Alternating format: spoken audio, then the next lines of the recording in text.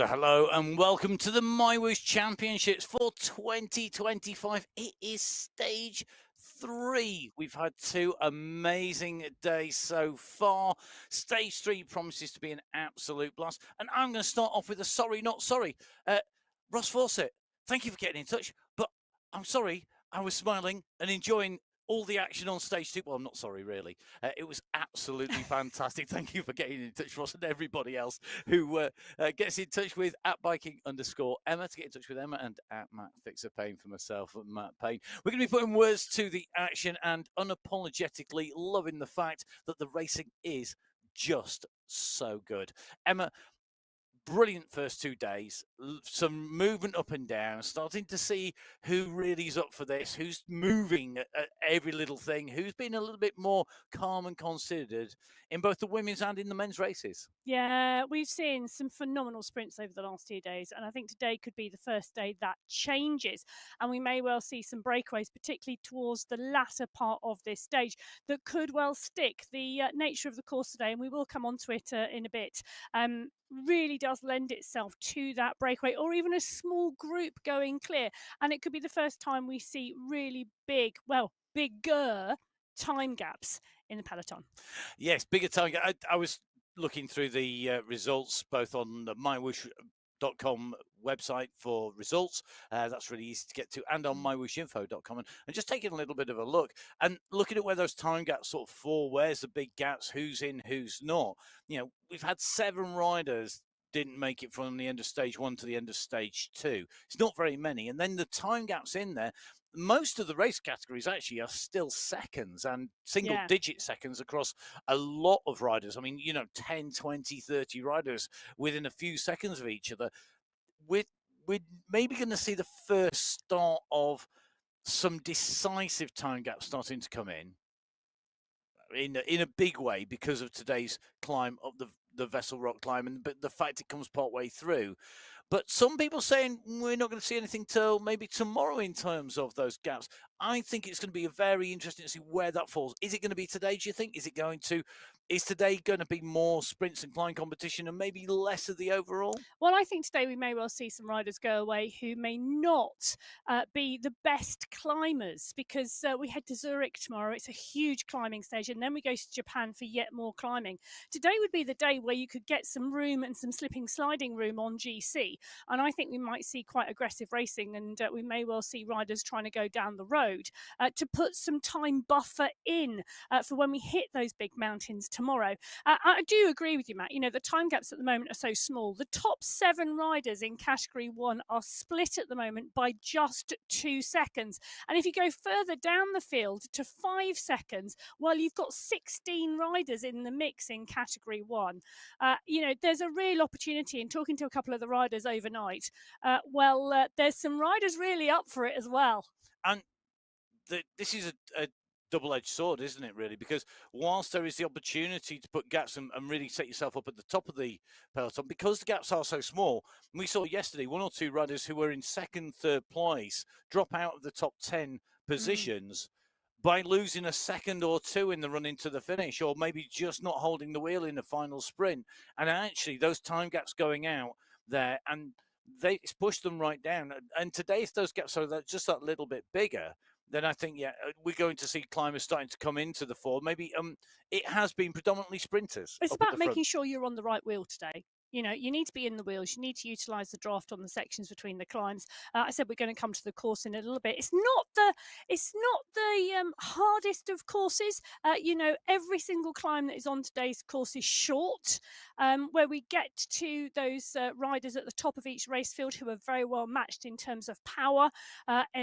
You know, it is the type of course where I expect groups really rather than solo riders. But, you know, it could well start to make a difference. And particularly, you know, once you start getting down out of that top 10. But you've got to remember, people are battling for places right the way through the peloton. It doesn't matter whether you're lying 22nd on your GC. You want to hold that top 25 position, you know, so those battles are not just at the front of every race. Well, they're not, and it's a huge race field. We've hardly lost any riders women's race field, losing 7 on the stage. It's not many for such a massive race field. We're going to see what happens today as we move into stage number 3.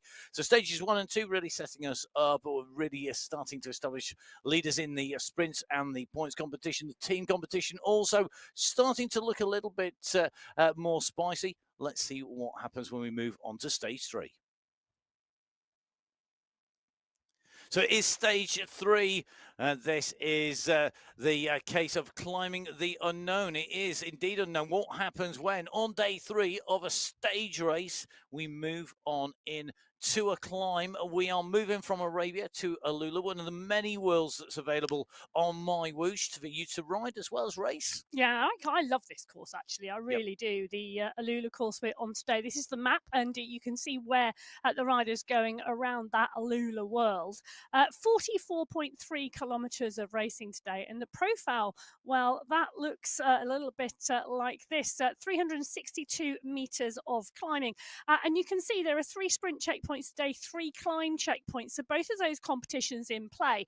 But it's a fairly steady start out of the pen. That first sprint checkpoint coming at 3 kilometres.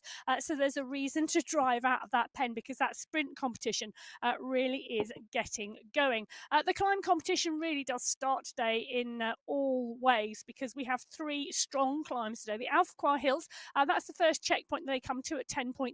Then we've got the second sprint. So the sprinters have got to get over these climbs, because the third sprint comes after the Vessel Rock climb checkpoint as well at that 23 kilometre marker. That third and final sprint checkpoint of the day at 31.7k. Then we've got a small climb before we hit the small checkpoint, just 3 rollers. Normally not a checkpoint when we come out and race here, but today, well, you know, we like to spice things up on the way into the finish. And then when we get to that checkpoint, it is a short run and a fairly straightforward run with just a couple of little punchy sections before we get to the finish line. And each of those checkpoints are 5, 4, 3, 2, and 1 points on the sprint, and indeed the same on the climbs as well. All these climbs coming below horse category or first category climbs. So really are going to be a case of more points in a similar vein today. 15 points on offer maximum for the climbs. The same for the sprints. The run into the finish, well, you're going to need to be in at the top of the Vessel Rock climb checkpoint. That is going to be really, really key. And I agree with you, Emma. That run to the finish will, I think, because it's got that face rock climb as a checkpoint, I think we're going to see people really wanting to be there. Maybe more people than necessarily are just interested in general classification. Well, I think you'll see riders utilising that section for an attack, because you come through that climb checkpoint, you then drop down, you then got another small climb before that long run for the finish. And we might see team attacks go there. I'd love to see some team tactics playing out at the end of this race. I think you're going to see plenty over the duration of our racing. Our first riders away are going to be our Category 6 riders, because they're going to be up and racing first. You can see on your screens our winner of the stage 2 is Trudy Stevenson, and these are the winning positions in the second and third position from stage 2. Monica Hadjuk taking second place, Angie Solorzano taking third place there, with the sprint win. Jessica Hamilton taking plenty of points on the way through, and Angie Solorzano taking the KOM or QOM, the climb competition. Yeah, Jessica Hampton took 19 points yesterday. Hannah Hermansen took 17 points in that sprint competition. So those two have been running each other really close. Interestingly, Hermansen will be in the green skin suit because she picked up the most points on stage 1. So that cumulative effect coming in, and that for me is really interesting. Solizano picking up most points in the climbing competition, and she goes over the top of Sarasu, who held that climber's jersey into stage 2, because Sarasu just 3 points yesterday in that competition. So let's move on to our team competition. 5 teams still in contention with no change to the team standings. Tour de France leading that competition from the Kitty Hawk Racing Skyclaw team. Then Phoenix followed by Royal Ascent, and then the Kitty Hawk Racing Moonpaw team. So that is the team order at the moment. No change on day 2. Going into day 3 in the team competition, but we do have 1 or 2 changes in the overall individual competition. I think we'll dive in those once we've got our riders up and away. These are our first riders heading out on stage 3.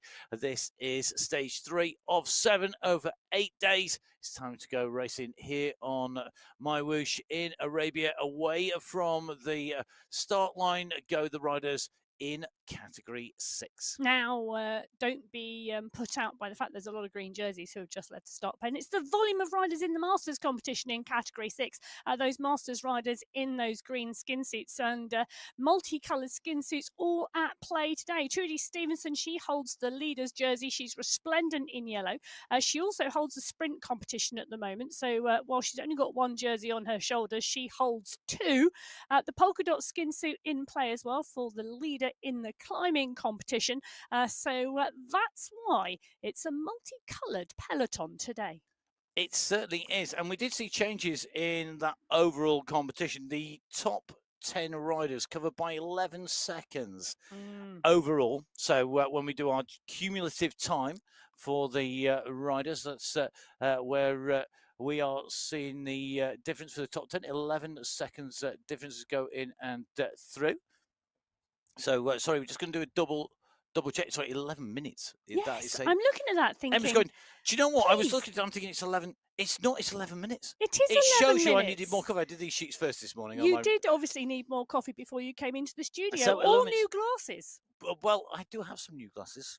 But I wasn't using them at the time, so that clearly was the that clearly the was reason the for issue. It. So let's go through our riders in the top 10 at the moment. So Daniela Londano in 10th place, moving down from 8th into 10th on stage 2. Jacqueline Kirchner de Silva going down from 10th, going up from 10th to 9th. We've got Jessica Hamilton dropping a little bit, just dropping 1 place from 7th into 8th place. We've got Juliana Agadello moving, staying in 7. We have in 6th place Monica Hadjuk, big climb for her, moving from 11th to 6th place overall. And she is, and I'm going to read this in the right number of minutes now, 2 minutes 15 down. So Solizano in 5th place, 2:15 down. We have got her on her screen as well. Nancy Solizano at 2:15 in 5th place. She's a rider that with that climbs competition, she's really got her work cut out today. 3 climbs to go out. Yeah, she has. And, she scored great points in day 1. Day 2, she was right in the pack when it came to that finish, and which has held her into that place. She does climb really well, and I do think, part and parcel of that Tour de France squad, she's got a lot of riders around her. They've got Stevenson in the yellow skin suit, but they've got real strength and depth across the top 10. Above Angie Solizano, the rider in 4th place is Felicia Sarasu. Sarasu, the closest rider to our top 3, currently 2:14 down on the race leader. In 3rd place, it's Bridget Bremner. Bridget Bremner of the Kitty Hawk Racing Skyclaw team. Stayed in that 3rd position, 55 seconds down on race lead.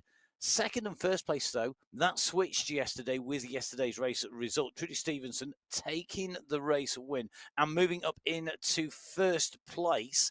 Her overall time at the moment, 3 hours, 25 minutes, 29 seconds of racing. Hannah Hermansen moving down into 2nd from 1st. 46 seconds down. So top three within a minute, and then it's a further minute and 15 or so seconds back to the chasing group behind. Well, I think Sarasu and Solazano in fourth and fifth. They may be 2 minutes down at the moment on the top three, but don't discount them. I think, day after day, and when we get into the climbing, particularly Funichiko and Sarasu, she's such a strong climber and one of the strongest climbers in this category 6 race field. I think it's going to be really interesting to watch. But Stevenson, Hermansen, and Bremner have really set themselves up on the first two stages well. It is. It's good. It's a nice margin to go into the third stage, and potentially the fourth if they can hold that today.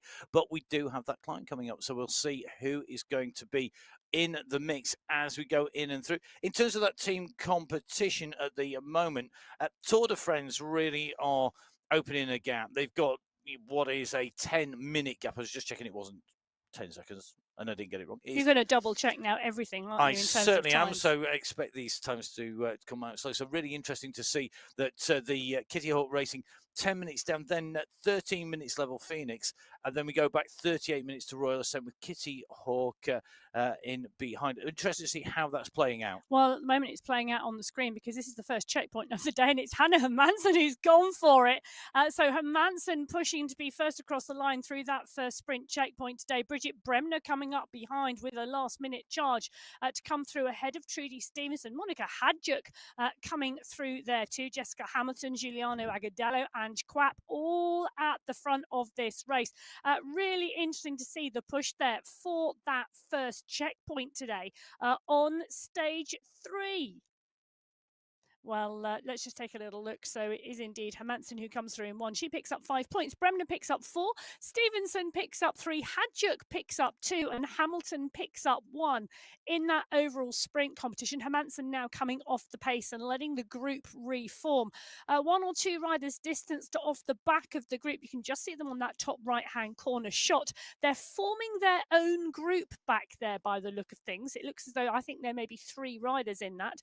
These riders here all pushing on and getting back into this leading group here. 27 riders started today in category 6. We've just dropped 1 rider from the peloton, Juliette Narvaez. You can see her there using a mountain biker on the turbo. Absolutely brilliant to see. You know, you can put anything on that turbo. You can indeed. I know a very Not good... a giraffe. It's day 3, sorry. Henry has been on the comments saying, Matt, science says you need to have your caffeine intake 30 to 60 minutes before the commentary starts so they can have its optimal effects. Oh, Henry, thank you so much. I don't want to know what you had 30 to 60 minutes before. 2 cups of coffee. 2 discs to say don't put a giraffe on the turbo trainer. That's got to be one of the quotes of the entire stage race. So, yeah, don't put giraffes. No animals hurt in the making of this show at all. Even our trail dog that is here at Full Speed Events is not in the studio. He's decided he's going to sit this one out. 3 riders just forming a group behind, and you can see the pressure on going over this climb. Day 3 taking its toll. Melissa Scriven, Northern New Jersey. So Scriven with 3 different jerseys in 3 days, and you can see smiling away and super happy as well. I'm not quite sure why you would wear the same jersey for 3 days running unless you were washing and wearing every day. Well, I would hope so. Well, I hope. Melissa Scriven's going, no, thank you. I don't want to race every day like this across the stage race and do the washing of the kit or smell myself. Indeed. I hate to break it to you, but there are these wonderful things called washing machines. Yeah, but you still have to load it, unload it, and dry it. Really? Yeah. But anyway, before it gets too balmy in the studio today, Birdie Driscoll is the rider we're in with. She's closing down on that group. Nice to see her closing in there and getting into that group. She's climbed through the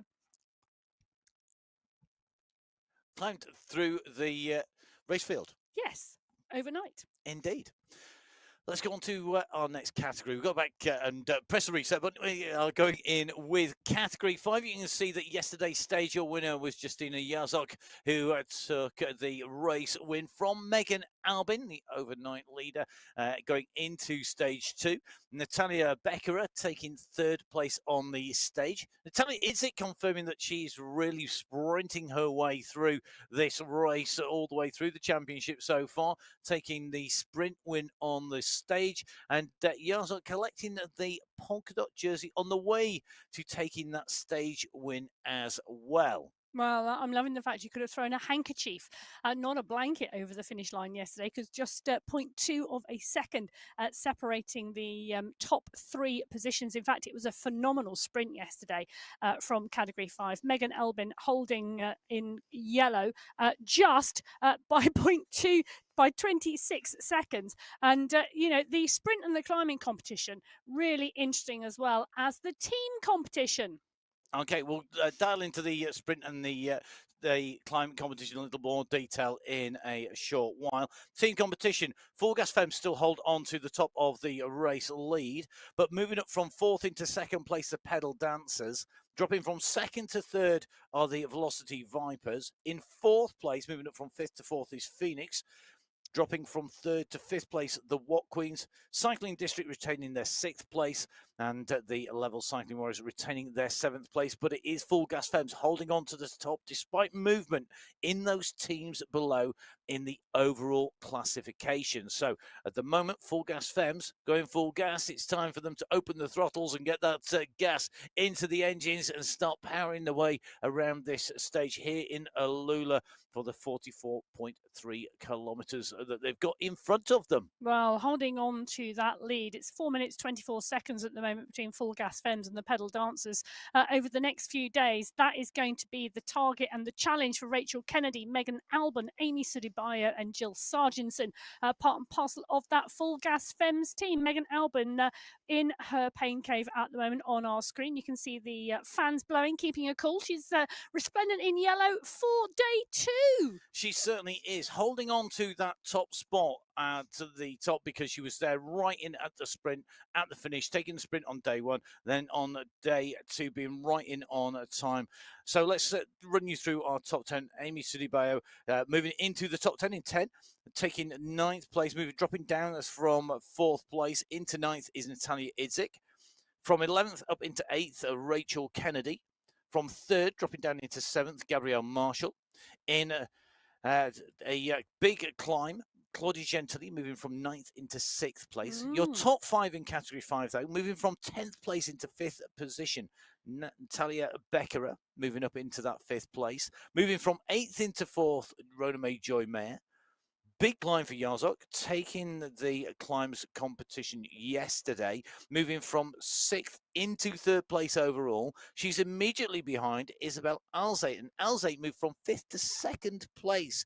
Big moves all the way through the race field, really, with the exception of Albin, who holds the top spot and did that by her speed, her pace, her ability to finish with the leaders. Really interesting to see that movement within the race field in Category 5.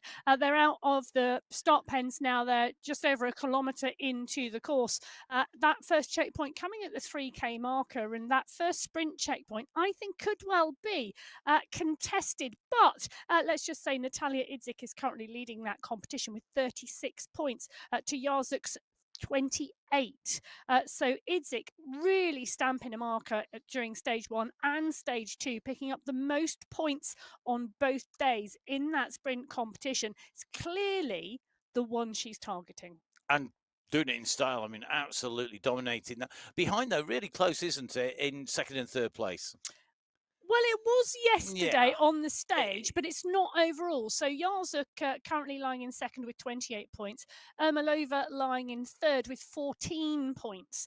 So whilst yesterday there was a lot of competition, Ermolova moved into that 3rd place on just yesterday's points because she didn't score any points on stage 1. Well, Alzat is on our screen at the moment. 2nd overall. Yes. in the GC, doing the business, moving up from fifth into second place, and at the moment, our fastest young rider as well, the Espoir or youth category for under 23 riders, doing a fantastic job.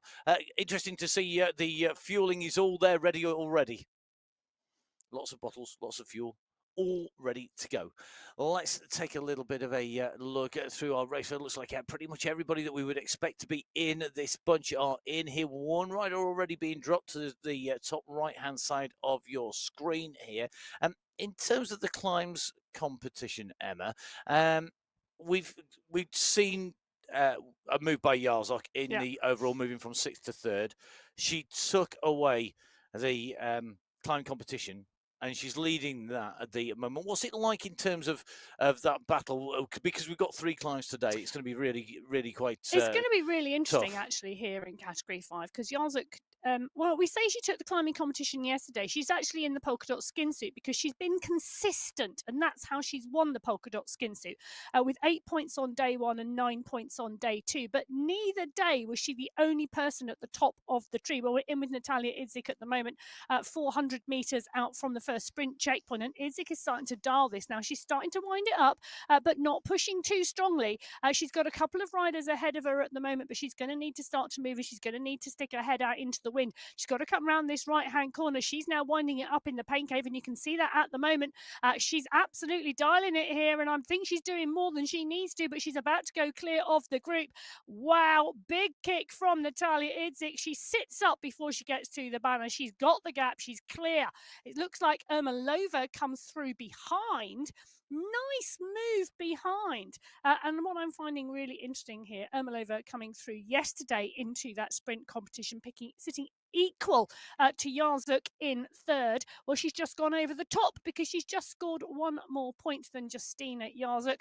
So Daria Ermolova moves herself into 2nd place in that sprint competition behind Natalia Idzik.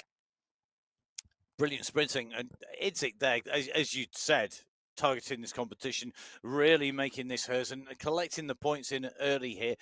The first 2 come over the before we come to our main climb, separated by the Alphacar Hills, and I don't think those the Alphacar Hills are going to separate Idzik from the pack. I think she's going to be in contention at the Newtown Sprint, and potentially she could still be in contention at that race finish. It will be very easy for her, I think, today to say, well, I'm just going to let it all go after that Alula Desert Sprint if she makes it over the Vessel Rock climb. But I don't think she should do that. I think she should be continuing to push onwards. Category 5 up and racing. Idzik scoring points. Big start. Ermolova clearly looking to contend that, as was Yarzok. All sprinting in through the sprint. The first of our 3 checkpoints today. That's coming at 3K. Going to put a quick appeal out. Sorry, Emma. A very quick appeal out. We would love you to be on our screen as we see Daria Ermolova here on our screens as well. We would love you to do this. If you are one of our riders, please make sure that your name matches the name on Zoom that you enter the Zoom room in as your racing name. Then we'll admit you. If your name isn't on the list, you won't get in. Please do remember that you need to put your phone, if you're using a phone to do your camera shot, then make sure it's on landscape, or it's set to landscape if it's a webcam or similar. And then make sure it sits on that auto rotate. Make sure it's putting it out landscape to us, and we would jump in. Great to see Ermal over here. A couple of bottles just on the table in front, not in the bottle cage. And I know, Emma, you're a proponent of putting the bottles on at the side. I've seen you when you've been doing the coaching in the studios, that you all have the bottle on the table on the side. I always still put the bottle in the bottle cage. I think there is more room for risk if you put the bottle in the bottle cage as opposed to putting it on the side next to you. If you've got further to travel, the possibility that if you're actually pushing on or responding to something as you're trying to put the bottle back in and an attack goes down the road, you've also got to handle putting it back into the cage. I just think it's just easier and more straightforward. It's a shorter distance. You pick it up, you put it down. You've not got to deal with the cage. You've got to keep your eyes on the road. And actually, do you know what? I still have that horrible tendency, and I do talk about it in my live coaching. I've been riding a bike for 35 years. in some form of competitive way, and yet sometimes I still have a horrible tendency to want to look at the bottle cage when I'm putting the bottle back in, taking my eyes off the screen. I'm not sure if Emma's saying that I'm too old to change my habits or that I'm just taking more risk, but very interesting. And I think it is a good point. Don't lose sight of the screen. Not losing sight of winning ways yesterday. Catherine Montoya. Absolutely phenomenal in the sprints, and she used that sprint to good effect, taking the sprint win and the race win on stage 2, ahead of Claudia Hyde, coming in just under half a second behind, and immediately behind her you could see that Laura Taconis right up into the mix. A real fight at the front, but it was a barnstorming sprint, wasn't it, from Montoya? This whole category 4, just phenomenal. Montoya just looked so dominant. She had such confidence in herself, and you could see it on screen in her pain cave. She knew what she was doing. She had a plan. She wasn't panicked. She just executed. But I can tell you, 5 seconds separate the top 10 riders on GC in category 4. We are in for a treat today. We certainly are. And the teams at the top of the standings at the moment, Unshakable are leading the competition from the Rebel Riders. At the moment, team time gap between Unshakable and Rebel Riders, 2.526 seconds. No, I haven't read it wrong this time. It is literally 2.526 seconds between the two teams after 2 stages. I know. Behind in 3rd place are the Pedal Queens, moving up from 4th to 3rd. Dropping from 3rd to 4th of the women's sprint team. Cycling District 4 are holding 5th place, and the Never Give Up squad holding 6th. The time gap's a little bit bigger between teams 2, 3, 4, 5, and 6. However, with the big climbs to come, that is by no means all over. No doubting, though, at the moment, unshakable from the top, despite those Rebel Riders' best efforts. They're going to need to give it an even bigger shake today, because we have that bigger climb. It's time to see whether they can rebel enough to shake those teams' standings up and maybe change the top of the standings, because Montoya part of that unshakable team. Yeah, she is part of that unshakable team, and there is Catherine Montoya on our screens. Brilliant riding and racing the last couple of days, and no pressure, Catherine, but I'm really looking forward to seeing what you do today. And lay on quick. But already the pack is up and out of the pen and rolling strongly. Now, the first thing coming up today at that 3-kilometre marker is that first sprint checkpoint. And Montoya also leads the sprint competition. You can see that she's got the yellow and the green jersey against her name. She's currently leading that 33 points to 15 points. So 33 points to Montoya in that sprint competition, absolutely dominating that as well. It's really close behind, I tell you.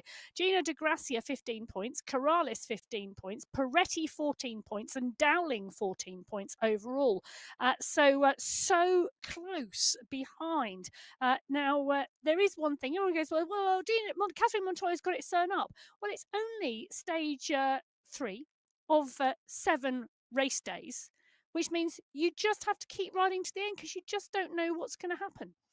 And I have to say, that was really reinforced, that point, by what happened yesterday. 2 really great riders. They went out hard.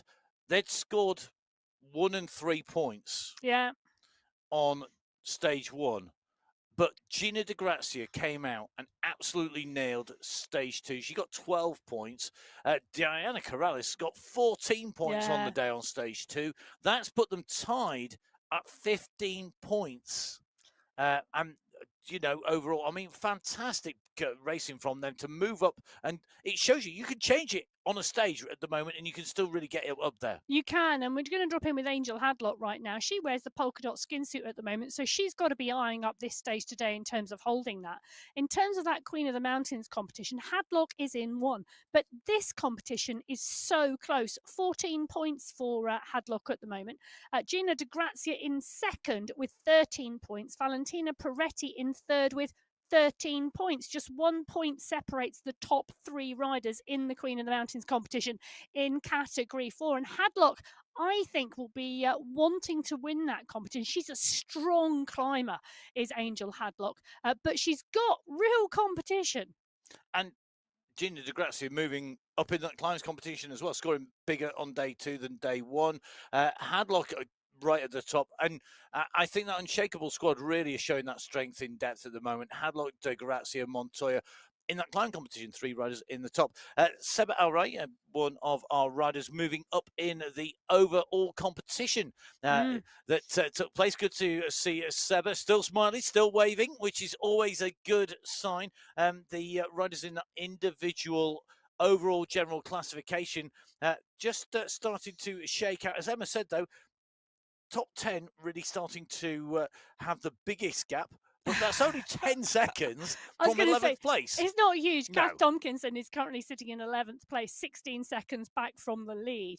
It's just that the top 10 are within 5 seconds of the lead. Indeed. So lots of change in here. Kawasusko moving up into 10th, moving from 11th to 10th was Stemmen, from 9th to 8th Di Grazia, from 8th to 7th Atahualpa, from 5th, dropping down 1 place into 6th, Nina Dowling. Your top 5 riders on general classification at the moment.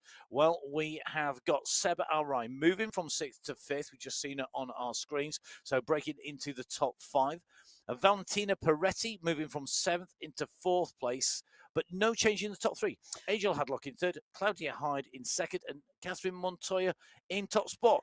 Kath Tompkinson needs to break into top 10. Well, she's currently lying 11th, not too far back. She's currently wearing the Masters jersey, however. She's leading the Masters competition in Category 5, which I can tell you is no small feat at all, given who the Masters riders are. So Tompkinson, Mongeli, Atterville, Holweiler and Collins. Tompkinson currently in 11th and resplendent in that jersey. So we drop in with Catherine Montoya because we're coming up to that 3 kilometre marker, which is the first checkpoint of the day. And Category 4 are leaving it late. So Montoya pushing on now. Mongeli's gone at 9 watts per kilo, though, up the front. Montoya's got some work to do if she wants to pick up the points off Mongeli. And Dowling is up there as well as Alza. I don't think Montoya's going to get there, even though she puts in a massive kick. Oh, what a push from the others, sneaking away in front of Montoya to try and pick that up. That was an interesting move early on in this race. Now, I'm just having a little scroll here because Nina Dowling goes over the line in 1. Gina Di Grazia in 2, picking up 4 points. Louisa Schultz picks up 3. Montoya picks up 2. And Alzat picks up 1. But for me, Montoya's done enough. She was clear by some margin in points when we came into stage 3 today. She's probably going to need to think about how she picks up those latter stages, but if she's got her eye on GC, she'll be aiming to be in that front pack anyway. One of the challenges, I think, for Montoya is not burning too many matches in the sprint competition early on in the stages. Sorry, I agree. I was right in the middle of doing something totally randomly different there. Okay. A piece of admin in the background for the broadcasting. Don't do admin for the in the background. Watch the racing because Tanya Holweiler's on our screen at the moment. She's here. They're just on this small climb now, and it's just a small bump in the road that comes right after that sprint segment. But it is causing a bit of stretch on the group here. Holweiler up and out the saddle. She's got Angel Hadlock alongside her at the moment. Atahalupa is there as well as Tompkinson and Charlebois. Stenman is in the mix as well. Halmarson is there and Hyde. It's a strong group, and you can just see it causing a little bit of a stretch. Now, they are at the top of that bump. They've got a small run now, and it's a flat run to the 7 kilometre marker where they will see the Alpha Choir Hills. That's the first climbing segment of the day. It is a 3.6 kilometre climb, but as we say with the Alpha Choir Hills, is it really just a climb? It's 7 short, sharp rollers. So technically it's 7 climbs in one with a few descents thrown in. Well, they head towards the Alpha Choir Hills, Category 4. They are the 3rd group out of the start pen today. So we've got a 10-minute gap between each of our race fields today. Category 6, then 5, 4, 3, 2 and 1. We're in with Pamela Mongeli. Hey, good to see you. She's got the gloves on. She's ready for battle. She is absolutely fighting today. She is on stage 3 with the rest of these women in Category 4. She's got her muscles are out. The strength is out. there. Sun's out, guns out time. She was. Am I right in thinking that Pamela Mongeli was taking her post-race relaxation on the beach. Well, why not if you can? I mean, yeah, don't get me wrong. I think it's a great way to chill out. I wish I had been sat on a beach, I must Just admit. watch the after dehydration. That would be my only message. Yeah, that is a really good point, isn't it? Because that is something that people and it shouldn't sneaks overlook. up on you. There speaks the voice of experience by the sounds of it. Let's move across to some of our experienced riders now in category 3, because we had Emily Sopers making it 2 out of 2. A fantastic race win for her. In fact, Sopers and Altamirano both repeating their positions from stage 1 in stage 2, taking first and second place for Sopers and Altamirano respectively. Kim Bonilla took 3rd place on the stage, with Helen McKay winning the sprints on the day, and Ursula Cassani taking the most points on the day on stage 2. Yeah, this is just such a fabulous battle, this individual competition. 6 seconds separate the top 17 riders on GC in category 3. And I can tell you within a minute, well, there are still 23 riders within the minute at the moment on GC. The team competition, well, by my counts, that's got to be close as well, Matt. It's not just close, it's incredibly close. You could not fit a piece of paper sideways in between these. Honestly, it's not the thickness of a sheet of paper. It's 0.044 of a second between Yellow, who moved up from 3rd place into top spot yesterday. They hold the lead by 0.044 of a second from the Shambullies, who held 2nd place. Dropping from 1st down to 3 is Riot 3. So they've moved from top spot down into 3rd place. They are currently 1.758 seconds down. Behind them in 4th and 5th place, Attack Pack moving up from 5th to 4th, switching places with Grit, who dropped from 4th to 5th. Fight Talk in 6th, the Champignons and Cycling District 3, all holding their places that they had at the end of stage 1, which is 6, 7 and 8. So category 3 down in the pen. They are about to head out onto stage 3 of the MyWhoosh Championships of 2025. Oh, away they go, leaving the last 2 categories in the pen, warming up and getting ready to go. But this race is underway.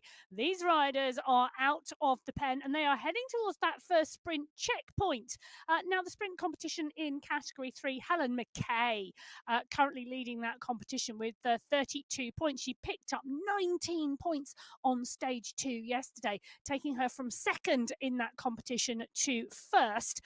Lucy Young sits in 2nd place with 26 points. In the King of the Mountains competition, or the Queen of the Mountains competition, Emily Nyquist in the polka dot skin suit on 18 points. She did the business yesterday. She didn't pick up the most points in that competition, but she did the business. She did enough to stay there. Behind her, Kasani and Lip are tied on 12 points. So it's going to be interesting to see what Nyquist does today. She's got 3 opportunities to score points today. And I think for her, it's stay in the pack and draft until you get to those climbs if she wants to stay on top in that climbing competition. And Nyquist really working hard for that climbs competition. Altamirano in at the sprint and riding strongly all the way through. Very interesting to see how she's progressing. We see Angelica Altamirano down in the pain cave, probably in the race at the moment, just thinking, right, let's get ourselves set up, get ready for that sprint competition. So just keeping an eye on our riders and where they've got to. You mentioned Emily Nyquist, really interesting. Nyquist has dropped a bucket load of places. Now, I wouldn't normally say that, but by a bucket load of places, I mean, she's dropped from 3rd to 9th place overall. But when you look at the standings, you actually go, that's relatively immaterial, because the top 17 riders are within 6 seconds of the race lead.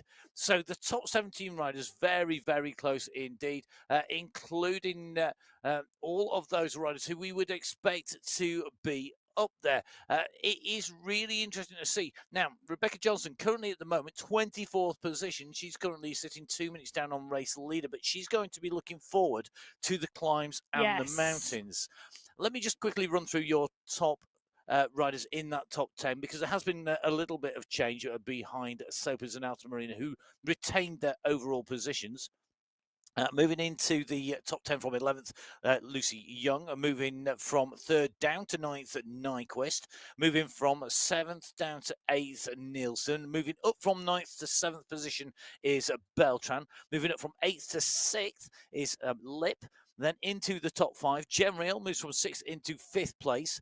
Ursulia Kasani holds on to her 4th place. Kimbernilla, the mover up inside the top 5, moving from 5th to 3rd. But Alta Marino retaining 2nd, and Soapers holding on to the race lead. Emily Nyquist on our screens at the moment, so shuffled down inside the top 10, but realistically, we're talking about losing 1 or 2 seconds. We're not talking about losing big time, and I think realistically at the moment, even 2 minutes away from the race lead is not out of touch for a good climber.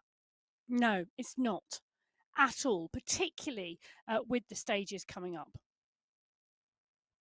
So category 3 at the 2.1 kilometre marker, they are wide across the road. Now, interesting to see that it's a steady start for a lot of these packs today. You know, they are leaving this first sprint checkpoint till the very last minute. I think we're starting to see some fatigue set in. Highly likely. I think day 3 is always a difficult one mentally as well, you know, in a stage race. You get the excitement of day 1. Day 2, you're up, you're going again because it's day 2. It's a stage race, you're settling in. Day 3, bit of fatigue, bit of mental anguish, not sure what's going on. And I think day 3 can be a real challenging day. It's one of those days you've just got to get over. And you've not yet reached that halfway point, which is tomorrow. That's stage 4. So you know when you complete stage 4, you know you're over halfway. At the moment, you're not halfway. Yeah. And even when you finish today, you're not halfway. One of the other things that I think that is affecting this sprint is because it comes at 3K, then immediately after this sprint checkpoint, we have a rise, a climb, and a drop down. And then we go across to the Alpha Car Hills. Really, really interesting to see how that plays out now. Just taking a little bit of a look, it looks like going up the road, a big kick going on. Julia Montgomery on our screens, out of the saddle in this sprint, looking to pick up a few points here on the way through. Helen McKay is going to take that sprint, I think, from Young, Grassi and De Pavia. We saw Montgomery working hard. Nice casquette, by the way. Just got to get that in. The Casket Appreciation Society chairman is in the commentary box by the sounds well, of it. Helen McKay picks up 5 points in that first sprint checkpoint of the day. Lucy Young picks up 4. Grazzi picks up 3. It looks like Machanda de Priva picks up 2, and Montgomery picks up 1. So interesting point scoring there. You know, I think this conversation we were just having about the psychological challenges of a stage race, you know, really, it's not to be discounted. And it's one of the things you don't really think about. You think about training your body physically to race the demands of day after day after day. You don't really think about the psychological side of it. And I think that's something never to be discounted. I used to love a stage race. Physically, they suited me down to the ground. I never used to race road stage races. I used to race mountain bike stage races and long distance fell running stage races. But for me, I used to love them because I was very lucky. Well, I'm very lucky. I'm a diesel engine. But day 2, day 3, day 4, I'm still going at the same pace I pretty much was on day 1. And I might not have been at the top of the tree at day 1, but come the latter parts of the races, I'd closed down some gaps. But I always used to think, you know, I used to do some very long races. I would get sort of 5 hours into a 7-hour stage. And then I would really struggle, not physically, mentally. I really just want to be anywhere other than where I was at the moment. I was completely in self-doubt. And I think you just cannot discount the battles that go on in your head, let alone in your legs. I think that psychological battle is very, very much fun. It was something, I think sometimes if you think too much, some of the best riders I know, and some of the very best, have been some of the, I'm trying to find a polite way to put this. The ones that aren't so introspective. That's a very posh way of saying base. The ones that don't think much, who just don't think about it, who just get on with it, and don't think enough to even feel the pain. I think, you know, they just like, not like a robot, but almost no feeling, none of this self-doubt. I mean, the self-confidence that you see from the best riders, some of them, it is totally thought out. others it is because they just don't think about it. They've just got that inner self-belief. And I think those that don't think have a better time in a stage race almost than those that do. But those that can stage race and do think, I've got my utmost respect, and I think that's really, really hard. Well, I think you have to do a lot of positive self-talk and have a great team around you who are giving you that positivity as well. There are tools out there, and that does include that team support, the background as well. And that's really, really important. One rider who should definitely not have any self-doubt. Well, in fact, all of our riders shouldn't have any self-doubt. They got on the start line. That's beating most people. Beating all of the riders in Category 2 on Stage 2 was Amanda Paulson. She reversed the positions on day one between herself and Dorothy Gonzalez-Rua. Gonzalez-Rua 0.035 back. Paulson's win, she put a little bit of time gap in, but not enough to dislodge Gonzalez at the top of the standings. And as Farnstrom really starting to make a presence felt on Stage 2, took third overall and moving up through the standings as well. Kate Truding taking the sprint win on Stage 2, taking 17 points on that stage. And Katarzyna Wellner, the QOM leader going into Stage 2, defended that in style all the way through Stage 2. When we come to our teams competition, well, core team are right at the top. They hold their series standings. In fact, none of the team positions changed, not one, all the way through. So in 7th place is the Riot Squad. In 6th, Abus Esports. In 5th, La Rosa Blanca. Our 4th place team at the moment are United Cadence. 3rd place team at Continental Shift. 2nd place team is the Swedish Fika Mafia, and the top team is that core squad. The big time gaps, really, well, the top 4 teams are separated by 5 seconds. You've got a minute back to Rosa Blanca, 2.5 to Abus Esports, and just under 3 to Riot from that leading team, of course. So the top of the team standings, super, super close. It is, and the top of the individual standings, you know, that 7 seconds separating the top 18, 55 seconds separating the top 22. There are going to be some real battles out here today in Category 2 on this course here in Alula. So Category 2 get underway. They set off onto the road. Yesterday, it was a huge, huge sprint that we saw coming in to the finish in Category 2. It really was difficult to call almost who was going to go, but it then came clear that the big guns were out to play. Dorothy Gonzalez-Rua really right up there. She is our leader on the road. She's the rider in the yellow skin suit. Win on Stage 1.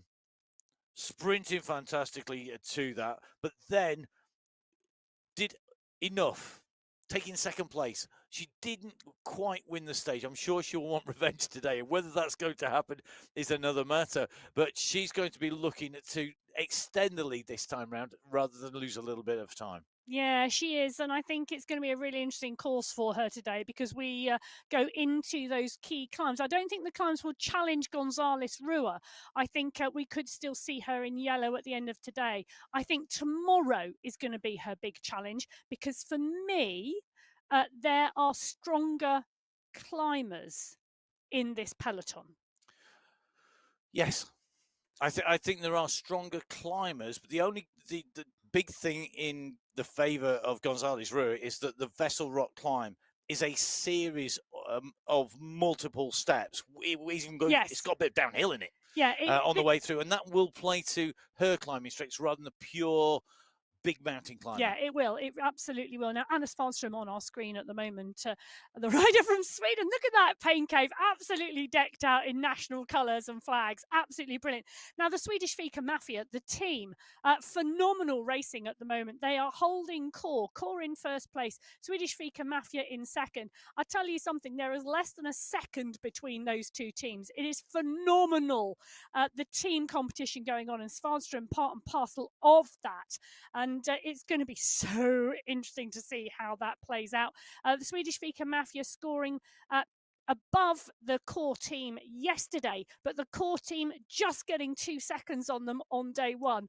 So really, really tight. Almost a reflection of that at the top of the standing, the sprint into the finish. Mina Koivunen on our screens at the moment. So Mina Koivunen having a good day yesterday. Yeah. Clearly happy, smiling this morning. Mina Koivunen inside the top 5 at the start of the day of stage 2, moved up 1 place into a 4th position overall. She's got to be really pleased with that. 100%. I think because it shows, because of the tight time gaps, anybody holding a top position at the moment is right in there, right in the right place.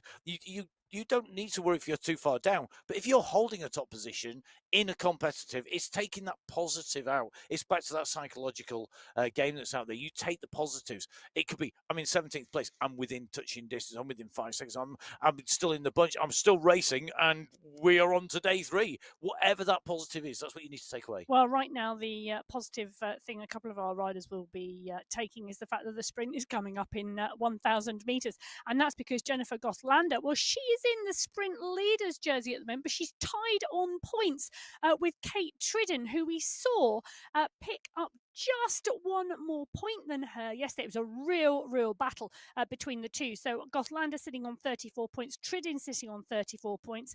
Shanks is on our screen at the moment. She's tightly bunched in the group. Just back to the sprint competition, Svardström sat in 3rd on 25, Roach on 7, and Bergin on 4. They're the top 5 in that competition. Now, Shanks part and parcel here of this category 2 pack. She's nicely in the group, and I'm just taking a little look down the overall classification. Matt, where is she sat on GC? She's sat in 14th place, 4 seconds back. She's got to be pleased with that after 2 days of racing. Yes, and within touching distance of that race lead. With the climbs competition coming up in the climbs, I think Heather Shanks really doing exactly what she needs to do. Stay within touching distance. We're on the run in towards our sprint. We're at 2.7k, 300 metres to go. And Anna Svardström has gone early. She's gone hard and she's pushed on. Jennifer Gothlander is making the move. She's got Trudin alongside. This is a sprint in towards the line. Kate Trudin going. Trudin at the moment in that green skin suit. Gothlander with the green jersey. You can see the effort on Gothlander's face. She's got to keep the pressure on. She holds off Trudin by a fraction of a second. By my eyesight, the Mark 1 human eyeball. But Trudin had the momentum. Who does it go to? Oh my goodness me, I think it has gone to Kate Trudin. It has indeed, but look at the move between Svardström and Gothlander. The Fika Mafia are out to ensure Gothlander wins those sprints, but she's going to have to be settled for 2nd this time round. So Kate Trudin 5 points, Gothlander 4 points, Svardström 3, Roach 2, and Ortiz 1. Wow, it's still tight in that competition, but Tridden will now put on that green jersey. There she does. She takes it from Gothlander. So the sprint competition, the first point scored in there as we move on through. As you'd expect with the points competition, that's going to be a battle that will run and run, as will the battle for the top 10 places in the overall in the GC. As we move on towards the climbs today, we are going to go very quickly through the top 10 because it is so tight. The top positions moving quite a bit. Inside the top 10, moving from 11th to 10th at the moment after stage 2 was Nordin. Moving into the top 10 in 9th place, Svardström, moving from 7th down to 8th, Giovanni. Wellner, the climbers leader, moving down from 3rd to 7th, but still retaining that jersey. Sarah Roach holding on to her 6th place. Top 5, well, Kate McLeod moving into the top 5 from 9th into 5th place. Good day for her on stage 2. Mina Koivunen, as we said, moving from 5th into 4th place. Sarah London moving from 8th to 3rd place. But all of these positions behind Paulson in 2nd and Gonzalez Ruhr in top spot. But if there's one word that you could describe the racing in category 4, it is close. It is. Hannah Hermansson and Trudy Stevenson are close. Take a look at that. At the moment, the two of them are clear. They're at the 24.4 kilometre marker here in the category 6 race. Bridget Bremner is holding on for 3rd place at the moment. She's 15 seconds back, just about to come into sight. But as they go around the corner, they lose her. Hamilton is sat in 4th place. Now, they have gone through the climb today, the main climb, the Vessel Rock climb. Hannah Hermansson goes over the top in 1. Stevenson in two. I tell you something, there was 10 seconds difference between those two riders at the top of that climb today. Bremner was 8 seconds further back, clear of Hamilton. So this, well, we did say earlier on that this climbing today could well start to cause some big time gaps. Stevenson able to get back onto Hermansson's wheel after the climb. Bremner, the gap just too big. So as Category 6, the first riders away descend off from the top of today's big climb, the Vessel Rock climb. Category 1 are down in the start pen, the last set of riders to leave the pens and to head out on the road, heading along this course here in Alula. Let's take a deeper dive down into the Category 1. Let's start with our Stage 2 results. Kate McCarthy taking a second win here. Catherine Fua, another second place in there. This time, Maria Holcroft taking that third place spot at 0.38 of a second down on McCarthy. Mika Soderstrom really dominating the points competition yesterday. 19 points in the bag for her, just dropping 1 point on the way through. Not quite a perfect score. McCarthy, 10 points in the mountains climbs competition and showing her strength when it goes uphill. So those are your positions at the end of Stage 2, the climb competition in Category 1. Well, McCarthy working well in that. Her team, Ablock International at the moment, leading the team standings. They have a gap of 3.398 seconds to the Sweat Sensation squad. The team of Breakaways are in third place and Supernova in fourth. None of the top 4 teams moving position.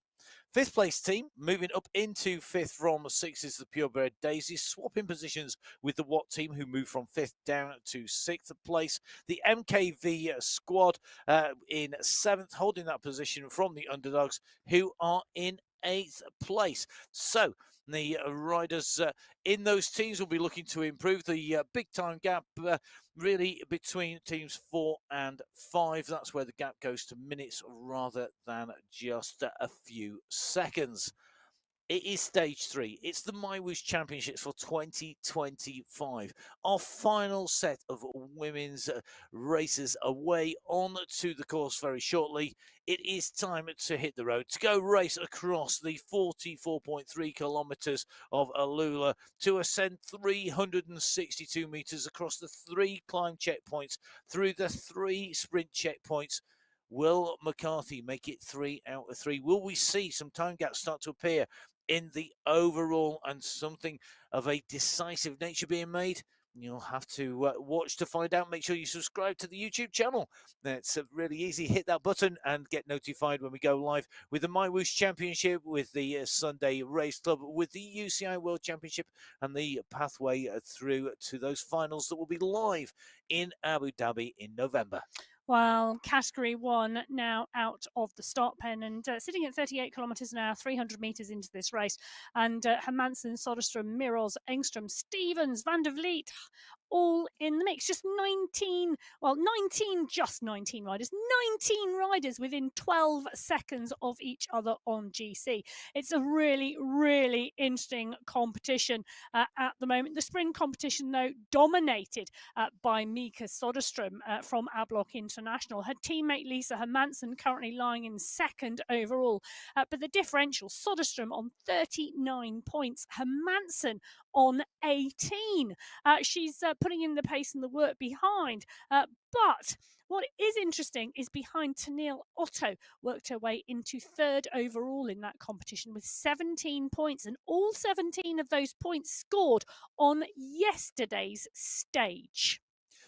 Big point score on that second stage, but I think one of the real winners, not just taking the stage, defending the overall, Kate McCarthy, absolutely fine. And every single day, there's something different in Kate's pain cave. There is. I'm loving it. It's a bit like the game where people take things away from, you have a tray of objects and you take one away and you got to work out what was missing. Well, at the moment, it's what has been added. And today, it's a different picture. It's the picture on the top right-hand side of the pain cave there on the back wall. It's a brilliant game. We should have to play Dogs on a bike. more. But can I tell you, I Go do on. know that there is a new puppy in the household. So it could well be, I think, they're two dogs. So the older dog I know is a sort of, is a black, I think there must be some form of Labrador in there. And the puppy, well, it's quite cute on the bike in the child seat. There you go. Love it. Yeah, nice. I always love a good bit of artwork. It was a different picture yesterday, a different painting. Indeed, and we actually have artists who are in and racing the race. Alexandra Knowles, for example, one of our consummate artists in one of our other categories. Meanwhile, let's jump back into giving you a roundup of where we are overall in our competitions. Well, we were just talking about the sprint competition, but let's go into the climbing one. Catherine Furr's on our screen at the moment. I tell you, she has been so strong, really leading it out yesterday for that win. And it was just Kate McCarthy who came over the top at the end. But Catherine Furr, for me, she is looking really good at the moment and really on form. I'm really looking forward to watching her race later on as the stages progress. But in the climbing competition, McCarthy currently leads that competition. She's been popping her nose out at the top of the climbs to pick up the points. She's got 20 points in that competition so far, 15 points available today. So we could see some changes. Mika Soderstrom, her teammate, on 8 points. Maria Holdcroft, again part and parcel of Ablock International, on 6. The team have clearly got a strategy. I think Fua is focusing on GC. I think McCarthy and the Ablock International crew are watching the intermediates in terms of the sprints and the climbs as well. Well, one of the riders I'm looking forward to watching climb later this week as well, potentially tomorrow, is Francesca Tomasi. She's on the screen at the moment in the pain cave with the fan in front of her. She's riding a really smart race at the moment. She's been covering the moves, making sure she's not in trouble on those sprints and on the run-in, and we are on the run-in to our sprint at the moment. 2.6k cover, just under 400 meters to go to the first checkpoint for category 1. The riders making the way in and through the rows into the gorge. Big kick off, and no surprises to see Mika Soderstrom going. Is anybody going to contest this? Are they waiting to see who will pick up the sprints? Neil Otto, after a great day on the sprints yesterday, starting to chase. Soderstrom leading this out. You can see out of the saddle, sprinting in the race lead. She's going to go through that checkpoint first. She'll take 5 points behind. Otto will take 4. Shattuck is going to take 3. Hermansen will take 2. And Van der Vliet taking 1. Subject to confirmation. We'll see that pop up on our screens very shortly, I'm sure. But that is... it's going to form after yesterday to some degree. It is, and I'm loving watching Tennille Otto just obviously yesterday going, right, okay, sprints it is for me. And she is absolutely, she's really playing it strongly. But Mika Soderstrom, absolutely dominant, as we saw from the pain cave and from the shots. 5 points. Tennille Otto in for Madison Shattuck, another rider who decided that sprints were for her yesterday. She picked up 10 points yesterday. She's picking up 3 today. Hermansen comes through for 2 and Van der Vliet comes through for 1 for the purebred Daisies crew. And it does almost, it is that gap, isn't it, where you've got 19 riders within 12 seconds, and then the next rider in 20th place is Bridget Folensky, 1 minute 37 down.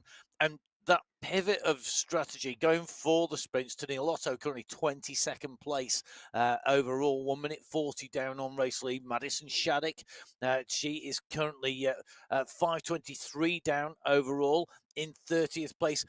Moroz, who we've seen sprinting hard, currently in 31st place. And we saw Pia Cummer leading out one of the sprints, 33rd place for her. I think we're going to see this. We're going to see these riders now looking to see what they can pick up in those sprints. We're just in with Madison Shattuck at the moment. Now, it's really strong riding from her yesterday. And I think the way she's sprinting already, that really is intention, isn't it? She'll be looking to do as much as she can in the first 2 sprints today and then see what she can pick up. Can she be there in contention once we've gone over the Vessel Rock climb? To a degree, the points are going to be in the hands of those GC contenders. If they choose to use the Vessel Rock climb as a point to attack, you could see the pace lift, so you've only got the real big race leaders in that lead group, and they will then mop up the points potentially in the sprint after the climb. Yes. If they push hard enough. Yes. And I think that is the key thing because, if we start to see the GC contenders attack on that climb, then we could see a much smaller group or even a solo rider go clear. And it will be for the sprint competitors to pick up potentially the lower points in that competition if they can. So just saw a quick look at the riders in Category 6 are already the furthest down the road and riding strongly on the descent on the far side of the climb. Onto the climb, we're in with Category 4 at the moment. This is an interesting category in Category 4. These are your leaders at the moment. Angel Hadlock with that climb competition. The Unshakable Squad, the team to beat in Category 4. Not the easiest of things to do, it has to be said, because they are so strong. Sebra Alrai nicely tucked into this group, the sprint leader, and the yellow jersey, our leader on the of the general classification. Montoya in this group, Kawazuska in here, Tolkinson, the Masters leader, sitting in there, Pamplona, Sonnerson. It's still a relatively big group. We're going to come into this little bit of a descent before the final kick up to the summit. You can really drive some momentum on here, can't you, by pushing you? For me, picking up speed here, really critical on the next section of climb. If you can generate momentum on the slight downhill, kicking into that climb just that little bit easier. Yeah, kicking into the climb is a little bit easier, but then it still does hit you because it is a bit of a wall, this climb at the last section here. I mean, and they will be wanting the top to come. Now, today, the Vessel Rock climb, we're not using the second part of the climb, which is absolutely brilliant. So the riders, when they get to the top of the section here, that is the climbing done. Then it is a long descent. Those of you who join us on the Sunday Race Club on the Vessel Rock course will know then there are 2 further climbs before they hit that descent. We're not using that part of the course today, and I'll tell you something, these riders will be very pleased about that. I have to admit, there's a hill climb near where I grew up, which had exactly the same thing. It had 2 parts to it, and you would enter it not knowing whether you were doing the longer one on home moss or you were doing the short one. The long one was ginormous. It really was horrendous. The shorter one, you started halfway up. It was like, yes, oh, thank you very much. This is great. Well, one of the reasons I mention this is because what we often see is a small attack on the latter part of the first climb, then a transition section, and then a bigger attack as you climb out of the Vessel Rock. There's no second part to climb out of. So whatever attack you put in this section of the course, it's more easily closed down by the group behind today. So we could see riders come back on, but at the moment we've got to push on the front of this Category 4 pack. Kathy Collins is right in the mix here with Claudia Hyde, Ferreras, Schultz, Montoya. That yellow jersey now moving towards the front of the pack, but she's not right at the front. She needs to modulate the energy, be in the right place to stay in the group and make sure that she is in the group, but she wants to stay in the draft. She doesn't want to put her nose out in the wind now. Al Ray and Dowling, Stenman are all coming to the fore. And we know Al Ray's a great climber, but Dowling and Collins are the 2 riders pushing on here. Nina Dowling, and she really is starting to motor here. She's now making a target, I think, that polka dot banner. You can see the corner up ahead when they come off of the bridge. The polka dot banner just around the tight right-hand bend. And Nina Dowling now driving for that banner. Dowling sitting in 4th place in that climbs competition. You can see the effort on Sebra Alrai's face here as she continues to kick on here on the climb. This is the push for the banner. Hadlock leading the competition overall from Peretti and De Grazia, who are tied behind Dowling, Takanas in there. The points are going to be added to those overall totals. What's it done to our standings? Remember, it was Peretti and De Grazia in there. Who is going to hold the position? Here come the points. Nina Dowling takes 5 points. Stenman takes 4. Hadlock takes 3. Atahualpa takes 2. And Takanas takes 1. And overall, that means that Hadlock retains the lead. In fact, extends the lead over Peretti and over De Grazia, but now joined by Nina Dowling, who also has 13 points, the same as De Grazia and Peretti, updating as it goes.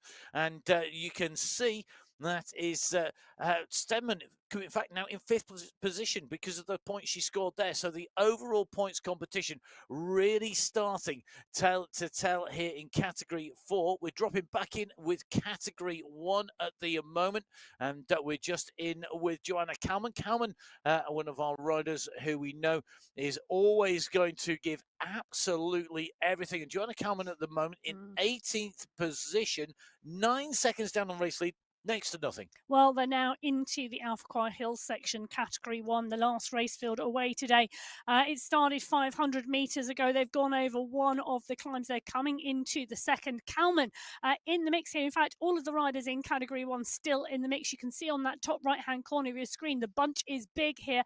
They're really punchy little climbs here, around 5, 6, 7%, I think. I think I've seen 8% on one of the steepest ones. But then you very quickly transition into the descent. Some of these riders coming straight off the pace in the draft, utilising that draft to take the recovery. Van Shaw still punching some strong numbers there as they drive into the next climb. You can see 1 or 2 riders now starting to get distance from the back of the group, and I think that's going to be the pattern here in category 1.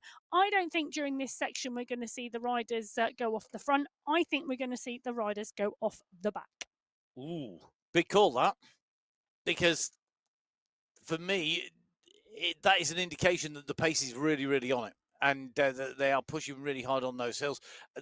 The riders behind need to get in here. This is so early in the stage to be distance. We're only 8.5 kilometres into the race, and to lose time now, very, very dangerous indeed. Gabby Guerra on our screens, the rider who will be looking to send the climber today right up at the front of that race. She'll be looking forward to when it goes uphill in Zurich and in Japan on stages 4 and 5 to see what she can do there. She's got to have designs, I'm sure, on the overall, but everybody has brought out their best, shiniest, fastest pairs of legs. They brought out their big guns. They are all here to play, and to play hard. Nobody is coming here for an easy ride. Everybody wants to take away the best position they can overall for their team, as well as in those individual competitions a bit further down.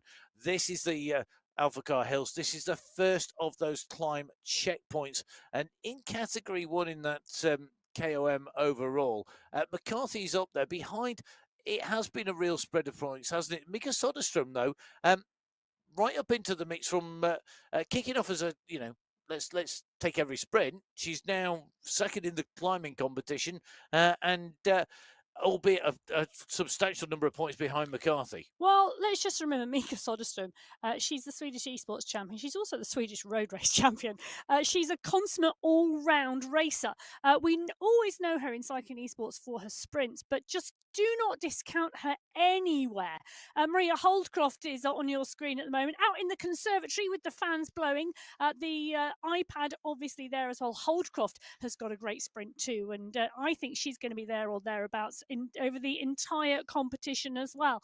So Holdcroft will indeed be watching and waiting, I think, in category 1.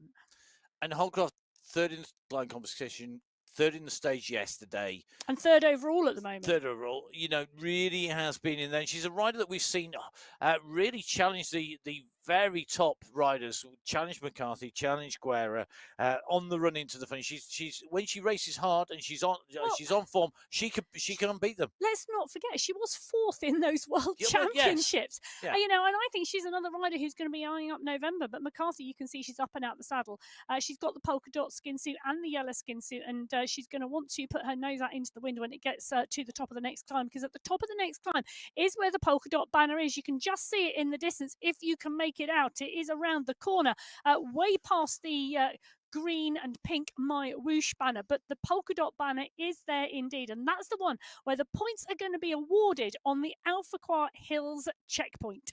So here we go. This is almost going to be a sprint, and I think it's going to be Soderstrom who's going to lead this out. She's not in position 1 at the very front here as they come round this turn. There's a little bit of a kick going off the front, and it is our overall leader, the GC leader, the climbs competition leader, McCarthy, who's going to take maximum points behind. I think that's Tomasi who's come through in second place there. Or was it Lethbridge? Was it Lethbridge? Oh, it was Lethbridge. We were going to no. We are going to have have to find out. I thought it was Tomasi who just had that left Yes, bridge coming you're up right. at pace. It doesn't happen often, don't worry.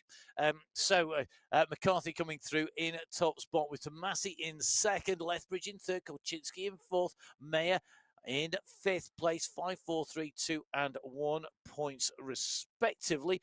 And that does mean that in terms of the overall, McCarthy now extending her overall points in that competition to 25.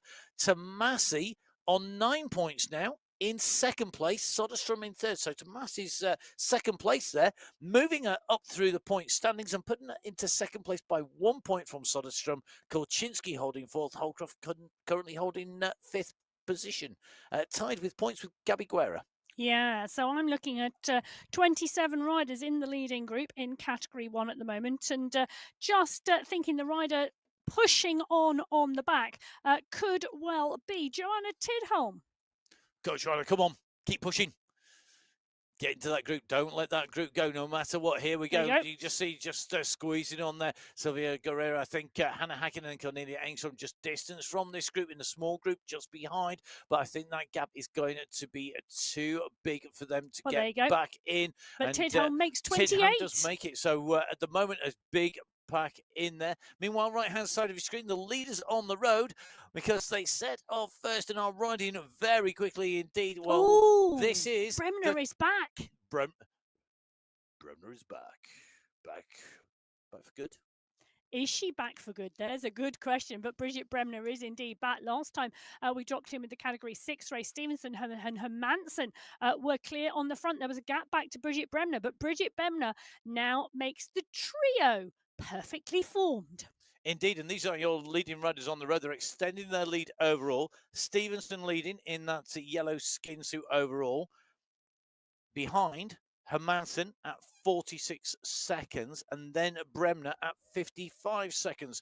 Then it's a gap to 2 minutes 14 to the rest of the field in the overall competition. On the road today, 40 seconds to Hamilton, and we're into 2 minutes for the rest. So these three riders really now may have laid the foundations on stages 1, 2, and 3 of an overall podium in Category 6. Category 5 are behind on the road. They're at 33.6k, so they've just gone through the Newtown Sprint, and that means that they are continuing onwards. So I think that is going to be all the sprints done for Category 5 here today. We're in with Annalyn Tejeros.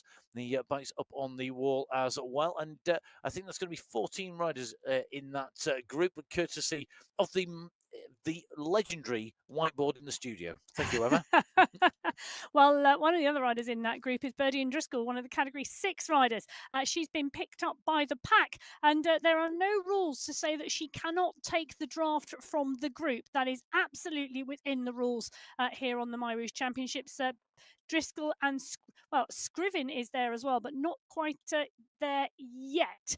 So Wilhelm, Albin, Gentili, Sudibayo, Idzik, Tejeros, they are all in this leading group. Amy Sudibayo on our screens at the moment. I think the call has come out from the back of the pain cave. Bigger up more. Yay! Go, Amy Sudibayo! Definitely. We all our riders, you have our support and admiration on the way through. Brilliant riding by all of them. And if you're in a leading group, then even better, because if you can be holding on in the overall, really, really key. Sudibayo at the moment 10th in the Category 5 race overall. I think she'll move up day by day. Yeah, so she's actually, the top 10 are within 1.26 of the lead. But it has to be said here. I think behind, you've got a big enough gap that the top 10 are relatively secure. So Sudibayo really does just need to keep on pushing and stay in that group and look to take the opportunities as they come now. So Category 5 at the moment are on the 34.6k marker. They're going on to the rise that will take them down towards that face rock climb section, a small spiky little section as they run into towards the finish. Meanwhile, Category 3, we're in with Julian Montgomery. Just making her way down the road is a Category 3 leader at 24.5. They've gone over the top of the Vessel Yeah. Rock climb. And just off the descent now. So Montgomery out clear, Lip bringing the group back, Bennett, Brook, Bulwara, Kindberg are all in the group. Now, Kasani picked up 5 points at the top of the Vessel Rock climb section from Nyquist, who's in that competition. Emily Nyquist still in the polka dot jersey. Barbara Bulwara picks up 3, Lip picks up 2, and Daniels picks up 1. I'm absolutely I'm just jumping around on the other side of the studio because my goodness me, it is now close. So we have one more climb left to go for this group of riders when they hit the face rock climb today. One more climb left today. At the moment, it's tight at the top. It's not just tight. It's not just close. It is tied. Sulia Kasani, 22 points. Emily Nyquist, 22 points. Lip scoring well. She's up to 18 points in third. Daniels is inside the top 5 in fourth with 8 points, tied with Natalie Brook. So very close in terms of that climbs competition. Who's going to take away the lead in the climb competition at the end of today? We'll have to wait to find out. But at the moment, Kasani and Nyquist tied on points, so they need to get in front of each other on that next climb. Now, they're going to dive back down into Category 1 as we come into our next sprint of 14.9k covered at the moment. It goes to 15. The sprint is on, and again, it's the dynamic duo at the moment. It is Soderstrom who is the leader, and it is going to be also who is the currently the Robin to Soderstrom's Batman as they go in underneath the line there, because they're the 1 and 2 against Neil Otto and Mika Soderstrom absolutely dialing that sprint that time around. They're 1 and 2. Realistically, they're the ones who are going to take the biggest haul away from today. They're looking to take the maximum points here in Category 1, the most that they can. Yeah, it's really interesting watching this unfold today. It really is. The 15.6 kilometre marker here on the Category 1 race. The last race out of the pen today. Otto and Soderstrom, Fuhr and Holdcroft, Van Hove. It's really interesting, isn't it? Tennille Otto. I mean, I just sort of want to be in her little world at the moment, and I want to see what she said to herself at the end of day 1, and how she then thought, you know what? I'm now going to come out and I'm now going to battle for this sprint competition, and I'm going to pick up points. She picked up no points in the sprint competition on day 1. And then in day 2, yesterday, she came out, absolutely full bore. And that is it. She's obviously decided this is it. I would have loved to have witnessed that thought process.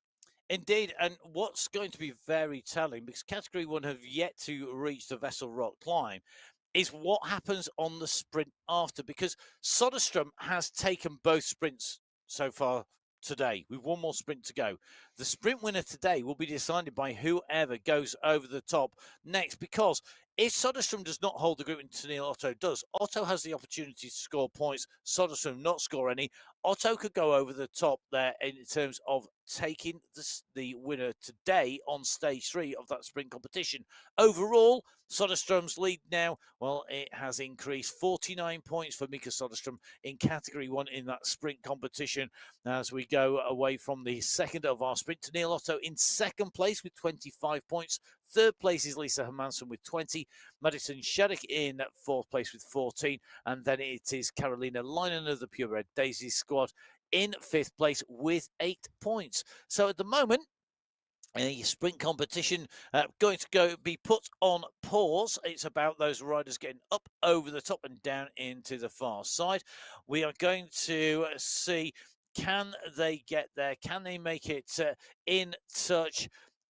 Will the sprinters be there when it counts? We're in with Category 2. They are at the moment at 21.9k. So they are part way up the climb of the Vessel Rock. This is the descent before the final part of the ascent. So going into the final climb here, the final part of the Vessel Rock climb, heading up towards the top of the climb. This is a huge group. Karamani leading them up onto the climb. McLeod is in here. Gothlander, Wagner, Paulson, Gonzalez, Rua. We're in with Kate McLeod at the moment, out of the saddle. Great day for McLeod yesterday, riding really strongly in category 2. And for me, McLeod today, I'm looking to see, can she keep on making progress? Can she keep on pushing? 5th place at the moment in the overall standings. I'm sure she'll be looking to take away that top spot, but can she get there? She's getting stronger and stronger, and she really is executing her racing well. She got her timing wrong in the sprint on day 1. She corrected it yesterday, and it's going to be interesting to see what she can do today. But this is the place she needs to hold on to the group. The group, I think, will reform when they get to the top, but at the moment, this is the battle for the polka dot skin suit. And Velna is there in the polka dot skin suit, and she's being given a run by the leader in the young riders competition, Tasnia Susnik at the moment. And Susnik is the rider challenging Velna. Velna goes over the top. She wants the points. Nobody really pushing from behind. Ortiz, Gothlander, Nordin and Linden are all there.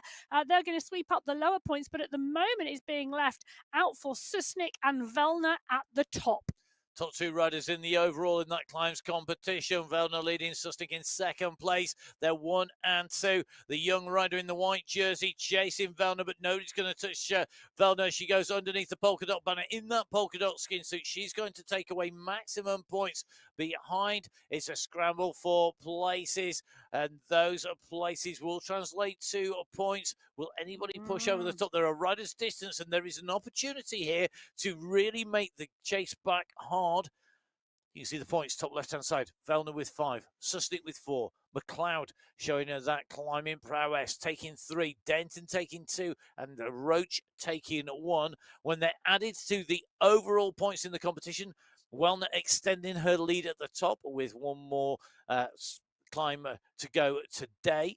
And so overall, across all 3 stages, Velna has scored 30 points. She's in the lead from Susnik, who scored 22nd in 2nd place.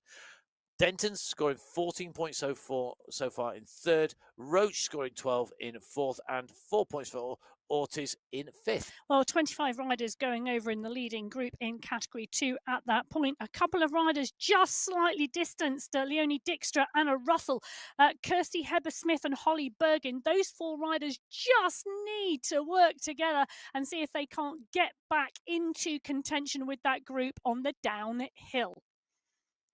Well, we're back in with category 6 just on the screens at the moment. Our top 3 riders have broken away. Hannah Hermansen, Trudy Stevenson and Bridget Bremner. We're currently at 42.6k. And remember, we finished today. It's a much shorter stage than yesterday of 44.3k, the distance. Hannah Hermansen at the moment has gone into the lead. Trudy Stevenson at the moment, the yellow jersey is behind. The gap between them, well, it's 46 seconds in the GC overall. So Hermansen has got to make these next few kilometers count if she wants to wrestle that skin suit from Stevenson. But Stevenson responding here, well over 4 watts per kilo, kicking in and over that climb. Bremner at the moment just being distanced at 20 seconds from our race leader on this stage, Hannah Hermansen. Well, there's 1,300 metres to go now in the Category 6 race at the 43-kilometre marker, and Hermansen is still 4 seconds clear of Stevenson. This is a big battle between these two. Bremner in third, clear of Hamilton, Agadello, Sarasu and Hadjuk further back, over 3 minutes. So those riders out of this at the moment, but these 3 right at the front of GC absolutely battling this day after day after day, and we are on stage 3 of this MyWhoosh Championships. We have 8 days of racing, 7 stages over those 8 days, with a rest day on Sunday. Sunday Race Club for the wicked, should you wish. But Hermansen and Stevenson, the 2 riders here in Category 6. Hannah Hermansen is going clear at the moment. Trudy Stevenson holds the yellow jersey at the moment. It could well change shoulders here on stage 3 today. Well, they've been exchanging the wins. It was Hannah Hermansen who took the stage 1 win. Trudy Stevenson took stage 2 and went over the top. The time gap, though, I don't think it's going to be enough, because Trudy Stevenson had soloed away to take victory yesterday. The gap between them some 46 seconds. But at the moment, it is Hannah Hermansen leading this stage out from Trudy Stevenson. It's at 7 seconds. Can Hermansen snatch Stevenson's resolve here? Bremner in third place in the GC overall, in third place on stage 3 at the moment, giving away 36 seconds. It shows you the pace, the power that's being put down by Hermansen, and Hermansen looking to maximize the advantage here. The banner is in sight, the finish line is in sight. It will be 2 stage wins out of 3. A win on stage 1. It's going to be a win on stage 3. She's going to close the gap to the overall leader, the first rider across the line in category 6. It's Hannah Hermansen, who takes her second stage victory here on the MyWhoosh Championships. Immediately behind the rider who will keep hold of the yellow jersey with a slightly diminished gap. A stage win yesterday. It's second today for Trudy Stevenson. It is indeed, and Bridget Bremner heading towards the line in third. So Bridget Bremner really reinforcing that third place overall. She started the day with what is a 1 minute 19 second gap between her and fourth place. It's going to go out again. It's going to be 2.5 minutes by the time they get to the chasers get to the line. Bridget Bremner takes third place here today. Top 3 riders on the stage are our riders in the podium positions in the overall. Wow, really, really good racing. And Hadjuk Agadello and Sarasu, the 3 riders on the screen at the moment. Juliana Agadello on our screen. These 3 riders are going to come through for 4th, 5th and 6th today. And the time gap, well, the time gap looking at around 2 minutes. But they are all pushing on for the minor places. Every position counts every single day. This is stage 3 and this is their run towards the finish line. Well, you can see Jessica Hamilton, the rider in 4th place on the right-hand side of your screen, really dialing it into that finish, looking to maximise the time advantage over the rest of the riders. She was sitting in what was 7th place. She was at 2 minutes 17 down. Every second will indeed count on the run to the line. And of course, this is setting us up for our 2 big climbing days to come, where category 6, 5, 4, 3, 2, and 1 will take on the mountains. Today, Jessica Hamilton takes 4th place on stage 3. She comes in over the line solo. Behind her, Juliana Agadello has got company. Oh my goodness, has she ever? She's got Sarasu. And she has got Hadjuk to battle with in the run to the finishing line. Who is going to take away 5th place? Who can score points, and can they close those gaps down? They want to maximize the time that they take on the riders behind to Solzano and to Potero, but equally they want to minimize the time gap to the riders in front. Hadjuk goes hard here, coming around this right-hand turn, and at the moment it's Hadjuk trying to hand it out to Sarasu and to Agadello. Hadjuk not making it stick quite yet. She's got to keep on pushing. Agadello is on her heels here. They come around the right hand, and it's a long, long run to the finish here, to that finishing banner. 43.7k covered, 44.3 the distance in total here on stage 3. This is the fight for 4th and 5th and 6th places on, sorry, for 5th, 6th and 7th places on the stage. Hamilton taking 4th, Bremner taking 3rd, Stevenson taking 2nd, Hermansen taking 1st. Who's going to round out our top 5? Hadjuk still leading this out. Hadjuk is chasing it, and I think this Look at Agadello watching that back wheel. She's Hadjuk surfing. really wants the places here. She wants to move up 11th as they came in to the end of stage 1. She'd moved her way up into 6th place at the end of stage 2. She's looking to climb up through those standings. Agadello goes over the top on the left-hand side here. She puts in the big kick. Hadjuk is going to come to the line behind Agadello. Agadello is going to take 5th place. So it's going to be Hadjuk who takes 6th. Sarasu will take 7th. And then it should be Solizano taking 8th behind in category 6. And all those times counting towards the team competition as well, where it's the three first team riders over the line whose times are added together each day to give that team competition. So it's not just about individual finishing places, it's also about those times for those teams as well. Well, at the 43.2 kilometre marker, they're coming up to the 1,000-metre banner. It is a group of, I think we've got 13 riders in this leading group in category 5. We've got 1 or 2 category 6 riders in here as well. But the leading group in category 5 heading now towards the line. And this is going to be a sprint finish on stage 3 in category 5. Natalia Idzik is in there. Gabrielle Marshall is in there. Megan Albon, the yellow jersey wearer, is there. Alzat, the young rider, is in here too. This could go really strongly. Sort of Bio in the mix too as well. Now, we can't discount Natalia Idzik in a sprint finish, but it could well be about getting the timing right. They're coming up to the 500 metre to go mark. It's going to be an interesting final 500. Well, watch out for Megan Albin, who took that yellow jersey in her sprint on stage number 1, held on to it on the second day.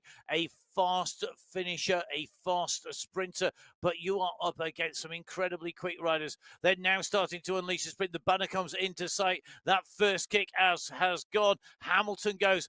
It's going to be Kirsten Hamilton who's leading it out. Immediately behind is Idzik. Now you see Alzate in the white skin suit and Albin in the yellow starting to mix it up. They're going to come sweeping alongside Hamilton here. At the moment, Albin comes on the right-hand side. She's got Idzik on the inside. Alzate's going up through the middle of them. Alzate's going to go through the centres. Alzate, hold on.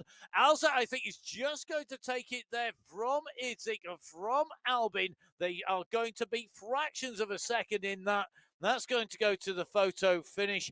Emma, have the scores on the doors come in for that sprint finish. Yeah. I had that as Albin Idzik along with Alzate, Idzik and Albin in the order, but I'm not sure I was right. Well, it is Isabel Alzate who picks up the win. From Natalia Idzik, Megan Albon comes through in 3rd, but I'll tell you something, it's 0.1 of a second back. Kristen Hamilton comes through in 4th, and Amy Sudebayo rounds out the top 5.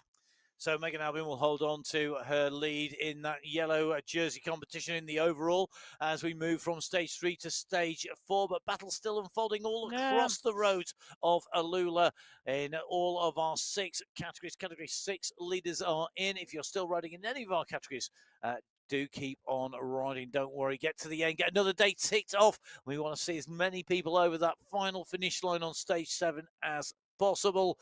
Stage 5, they have finished their race. What a fantastic race finish for our category 5 riders. And of course, this is category 4 now out on the road. They are with 4.3k to go. Category 4.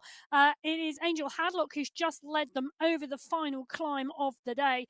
Anathalupa is there, Dowling is there, Frias, Stenman, Schultz, Collins, Alray, Corrales, Holweiler, Tukanis, Hyde, Tompkinson, Kawazuska, Halmanson, and Montoya. 16 riders in the leading group in category 4, heading into the final 4K. So 4K left to go for the riders at the moment. They are going to be very aware of what is coming up in front of them. Just a quick reminder, don't forget you can pick up with all of the race results. They're currently provisional and live on the MyWhoosh website. That's mywhoosh.com. And then hit results on the menu on the top left-hand side of the screen. Find yourself the MyWhoosh Championships. We're on stage 3 of 7. This is the women's race. It will be followed by stage 3 of the men's race. That will be coming up at its usual time. Do make sure you stay with us for that. Don't forget you can watch back all of the great racing on MyWhoosh on the YouTube channel, so make sure you hit that subscribe button. Make sure that you give MyWhoosh a follow on social media. Some fantastic new things coming up from MyWhoosh. Some amazing events being covered live in person, as well as of course the championships here on the YouTube channel. Thank you, everybody who is watching. Please do hit that subscribe button. Do get in touch. You can get in touch with us on the live chat on the YouTube. We do try and keep a check of that as well on the way through. Answer all the questions that we can on the way through. Some very interesting points as well, particularly about coffee on there.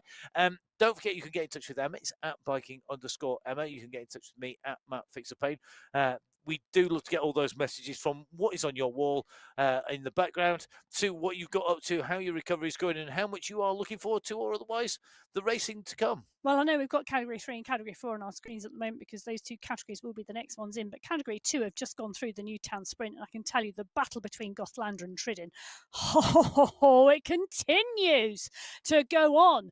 Jennifer Gothlander taking the final sprint checkpoint of the day from Kate Tridden. So 5 more points go to Gothlander, 4 go to Tridden. Those two are going to be so tight going into tomorrow's stage. I can tell you, Gothlander, Tridden, Svardstrom, Roach and Eck, then Bergen, then Simmons, then London, Dijkstra, McLeod. There are, she says, having to continue to scroll down the screen because the pack is so big. 30 riders in that leading group. And when you add those points into the sprint competition now done for the day, leading overall in our sprint competition by 1 point is Jennifer Gothlander from Kate Tridden, 48 to 47 points. They're ahead of Svardstrom in third with 32 points, and then it's Roach and Ortiz rounding out the top of 5. Bergen, Eck, Russell, London and Haag rounding out the top 10 at the moment in that sprint competition in Category 2. Well, 27 kilometres into the race, we're in with the Category 1 race now. The pace is really high. Look at that, 77 kilometres an hour at the moment from Kate McCarthy in the yellow skin suit. It's because they've just hit the bottom of the descent off of the Vessel Rock. They're going to be running into that Newtown Sprint, which is where the Category 2 riders have just gone through fairly shortly. That's at the 31 kilometre marker, but the pack seem very content to roll at the moment. Well, Category 4 now rolling towards the finish line. They are at the 42.5 kilometre marker, sub 2k to go. It's a good sized pack here in Category 4. And you can see the 3 riders I think we're going to follow all the way into the finish. Sebera Rai on the bottom of your screen on that left-hand side. We've got Catherine Montoya centre left.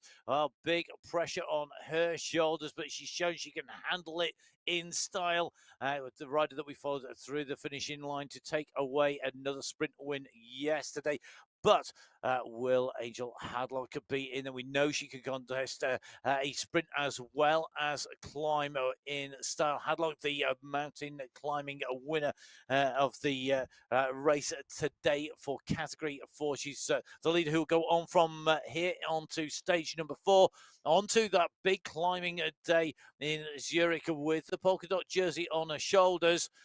This, the sprint finish coming up very shortly indeed. The final line at 44.3k, so just over 1,000 meters to go. And it's really interesting watching the faces. It is and indeed. Watching the revs, watching how they're looking at the screens. I hope they're not listening to this as they go in, because I tell you something, watching what focus they have when they're going to jump. You've got pure focus on Montoya. You've got Alroy really focused to stay this group and make sure that she's in at that finish. Hadlock looking like she's really up for this, smiling away over the top there as they came in. You can see that she knows that she's in the right place at the right time. Now, 43.5k covered. These are twists and turns, lead us on to the long, long straight. Most of the riders kicking quite early, but we've seen timing is critical as you come to the line. We saw that in Category 5. We're going to see that here, I think, in Category 4. Who will blink first? Who will put the pressure on the pedals? Maybe a tad too early all across the road. This really is tentative. The banner is just about inside down the road around this right-hand bed, and now the kick comes. So it looks like Dowling at the moment leading this out. Dowling has gone harder from the front. She's got a slight gap on Louisa Schultz with Tompkinson, the Masters leader, immediately behind. This is a long run for the line, and they've gone long. The big sprint is unfolding. Montoya is crouched low over the handlebars in real life, trying to get up to the top. Tolkinson now gets swept aside. Dowling gets moved aside by Hyde. Takanas is coming. Takanas has gone over the top. Takanas goes, and Montoya goes, oh, so close there. That will come down again to the photo finish. Has Takanas done it? Has Montoya got there? Montoya got there. She timed that to perfection. How did Catherine she do that? Montoya puts the wheel over the line when it matters. Kathy Collins is awarded second in that sprint. Laura Takanas third. Kath Tompkinson takes fourth place. Excellent. And Claudia Hyde takes fifth. That was a great sprint.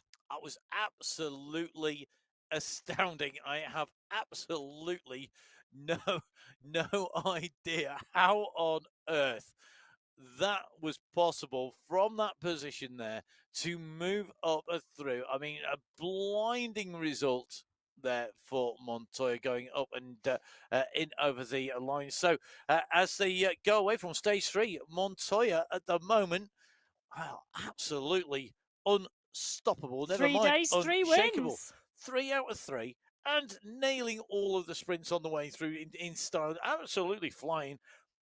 Backed up by Hadlock and all of that unshakable team. Well, I tell you, the unshakable team. I mean, Montoya's had 3 wins. Hadlock's had a third, and Takanas has had 2/3. They really are unshakable at the moment. Are just indomitable.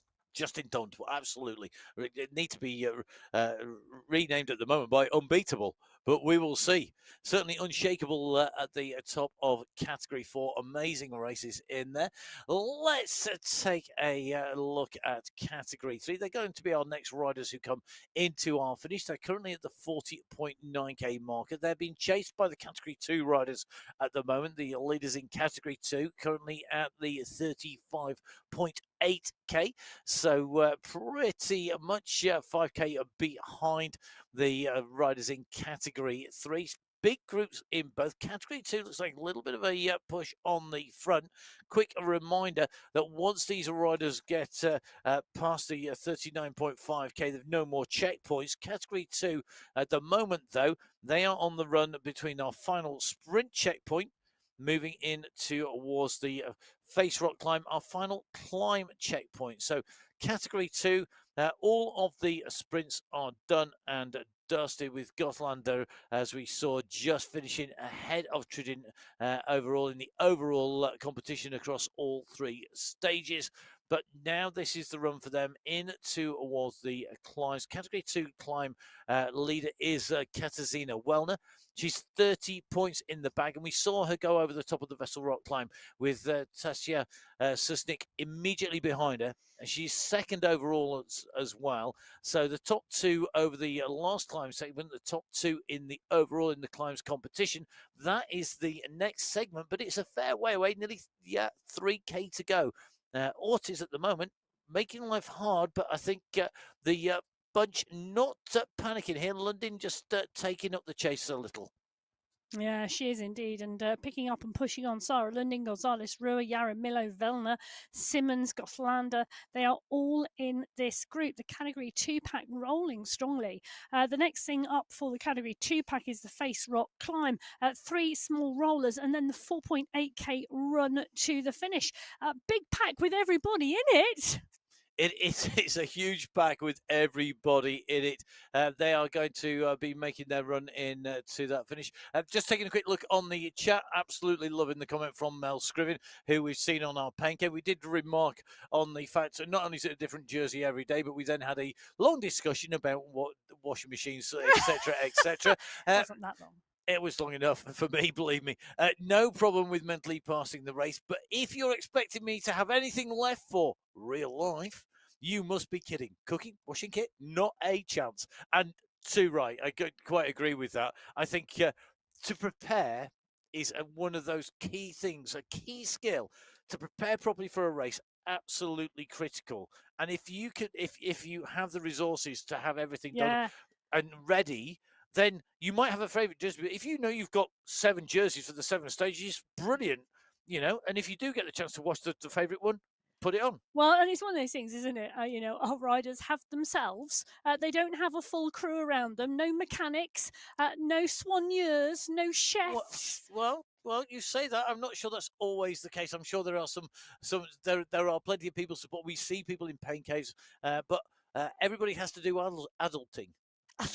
Adulting. Well, that's one of my favourite phrases. Well, currently in category 3, we've got Prado, we've got Nyquist, we've got Montgomery on our screen.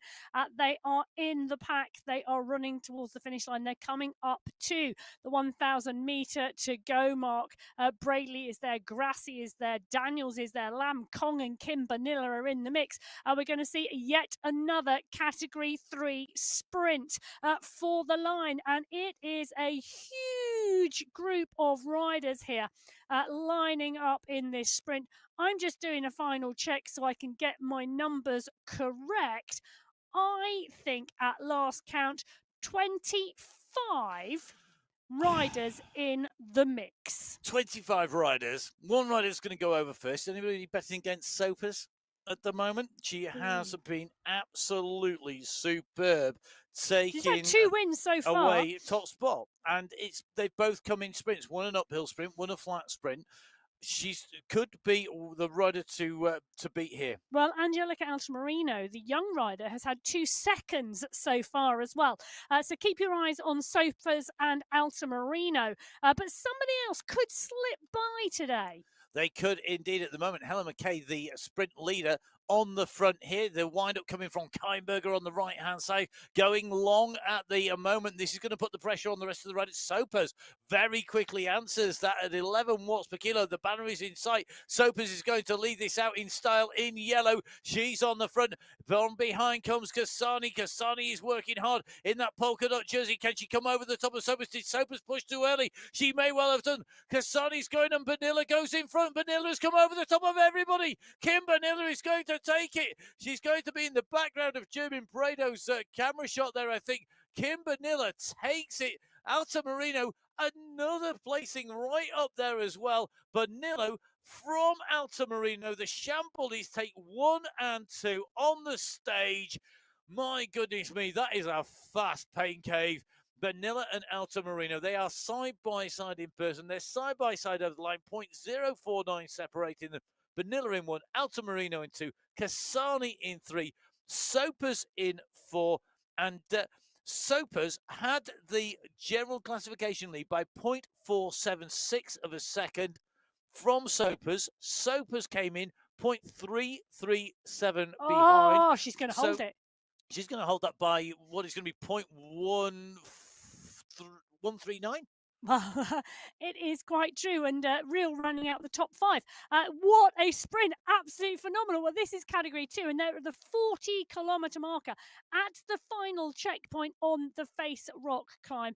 Katarzyna Velner picks up 5 points from Sarah Roach. Rhiannon Denton was in the mix, so was Susnik, and Hayley Simmons picking up 1 point in that competition as well.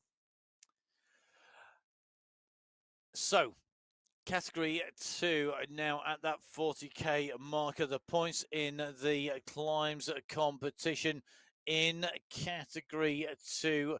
The climbs competition, really interesting battle. Valno up at the front clear from Susnik. Denton, Roche and Ortiz in the climb competition in Category 2. Meanwhile, in Category 1, Francesca Tomasi using this rise here to push on at the front. The Category 1 competition in the QOM, very interesting indeed, because just taking a little bit of a check here as they come in through. The Queen of the Mountains is McCarthy. Tomasi in second place at 35.3. They've still got a way to go to the climb segment, but Tomasi using the rise and fall. It's a bit of a plateau before to really put the hurt on everybody else. It's doing damage as well. You can see at least 2 riders have been distanced from the lead group here in Category 1. They're off the back of the pack, and this is the byproduct of Francesca Tomasi's attack and the response from the rest of the riders to chase. big chase coming in. Tomasi using the climbs. She now needs to repeat that on each and every one of the little rises that make up the face rock climb. They are tiny little bumps. I mean, you only climb 27 meters in all three of them.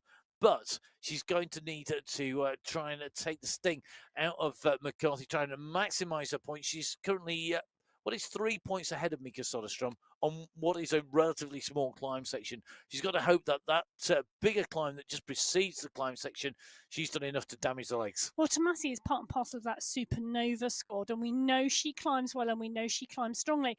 And at the moment, it's looking like a 25-rider sprint yet again in Category 1. And the time gaps we were talking about at the beginning of the show, absolutely minuscule in Category 1 coming into this stage today. When we were talking about them, 9 seconds separating the top 18 riders. So 25 rider up sprint is not going to put any time gaps in before we go into stage 4, unless someone can break away. And all credit to Tomasi for being the rider having a go on the front. I've said it before, and I'll probably say it many times again. I absolutely love aggressive riders who try to break up the racing, really trying to push on, really trying to open up those gaps, do something different, do something innovative, maybe just try and to change the status quo a little bit, because you never know when those moves either will stick, or when you put those moves in when you're starting to try and dictate what happens in the racing, because you're at the front and pushing when other riders are going to be having a hard time, because it does vary for people in individual single stage races. Never mind this one where we've got 7 stages across 8 days, plus of course the Sunday Race Club, if people choose to do that as well. Well, 42.4k is getting a bit of cat and mousey here with Category 2, and I'm not surprised. 29 riders in the mix are going to be the next race field coming towards the finish line. 67 minutes of racing so far. Svardström, Tridin, Paulsen, Wagner are all in this group. Gabby Norden is here, Heather Shanks is here, Jenny Eck, Charlotte Lucas, Mina Koinstinen. They are all in the group. Katarina Karamani, Anna Russell is here. I think I've seen Holly Bergin as well as Gonzalez Rua. Rua in that yellow skin suit. She's taken a first and a second so far. Amanda Poulsen has had a second. She's had some great rides as well. Gonzalez Rua on the top of our screen, Sophie Giovanni in the middle, Jennifer Gostlander, the rider who has been dominating and with Kate Tridin the sprint competition. They are both in here as well. So Giovanni, Gonzalez, Rua and Gostlander lining up for the finale now with the rest of this pack of 29 riders. They're coming up to the 1K to go banner. It's a long, long run to the finish line, this. And if any of the other race fields are to be believed, it's going to be a little bit cat and mousey on the run into the finish. Well, I don't expect anybody to go super long here, because we are on day 3, and also because I think a number of people will have seen that there has been a gap in there. Having said that, going to prove the commentator completely wrong. As always, it is Kate McLeod going for a long one here. 6.8 watts per kilo. She's wound that up a long, long way out. That is a big move. She backs off the pressure. She can't make that stick. And I think now we're starting to see a push coming from behind. We've just seen Wellner come through. She goes over the top. Susnik is right in there. The 2 climbing leaders, 1 and 2 in the climbs competition. Wellner holding the polka dot jersey. The white jersey being held by Susnik at the moment. They are right at the front, but watch out for Gonzalez Rua. She's holding the wheels at the moment. She's literally just tapping on those pedals, making sure she goes at the right time. Now Poulsen goes. She wants to take away race victory here today. Gonzalez Rua is on her heels. Has Gonzalez Rua got the timing right? Watching the face on the top left-hand side of his screen. Watching the avatar on the right-hand side of his screen. Now Gonzalez Rua goes. She pushes over the top. Poulsen is answering at over 10 watts per kilo. Can she close down Gonzalez Rua? No is the answer. Yellow jersey does it again. Race leader takes a stage win. What a finish. What a sprint. Gonzalez Rua is a machine. But can I just say, the computer in front of me has given it to Poulsen. No. by 0.1 No of a way. second. That was so close. I demand a rewind, a recount. Well, Amanda No way. Paulson Wow. takes it from Gonzalez Rua, according to my computer. Anna Swadstrom in 3, Mina Kloisnen in 4, Jenny Eck in 5, Denton, Lucas, London, Norden, and Roach round out the top 10. But I can tell you that was one phenomenal sprint. Huge sprint there. I think there'll be a bit of a check-in back on that one because Paulson came through. All power to Amanda Paulson. She led that out early. She kicked hard. She was answered by Gonzalez Rua. And if Paulson has managed to answer that as they came over the line, as we switched from looking from above to looking at them face on as they came through on the line, she literally has put the power down at the precise moment she needed to. Brilliant riding by Paulson to answer that sprint by Gonzalez Rua.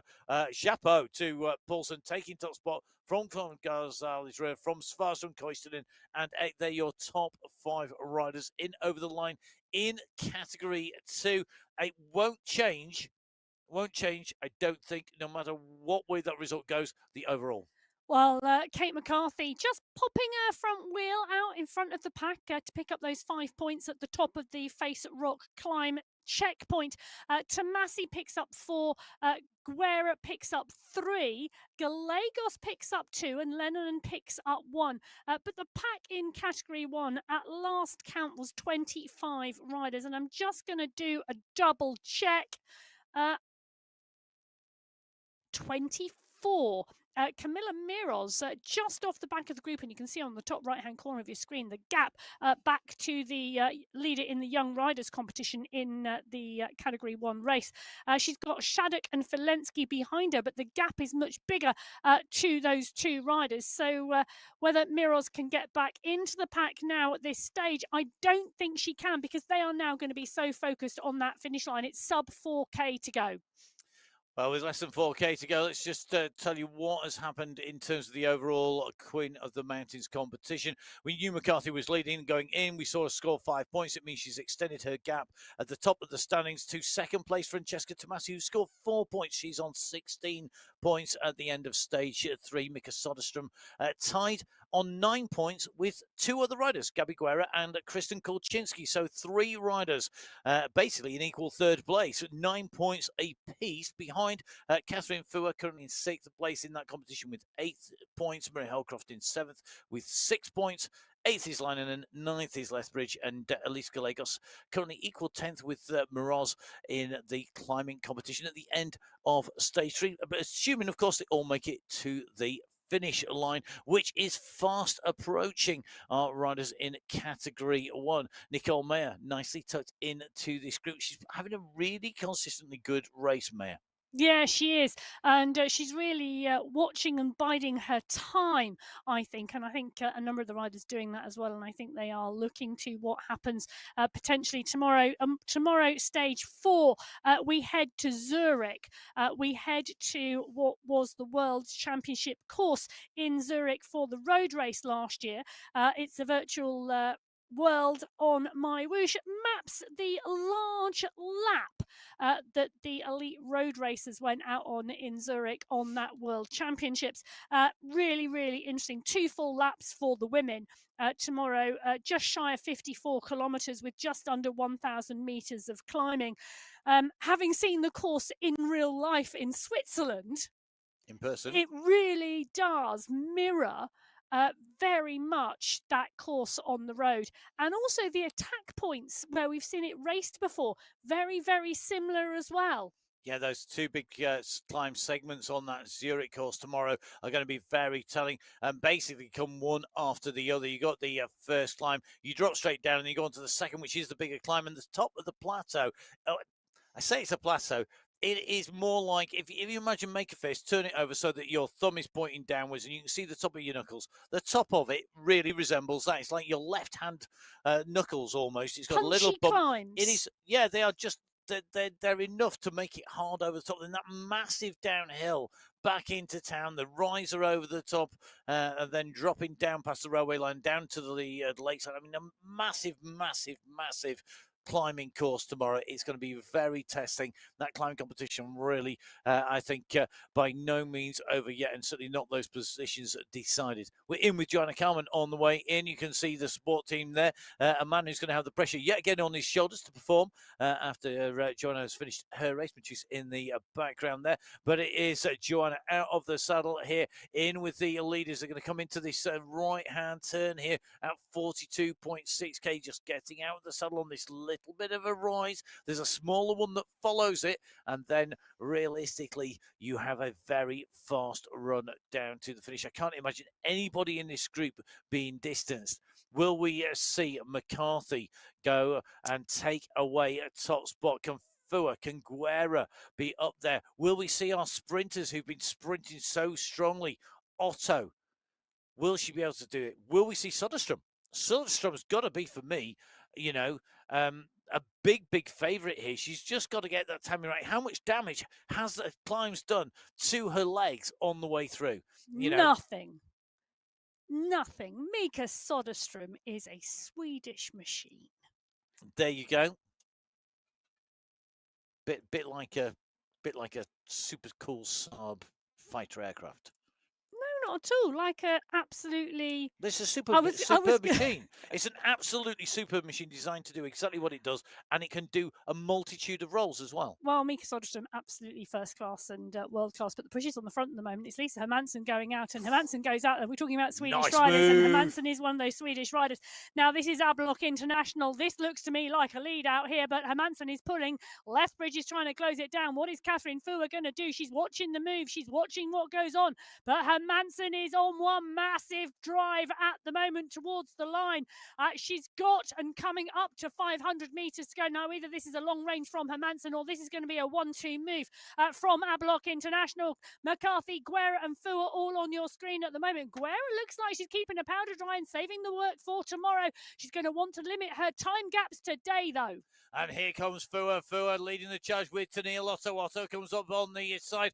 Guerra starting to kick at about 8 watts per kilo, but Catherine Fua's at 11.5 there. Really pushing on there, closing down on Hermansson. Hermansson went early. It was a brave move, but today fortune will not favour the bold, as over the top comes Mika Soderstrom and Liz Van Heuling. Van Heuling holding second wheel to Soderstrom, but the sprinter takes it. Soderstrom goes through. They didn't do any damage on those climbs to Soderstrom's spready legs. Let's see just how much that was celebrated. My goodness me, not to be McCarthy's day on the top of the studies, but my goodness me, Soderstrom took that race win on a stage 3. So our stage standings, Mika Soderstrom coming across the line 1 hour 7 minutes 49.198 seconds after she left the start pens. McCarthy taking second place, diving in through the group. She takes second place by 0.276. McCarthy's sprint at the moment is unbelievably good, sweeping aside Liz Van Heuling, who's clearly coming into form and racing herself faster. Fua up there with Holcroft in 4th and 5th places respectively, followed by Gallegos, Kulczynski, Guerra, Bjard and Alberg. They round out the top 10 with Tomasi, Leinen and Van Shaw, Lethbridge and Otto inside the top 15. Kalman, Caramello, along with Tidholm, Field and Mayer coming inside the top 20. Just look how close that is. 1.7 seconds back to Nicole Mayer. All I can say is I guarantee the top 20 Cat 1 riders will not come in between 1.7 seconds between them tomorrow, because tomorrow we head to Zurich. We do. We head to the mountains tomorrow. We have seen sprints on the way in, sprint after sprint after sprint. But my goodness me, I mean, the climbs today didn't damage everybody. I mean, Soderstrom showed that right up there, taking the win there in category 1. But we have seen riders distanced out the back. We've seen a little bit of a shuffling. So some selections have been made here on stage 3. If we take a look in at category 1, Soderstrom coming through, taking the win. I mean, McCarthy, so close, 0.276 of a second, and she left it late. She was coming in that group. Van Heuling had gone over the top, following Soderstrom, and then McCarthy comes. I mean, Soderstrom's going to be thinking to herself, I don't know that lucky is the right word. She was in the right place at the right time. I don't think there was it any. was so close. I don't think there was any luck to it. Lisa Hermansen, her teammate, went down the road. She gave her the perfect lead out. She gave her a run into the draft. That was one team effort from Ablock International to get Mika Soderstrom over the line in one. They rounded it up with McCarthy in two. But Liz Van Hooling coming through with a great sprint for third place today. Fua in fourth. And can I just say, the time gaps here in Category 1 mirroring what is going on through the rest of the race field, through the other categories as well. Category 2, 29 riders in that final sprint today. Again, Category 3, 4 and 5, just Category 6 that had a lone winner. I mean... And not by a huge amount either. No, 10 seconds was all she was clear. I tell you something, this women's race field across all 6 categories, giving us something phenomenal on the MyWhoosh Championships for 2025. And we are only on day 3. I cannot wait till we go to Zurich tomorrow. No, big climbs, big mountains to come. We've got that double stage climb onto the plateau. We dive down back into town. Guess what? We then go do it all over again because it is going to be 2 big laps tomorrow for the women on the race route rounds. I hope you're going to join us for that here on the MyWhoosh YouTube channel. Make sure you subscribe to the channel. Just hit that button. Whilst you're online, follow MyWhoosh at MyWhoosh on Instagram and on Facebook. Follow myself. It's at Matt Fixer Pain. And don't forget, do message Emma. Not like she's not already flooded with social media messages, but carry on. It does keep her busy. Believe me, in the studios beforehand, it's getting closer and closer before showtime when we get to the commentary box. Follow Emma at biking_Emma. Do get in touch. Thank you, everybody who contributed to the live chat. Some interesting chat coming up on there. I'm sure the team are going to be watching that as well. I'm so excited. I'm crying. Well, that's the first in the studio. I was actually managing to cry because she's so excited. Thank you very much for watching. We will be back with the men's race. That will be coming up in about 40 minutes time or so. Do make sure that you're back for that. It's going to be an absolutely blast of a stage here on stage 3 of the MyWhoosh Championship. That is our women's racing done for today, and it does mean it's time for you to refuel, rehydrate, do some adulting maybe. You never know before we get on to the men's race. I'm not going to do any adulting. I don't think Emma is either. She'll be mopping up the tears of excitement and joy of what has been a great women's stage. We'll be back shortly from all the team here at MyWhoosh. Stay safe. We'll see you in a short while. Goodbye. Goodbye.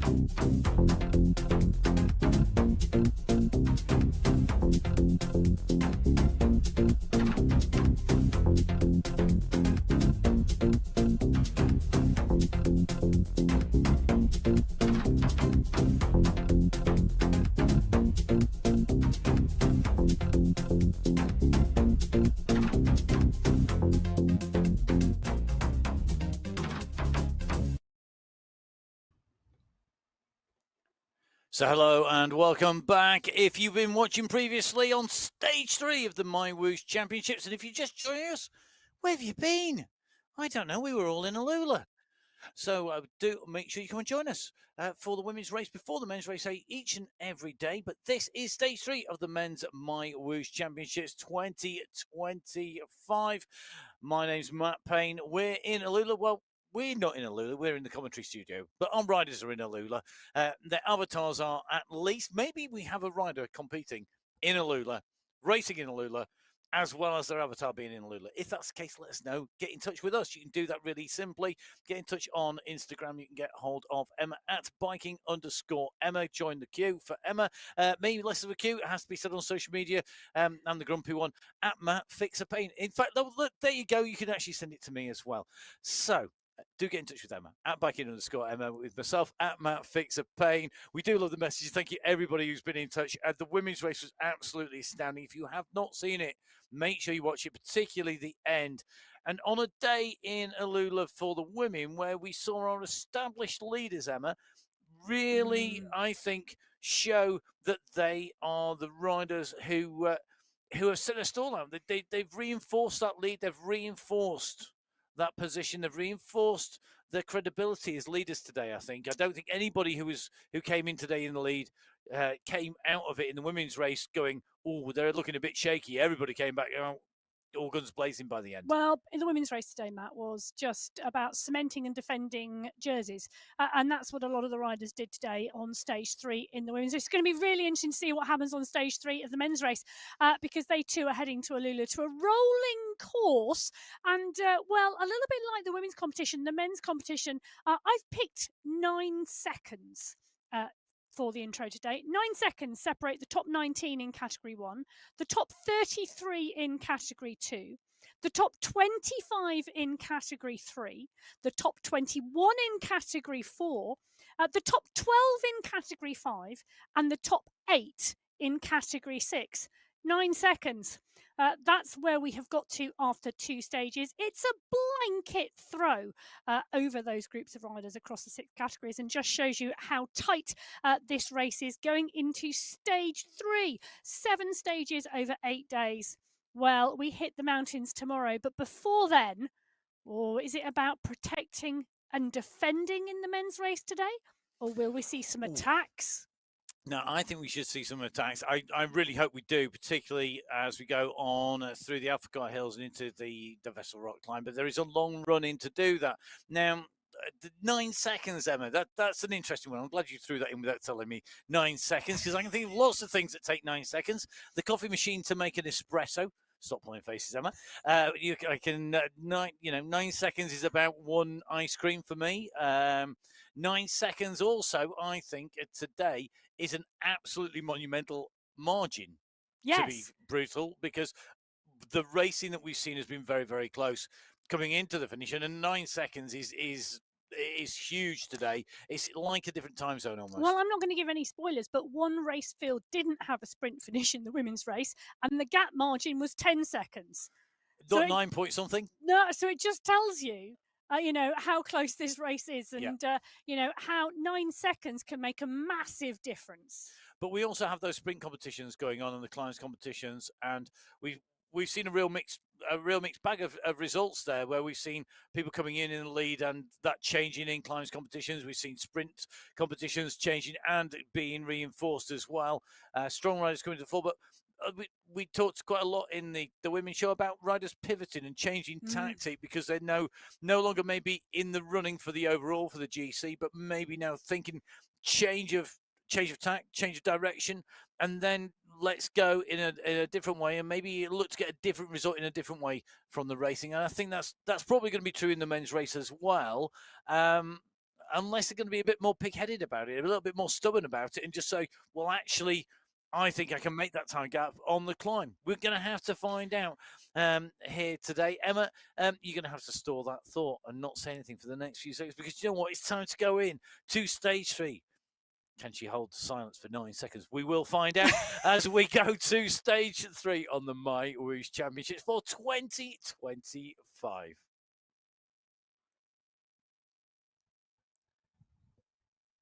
Well, Emma has managed to last for 8.9 seconds. It is stage 3 of the men's race here.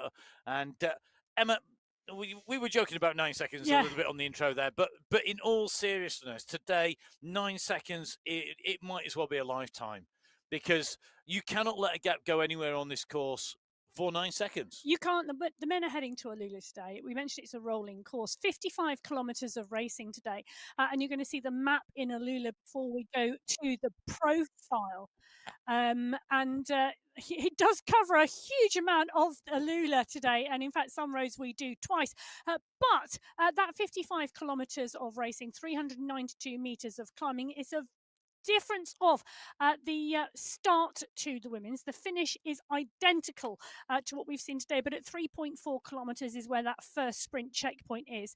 We then go through the second sprint checkpoint at 10.2k, and it is a fairly flat run, a few bumps along the way. And I say bumps, they're very short, maybe 4-5%. They won't really do much to the racing. We then go into the Alpha Hills checkpoint, the first of 3 climbing checkpoints today. The sprinters have got to get over that checkpoint because the third sprint, the Alula sprint checkpoint, comes at that 26.2 kilometre marker. Then the Vessel Rock climb, our second climbing checkpoint of the day.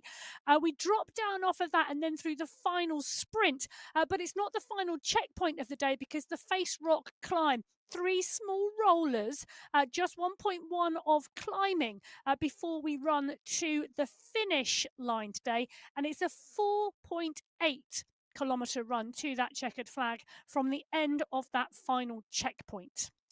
And we have seen riders going through that Vessel Rock climb previously, and a point the riders should bear in mind, and it was a point that you made very well in that women's race, Emma. The Vessel Rock climb itself, this is only one part of the Vessel Rock climb that we normally see on the Sunday Race Club week in, week out. So riders are basically going part way up of the climb, looking at the rest of it and going, oh, we're going to turn off here. So that is a really key point, isn't it? It's only part of the standard Vessel Rock climb that we would normally use. Yeah, and you're quite right, Matt. And we did see it make a difference, actually, because pushing for the climb checkpoint on the Vessel Rock and then going up and over and straight into the descent, very different. The groups staying together much more than we would normally anticipate, with then the second stage of the climb coming afterwards.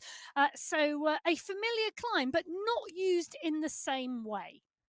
No, well, let's see if our riders can use it in Category 6. Yesterday, the rider who used that course to his best advantage was Maris Fossied, who came in through to take away the stage win, and that also then reinforced his lead at the top of the standings and extended it over our second place rider. Second place on the stage, and in fact second overall, Riley Milostic. Milostic doing a great job of being in the key move when it went yesterday and being in at the finish. He came in ahead of Peter Cridland, and Cridland constantly attacking, very much an active rider during the racing.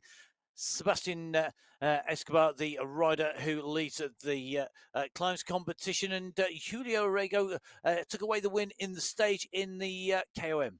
He did. Now, Riley Milostic, we should also mention, is currently leading the young riders competition in Category 6 as well. So the under-23 competition. Interestingly, his older brother, Lyndon Milostic, in Category 1, also in the youth competition. So Riley Milostic, I have got to, and I haven't double checked, but maybe I will. I think possibly one of the youngest riders in the MyWhoosh Championships. So those are the riders' positions that they took at the end of stage 2. At the end of stage 2, in terms of that overall competition, the team competition as follows, with the BMC 6s leading the team competition. They've stayed in the same position. Level Carbon in second place, BMC Spinergy holding on to third, BMC 6 holding on to fourth. In fact, basically all the way the same with the BMC 6s in fifth. ZTBR cycling, though, dropping down as the Petit Cannibal move into sixth place. ZTBR moving into seventh. Wheelies holding on to eighth place in the team competition. Ninth place with Cycling District 6. And Team 71 holding 10th place in that team competition. It's time for the first of our men to hit the race route here in Alula on stage 3 of the MyWhoosh Championships for 2025. A huge pack once again making the way out here and heading out on to our race routes. Oh, there is indeed. And I'm just going to put a very quick call out of you listeners who are listening, not watching, because I understand there's a number of you using us as talk radio whilst at work. So thank you for tuning in to the MyWhoosh Championships, however you are tuning in. Arujla is at the moment tuning in by tuning hard off the front of the pack at the moment, the rider from Brazil, dialing it out of the start pen, ensuring he's at the front of the race as they turn the corner. Out of sight and out of mind. He got the picture all to himself there. Marius Fossi, the yellow jersey on the front of the pack. Omar Vaz is there. Carlos Marin, Maxime Fabra, Sebastian Escobar in the sprinters jersey. Now, that sprint competition is the first one we are going to contest today at that 3.4 kilometre marker. Currently, Escobar in that sprint skin suit. He's got 19 points overall, very consistent across both days. The other rider that's been going up against him, Stephen Tigert, currently with 17 points in second place. This is our yellow jersey where Marius Fossid on your screen. He's going to be looking to defend that jersey today, and it could well go to a sprint on the line. It could indeed, and then in that case, don't discount Marius Fossier, giving him a bit of a wave back. We saw him punch the air in delight at that finish yesterday, right. And quite rightly so. In fact, the only rider inside the top 10 who didn't change position yesterday. That is how close the racing is. Some real big movers and shakers in the overall standings, overall of big differences. One or two riders moving up a position or two. So Vladimir Toro, the rider in 11th place going into stage 2, came out in 10th. Jeff Rooney moved from 10th to 9th. Patsal moved from 9th to 8th. Escobar dropped down, although improving on the sprints, went down from 6th to 7th overall in the general classification. Maxime Fabre also dropped a place down into 6th position. Arrego dropped a place down from 4th to 5th. Cadabona dropped from 3rd to 4th.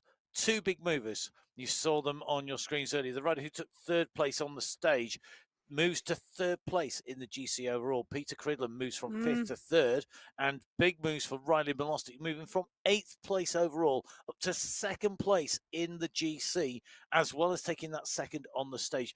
Big result for him. Yeah, it really was a big result and a great day on stage 2 for the young rider. I think there's a number of riders in the pack who are thinking about today, because whilst I talked about 9 seconds earlier, I'm taking a look. 37 seconds separate the top 14 riders here. John Wakefield in 13th, Drew Abbott in 14th overall at the moment. Consistency is key, and being as close to the front as possible. Draft like a monster is my message for stage 3 today, because every way you can take that draft, it's energy conservation for the finish, but it's also energy conservation for what is coming tomorrow. And for the men tomorrow, it's 3 laps of the Zurich course. It is going to be a massive stage. Now, for me, though, Matt, the challenge here is that trading off tomorrow in Zurich and the following day in Japan, the riders might be, how should we say, conserving more energy today than could perhaps make exciting racing. I'm a little bit concerned about that. Not sure it's going to happen. We didn't actually see that really play out in the women's race. I'm hoping we don't see that play out in the men's. I actually don't. It doesn't worry me if it's conservative racing, because we've got so many checkpoints. We've got a lot of checkpoints on the way through, and I do think what for me is going to be very, very telling in this is who responds. Not so much who's going to be pushing, but who responds in each of our categories. Because I think that the big GC guns are going to hold fire, and that gives the opportunity for everybody else to have a go. If it follows that pattern, you've got the chance to have a dig. Now, Marius Fossier at the moment having a bit of a dig on the front. to say he is our race leader, Fossiad really kicking on at the moment. Well, checkpoint coming up very, very quickly. And you can see it just around the bend on the top right-hand corner of your screen. They can't see it yet, but we can. Well, they can if they look at the top right-hand corner of their screens. But it's not on the road in front of them. There you go. They're going to get the first glimpse of the green. That's the first sprint checkpoint. Fossi coming off the pace at the moment. Happy to let anybody else come over the top. I think he just wanted to ensure that the push was there. Now he starts to pick up a little bit more. He doesn't want to miss the pace, miss a break. But there's a big push coming. Kozel's gone. Mamba's gone at 12 watts per kilo. This is intention. But Sponsor looks to me as though he's going to pick up the points. Sponsor with the timing absolutely nailed that. He went at just the right time. Everybody else took a little bit of a look at each other and went late. And even with that massive kick that we saw come from Mamba, he takes second place. So 5 points for Sponsor.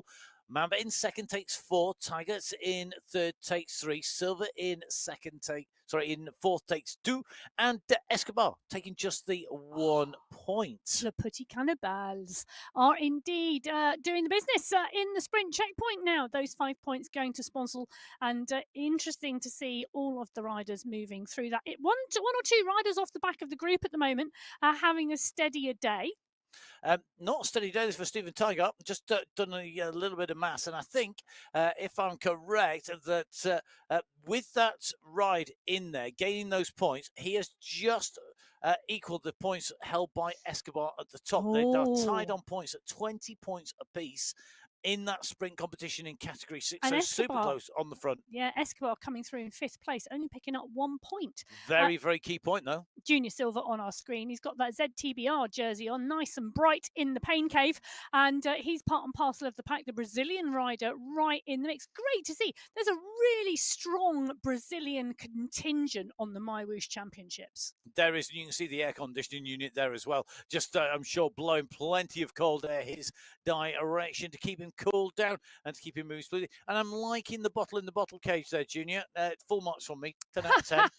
A minor throwback there to the women's commentary race. In the women's race. Yes. So we were debating the placement of water bottles and whether the risk was worth the reward. Well, Montoya and Fossi, Cronje in the mix as well as Philo and Gibson. Dadson is there too. Drew Abbott in the mix as well. The riders up and over the little bridge here over the water. And there are a few rises along the way, but they really are quite short. Minimalistic in height gain. Oh, okay. Well, there's another ZTBR jersey, and it's Osmar Vass. Not in yellow this time, but in white. And oh, look at that. That is just a stunning jersey. That must be hand-drawn. Well, the design must be hand-drawn. That's what I mean. Yes, not like Osmar sat down and did that on the evening after he finished stage 2 because he was feeling like he just, doodle a jersey. No, I think it was a hand-drawn design that was then made into a jersey, looking resplendent on Vass. Lovely, genuine, non-AI'd, artistic creativity by somebody, I suspect, because it's quite an old jersey, that. Well, I've anyway, done my research on ZTBR. Category 5 are down in the start pen. They're going to be the next race filled out of the start today. Just under 2 minutes to go. And you can see where they stood yesterday. Hertz took that win, and it was a great sprint, Andrew Neville Ross came through 0.6 of a second back. Reinheimer came through in third. Joel Warren, dominant in the sprint competition yesterday, backing up his performance in the sprint competition on stage 1 as well. And Fabian Tapia in the climbing competition. Hertz's win there, reversing that second place that he took on stage 1. It also meant that he moved to the top of the standings overall, deposing Clinton Cirillo, who was our stage 1 winner of the yellow jersey, and Hertz moving into the top. In fact, everybody in the top of those standings are moving, some real movement. We'll get into that detail in a moment in terms of the individual riders as well as the climb and the sprint competition. Let's tell you about the teams first of all. Really interesting in that team competition. The top 4 teams remained the same, with Cycling District holding top spot from Level Up in second and Level Avengers in third, with ZTBRE Cycling in 4th place. We've seen their jerseys just now. The BMC Get Racing squad, they moved up from 7th to 5th place, so big move for them moving up. Level Warriors stayed in 6th, with the Level Raiders moving from 8th to 7th. 7th. The team that dropped down, Danish Dynamite, not having the best day at the office, going from 5th to 8th place. They're going to look to pick that back up again. And then behind, BMC Rule 5 in 9th, Road Racing Team in 10th, the Cycling District 5 squad in 11th, and Team Alpha coming in 12th position. So movement in the middle in those 5, 6, 7, and 8th places. The top and the bottom of the team table staying the same. Will it change today? Category 5 are go. Well, they are go, go, go, and we're going to have to wait probably around, I would estimate, about an hour and 25, 30 minutes to find out whether everything stays the same. But Ivanov is there, Dotto is there, Garcias is there, Agadello, O'Dono, all in the mix. And Bruno O'Dono's been doing a sterling job in the King of the Mountains competition. Whilst Fabian Tapia took the win in the stage yesterday, O'Dono took the win in the stage on stage 1, and the combined points put him in that polka dot skin suit. Fabian Tapia is in 2nd place with 14 points to O'Dono's 17. I think we're going to see that competition today between those two continue. In the sprint competition, Joel Warren, well, he currently holds the young rider jersey and the green skin competition, the green sprint competition, the green skin suit. And Warren in top spot there with 28 points. He was dominant yesterday, absolutely, and he took the win on stage 1 as well. He has 28 points in that sprint competition. The next rider behind, Felipe Reinheimer, 12 points. Warren's got to get over the climbs today to pick up those sprint points, because only the first 2 are before those climbs start to come in today. And, I think he is going to be a hard man to beat. I wouldn't disagree with that at all. I think he's going to be a very difficult rider to beat. And his efforts maybe just cost him a little bit in terms of his position in the GC. At the moment, the riders at 1.1k. We've got a little way to go till they hit that sprint. So let's run you through where riders are in the general classification overall. It's still relatively tight, with the top 10 riders separated by 6.278 seconds. A little bit of a push on the front here by Lushko. We can just see him on the left of your screen, just winding it up here. Really wanting this race to go quick from the gun. So Alexander Lushko at the moment just pushing on as he makes a bit of a move. He's going to see if he can take anybody with him. Looks like Reinheimer just going on, and Two Shutters just going over the top. Let's dive into the top 10. In 10th place, moving from outside the top 10, breaking in to the top 10, Matt Smithson gets himself into the top 10, 6 seconds behind our race leader. Fabian Tapia drops from 4th to 9th. Tamo Friedek, 7th to 8th position, so currently in 8th place. Nicholas Hagland dropping from 5th to 7th. James Mountier moving up from 11th place into 6th place, with Luke Kendall 6th into 5th. The top 4 riders include Joel Warren. Warren in 4th place. He was top 3. The question is, has he managed to recover fast enough? Reinheimer moving from 8th into 3rd place. Big move by him to break into the top 3 in the general classification overall, with Clinton Cirillo dropping down, as we said earlier, from 1st to 2nd, and Julian Hertz moving from 2nd to 1st place, just exchanging them over. Well, Hal Lightwood on our screen at the moment, the Canadian rider, and you can see there in a relaxed position, but paying close attention, giving the camera a wave, and on your screen at the moment, tightly in the bunch, exactly where he needs to be at the moment. I have to apologise to Category 5, because I was just having a small James Bond moment. I just thought I saw Daniel Craig in the Category 6 race, but it's not. It's Daniel Craig. A little 007 moment, and a little maybe License to Kill, or License to Thrill, or License to Race Bikes. Didn't you once upon a time have a thing for Daniel Craig? He is my favourite James Bond. Okay. I was a bit of a, yeah. You know, what can you say? Yes. Well, I was a bit of a Sean Connery James Bond fan until Daniel Craig came along. And then Daniel Craig, for me, great James Bond. Other James Bonds are available, and obviously you don't have to agree with me. No, I quite like the grittiness and realism of that. There are other TV programs and films also available. But have to say, a good film is always worth watching rather than maybe a poor movie. Okay, let's dive back in. Let's see who is going to be the star of the screen as we go into the checkpoint, because the kick has gone on the front. Ola Warren and Joel Warren. There was some serious teamwork from the dynamic duo of the Warrens previously. Ola Warren leading out Joel. Ola Warren's lead out there somewhat superfluous because Joel came over the top very, very early. Oh. He's going to take away top spot. Reinheimer sprinting in for second. Ola Warren's going to take third place here. Natari and Lightwood come through behind as well. Good riding there on the way through. Well, Joel and Ola Warren, part and parcel of the Level Avengers. Warren took third overall as well, so he's had a top three in the stage too. And it's great to see that continued progression. And he's got a real kick on him. When he kicked, he went at 13 watts per kilo. And well, as you said, Ola Warren leading Joel Warren out, but Joel Warren doing the business, picking up another 5 points in that sprint competition. And that takes him to 33 points now in the lead. Behind it is much closer, though. Reinheimer, 16 points. Warren, Ola, this time, 12. Tied with 11 points are Hertz and Hagland. Mountier is tied on 7 points with Painter. So really the top 7, very, very close, with the exception of Joel Warren, who at the moment is disappearing off down the road. Well, one man at the moment not shown in the sprint competition, but I'm expecting to see figure strongly as we go on to the climbs into more potentially of his terrain. Daniel Dotto on our screens. A very clean pain cave there.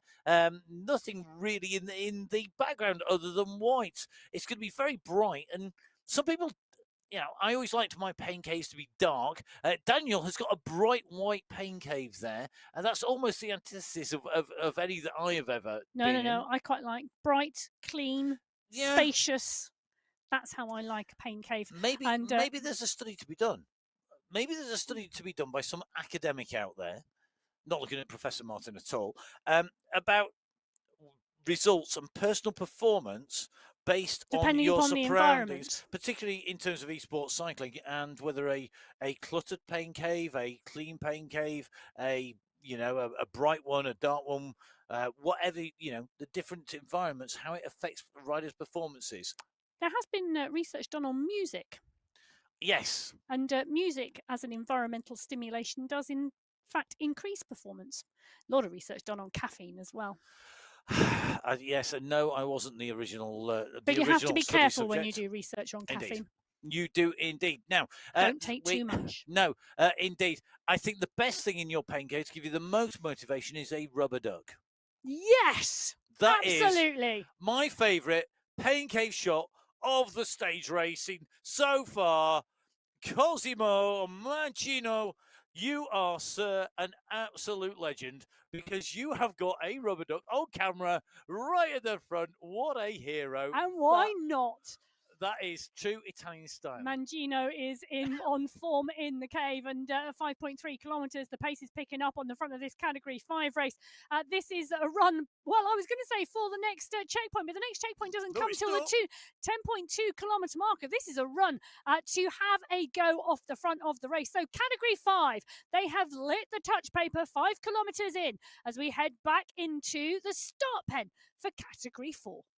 So you can see on your screens, Johan Moreno, the winner of the day yesterday on stage 2 in Category 4, taking away that win. His winning time, 1 hour 33 minutes, 56.253 seconds. He was 2/3 of a second ahead of Esebrahi. Do you know, I need to put my teeth in. Esebrahi Ibrahim. Do you know, I said it really well all day, all yesterday, and today it's just not worked.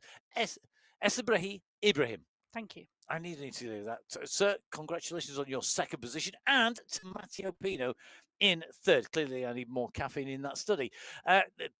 Great win by Ibrahim. They're taking the 15 points in the sprint win. We'll bring you more details on the sprint and the climbs competitions in a moment, because they are really, really interesting in the way that is unfolding. In terms of the team competition, Well, BMC Racing sitting at the top of the standings ahead of Peak Power, with Cycling District 4 behind the Anunnaki, followed by On the Rivet Racing. Cycling District in Anzac's Dutch Champions. In fact, the only real movement further back, Black Horses and BMC exchanging places, and Lorem Ipsum and the Ducks and the champions moving about. Well, just 5 seconds separating, bless you, the top 3 teams, BMC Racing, Peak Power Racing and Cycle District 4, separated by 5 seconds in the team competition.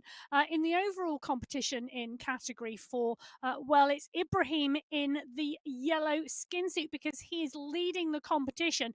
It is so close at the top.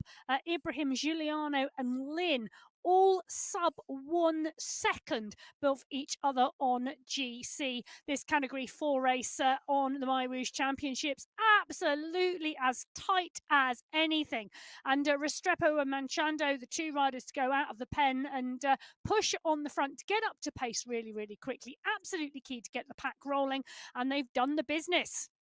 Indeed, and great to see Johan Moreno, who's absolutely quickly up to speed. He's chasing after Machado at the moment. So at the moment, João Machado out of the start. The Portuguese rider ahead of Nicholas Spratt.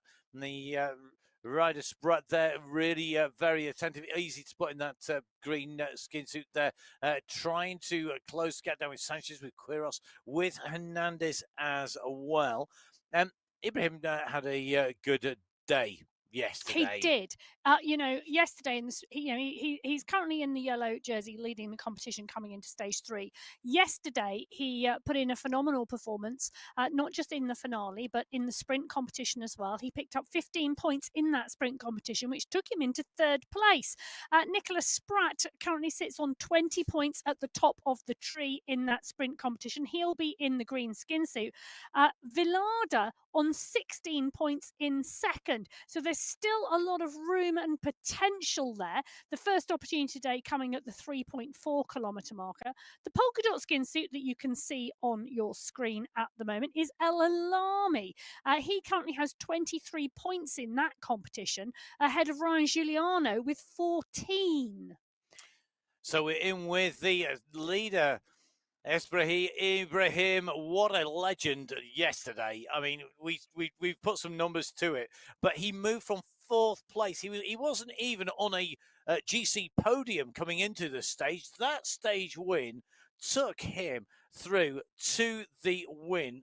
In terms of the lead, at the end of stage 2, brilliant riding by him to move from 4th to 1st place with another sprint finish, and with lots of sprints here today.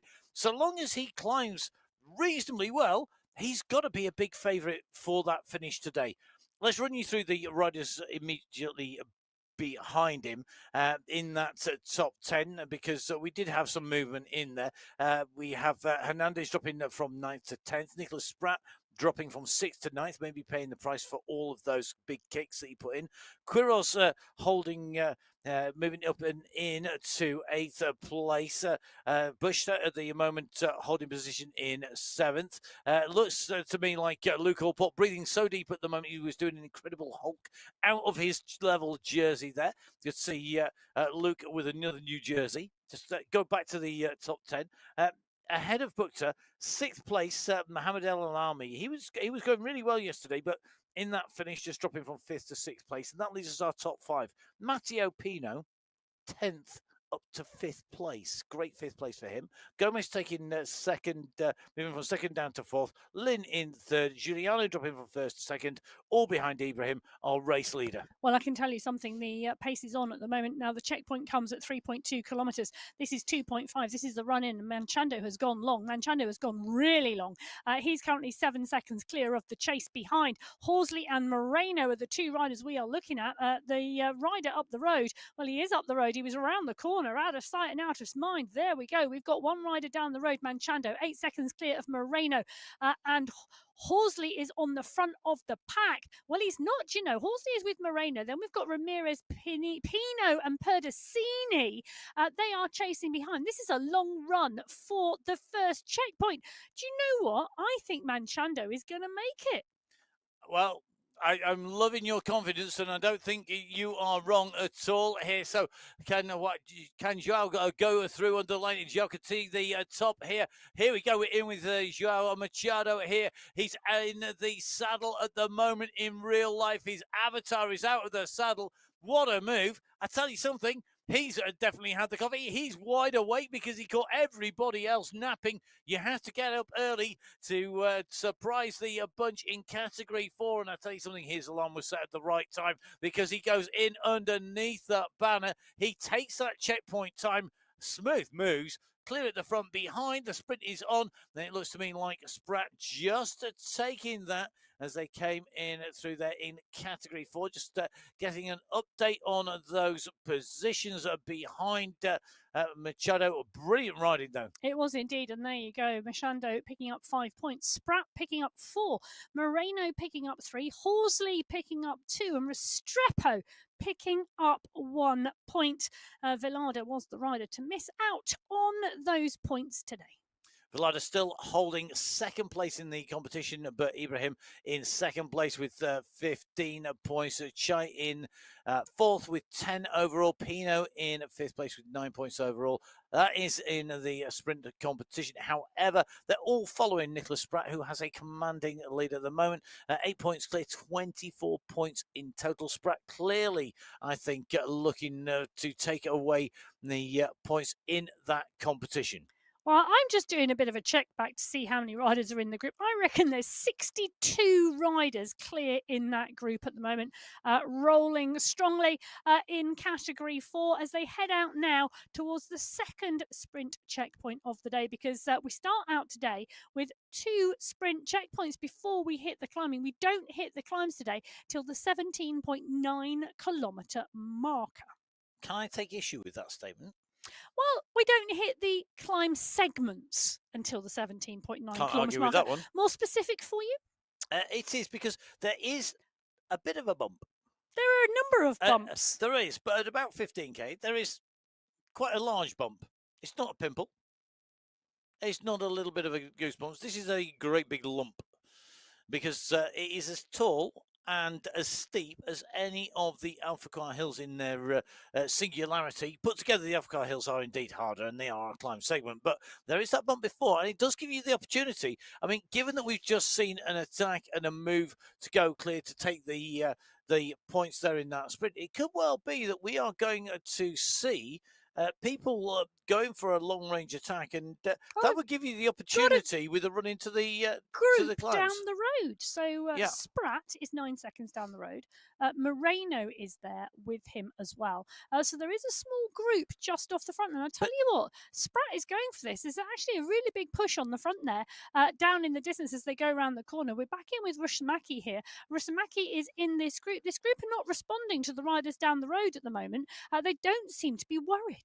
They don't seem to be worried. They are. I think that is an aftermath of the sprint, is it not? No. Because, well, you saw Spratt go through there in the sprint, and then he's just kind of continued. It's not forming one group, though. They're split at the front. If they want to go, they need to get this together. They do, because working together as a trio would be much better than one rider on the front. But it's good to see, well, the movements are being made quite early. It is indeed great racing here in category 4 as we get ready to send category 3 up and running. We're trying to cover all 6 categories all the way through the course of the racing. Category 3 is, though, by its nature, exceedingly exciting. It is a great race category. Franklin Almeida taking away the stage win from Dorvin Ellis in second place. And you see another close finish, 0.292, separating Almeida from Ellis. And it was only less than 200ths of a second back to Andre Diduch in third. In terms of sprints, well, it was Nicolas Fournier who took that win on the stage. And in terms of the best climber of the stage, it was the young rider himself, David Badil, a rider who took 8 points on the day. Yeah, really interesting. Almeida putting in a phenomenal performance to take the win yesterday. 1 hour, 33 minutes, 39 seconds, 0.2 of a second clear of Elos. That was enough to put him into second place overall on GC, behind Nick Squilari, just 2 seconds behind him. Well, we'll go through the individual GC a little bit later on. Let's just bring in these teams. Now, take this, handing it out to everybody else, with the gold grabbers holding second place and What's Up holding third. And the Guardians of the Peloton moving from fifth to fourth. And in fact, that was the only movement, the exchange of places between Level Golden, who moved from fourth down to fifth, with that Guardians of the Peloton squad. Behind them, Take That Mafia in sixth and Cycling District 3 in seventh, with BMC Racing in eighth, holding their positions from stage one. So only those central teams switching position. Yeah, but I'll tell you something, we could see more switching today because just 14 seconds separate the top 5 teams in Category 3. This has been such close racing in this category with big packs rolling. And I wouldn't discount Take That Mafia, who are 29 seconds down. So they're still inside a minute as well. And for a team time where we're talking nearly 9 hours, Take That, the leading team, who are setting off from our pens, setting off from a race start here today. Their team time so far, 3 fastest riders' times on each stage added together across the 2 stages. 8 hours, 54 minutes, 15.373 seconds, to be separated by 6.7 seconds from second place after nearly 9 hours of racing. Shows you just how good the racing is. We're in with Franklin Almeida, the Masters leader, as they make the way out on the course. And Franklin Gomez Almeida just hitting the pedals nice and smoothly at the moment. Great to see that he's in here nicely. He's looking pretty smooth. I don't think he ever looks like he's flustered when we see him in that pain cave. The Masters competition at the moment in Category 3, which is no mean feat, I can tell you. No. The Masters competition, 10 riders 45 and over, part and parcel of that Masters competition. But this Category 3 pack already alight. Big push coming in on the front at the moment. Nick Squillari is in the yellow jersey. He's right to the front of the group, keeping an eye on things. The first sprint coming up. This is going to be interesting because this just shows you how close this race is. Nicolas Fournier holding that green jersey at the moment, 21 points to Christopher Morgan's 21 points. Pavel Gonda, 20 points in third. Nick Squillari on our screen at the moment, currently in that overall yellow skin suit. 2 seconds clear of Almeida, 3 seconds clear of Guarin. In the King of the Mountains competition, it's Kowalski who's got 20 points. Oya, 14 points in second place.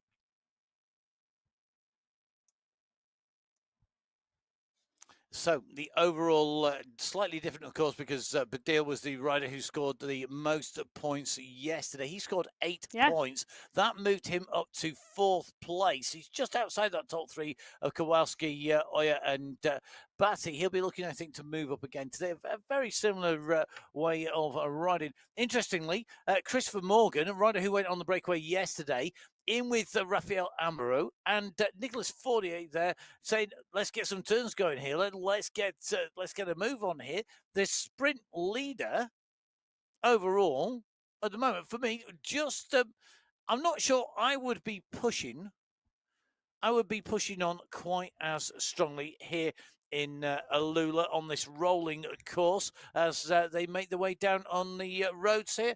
I'm not sure I would be helping the sprint leader. Badil seeing the danger. He's coming across. I suspect one by one we're going to see the entire group come back together here. Well, maybe. Amaro, Elos, Brune, Fenderich, and Nice are all guardians of the peloton. And David Badil on our screen at the moment, the young rider in the competition, he is, look at that, he's waving to the screen. An individual rider, not part and parcel of a team. He can do his own thing. He can team surf, he can rider surf, he can use the riders as he wants to, and really just go out on his own. And using it to great effect, and I think there is a simplicity of not being in a team, but of course there's a massive compromise, and that is you don't get that strength in down. You don't have other people who are going to go chasing down the moves for you. You're not going to get that same level of protection and potentially that same level of warning, and there is a positive mental side to being in that team and having that team support, which maybe offsets that simplicity of being on your own. Different strokes for different folks, as the saying goes. Yeah, well, at the moment we've got a small group forming at the front, but it's not that far off of the main group. They are indeed pulling the breakaway back. Nice move as they come towards the 3.4 kilometre mark. And they don't want to get caught before the checkpoint. They want to get caught after the checkpoint. But at the moment, that group could well run into them unless Fournier really starts to wind it up. And wind it up he is. But he's coming back off the pace again now. Interesting move as to why. Well, he's juggling. They think they're going to make juggling. it. Well, he's going to go off the front. He's still got that distance. He's got that distance advantage. The group behind ran out of road to close them down and go over the top. Fournier and Morgan from that group are going to go through, and they're going to go through in 1 and 2 there. They instigate them, and Fournier and Morgan have gone. Nice moves by them. They pick up the points coming through. Not really a massive shock, I have to say. No, but nicely done and nicely executed. So Fournier, 5 points he picks up in that first checkpoint competition here. Morgan picks up 4. Gonda picks up 3. Stenman picks up 2. And Guarin picks up 1. Now, Christopher Morgan puts a dig in on the front. He doesn't want this to settle down. He wants the pace to remain high here.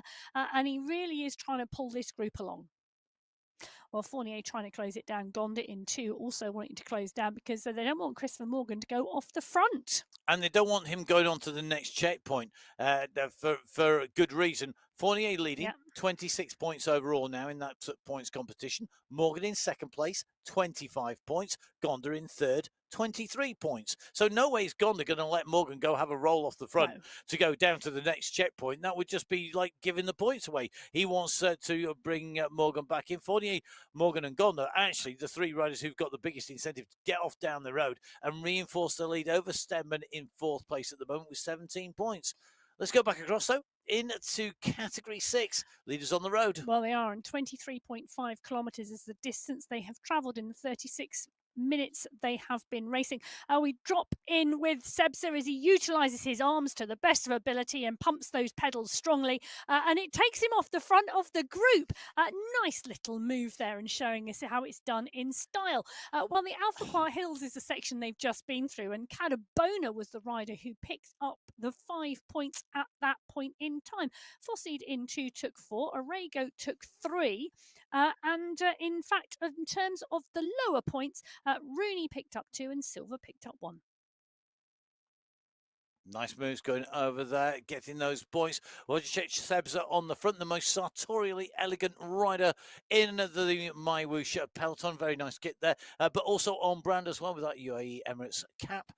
Very nice cap set. I actually have one very similar to that. I have to say it's one of my favourites with it being white. It's very nice, but it's hot and sunny. Right, John Wakefield making the move up to Sebza on the front of the race. Fossied in the mix at the moment as well. In Category 6, these riders really are looking to keep this racing hard, I think. I don't think anybody wants it to ease off, do they, Emma? No, Wakefield, you know, we saw him yesterday on the front of the group as well towards the last part of the race, and really wanting to keep the pace high and keep it rolling. There's a real balance. The teams and the riders who aren't going to excel over the next few days, where it really does get mountainous, will want the race to take place today, whereas some of those riders may be happier to wait on their laurels for tomorrow. So Sebza and Wakefield, Vass and Rooney right at the front of the group and pushing it on little. Well, next riders already waiting down in the start. I'm sure they're eager to get off and race today. Now, let's see who is going to be able to take the next win after the win of Ross Fawcett. Fawcett taking the win on stage 2. He came through at the front of that sprint just ahead of Matthias Van He, the rider who is, he came into the stage leading the GC. He went out of the stage leading that GC, the general classification competition. Big moves from Nathan Guerra to get into that 3rd place. Brilliant sprint by him. Really saw him pushing on. In terms of sprints, well, sprint winner on the day was Maciej Skierski, scoring 12 points on stage 2, and on stage 2, Adrian Alvarado, 9 points in that KOM, the King of the Mountain competition. Will Alvarado be able to defend that with our 3 climb segments today? We will have to find out.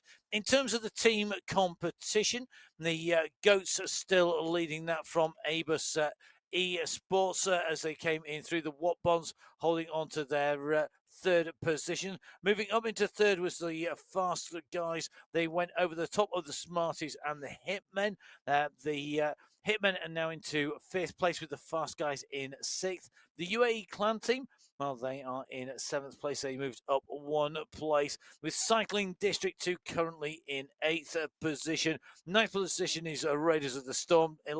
10th is Raiders of the Storm behind Maple Baguettes in 9th, BMC Elite Racing in 11th, DMH in 12th, and the UAE Team Emirates Gen Z squad, the youngsters, currently at the moment sitting in 13th position. Well, the top 5 teams covered by 3 seconds in Category 2. The racing is hard, the racing is fast, and we are going to see that today. The overall yellow jersey held by Matthias Van He. He's holding that by, well, I'll tell you something. There's less than a second separating the top 4 riders. Van He has had himself in the right place at the right time, and normally that is right at the end by the checkered flag. He's been absolutely a master of timing in terms of his finish. He's had a 1st place and a 2nd place with such small time gaps that it has enabled him to continue to wear that yellow jersey, and he carries it into stage 3. Alexei Kalman is in 2nd, and Nathan Guerra in 3rd. Maciej Mendakowicz rounds out the 4 riders within that 2nd. Yeah, and I think both Maciej Mendakowicz and Nathan Guerra really have to be applauded. They moved up, a similar movement up by Khan Kane as well, to move into 5th place. So 6th to 3rd for Guerra, 7th to 4th for Mendakowicz, 8th to 5th for Khan Kane. In fact, behind Tatsu Koistonen, 10th into 6th place. Even Bennett moving up into 7th. Other riders moving down, so Gadazi, Bjerhead, Becker and Co, as well as Hoffman, in fact, moving down. But the gaps, they are phenomenally tight at the top. Got to say, big up to Matthias Van He. He has shown himself to be a very, very worthy leader of this race. He took the win on stage 1. Stage 2, he's come through and held on to that lead, no problems at all. I just think he's just doing exactly the right thing. Be there as long as he can and then see what happens in the mountains. Well, I think, and I wonder whether there is a subliminal mountain message going on in his pain cave, because right next to that bike, in the background, that superb mountain view. Well, Van He taking the yellow jersey into today. Ivan Nuki. Now, I bet that's one rider who is looking forward to the mountains. There he is. Look at that arena that he is in.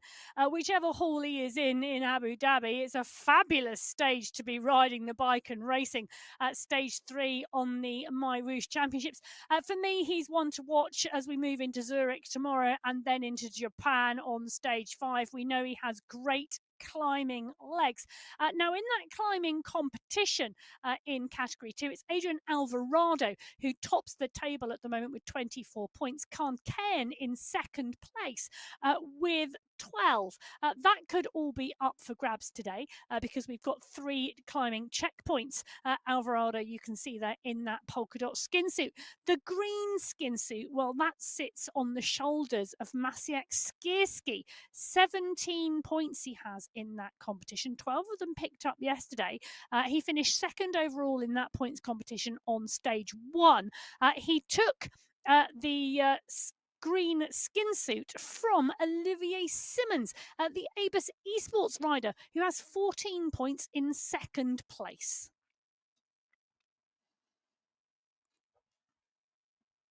Just some Emma Martin love him going down on Is there? to the on the commentary. Yes, there is indeed on the comments on the live chat. Do jump on board the live chat. And myself trying to keep an eye on there. Mostly me, I have to say. Emma's doing so many other stats. So feel free to send the compliments to Emma on there. She won't necessarily read them until we point them out.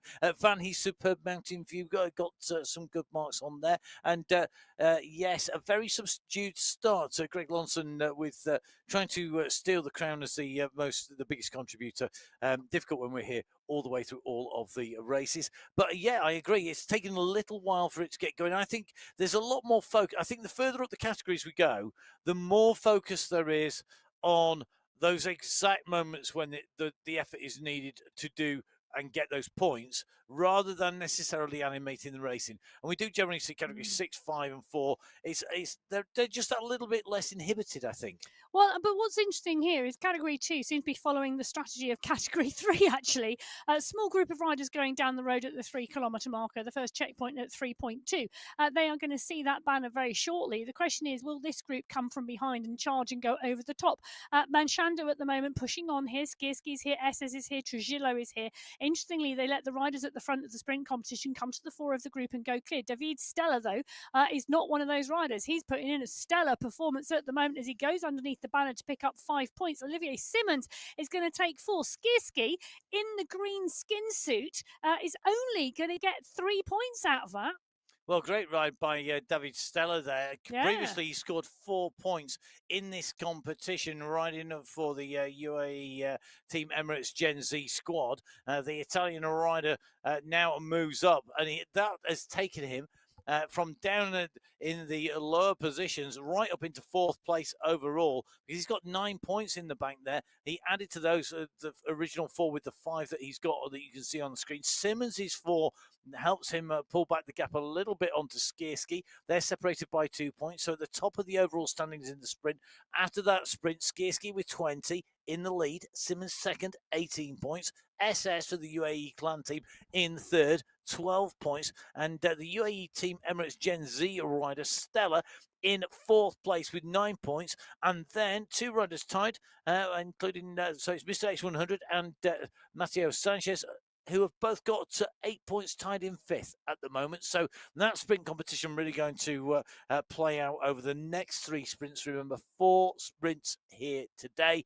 In the competition, we have got 3 climb segments. They are going to take us all the way to our finish line here in Alula of 55 kilometres of racing. We just did with Patrick Bloom at the moment, who is just squeezing on here. He goes to the front of the race, and again, Mitchell Machado, SS, Havo, Simmons, Ika Morel, all wanting to hold the wheels. It's only a little bit of a rise as you go over this little wooden roadway over the lake.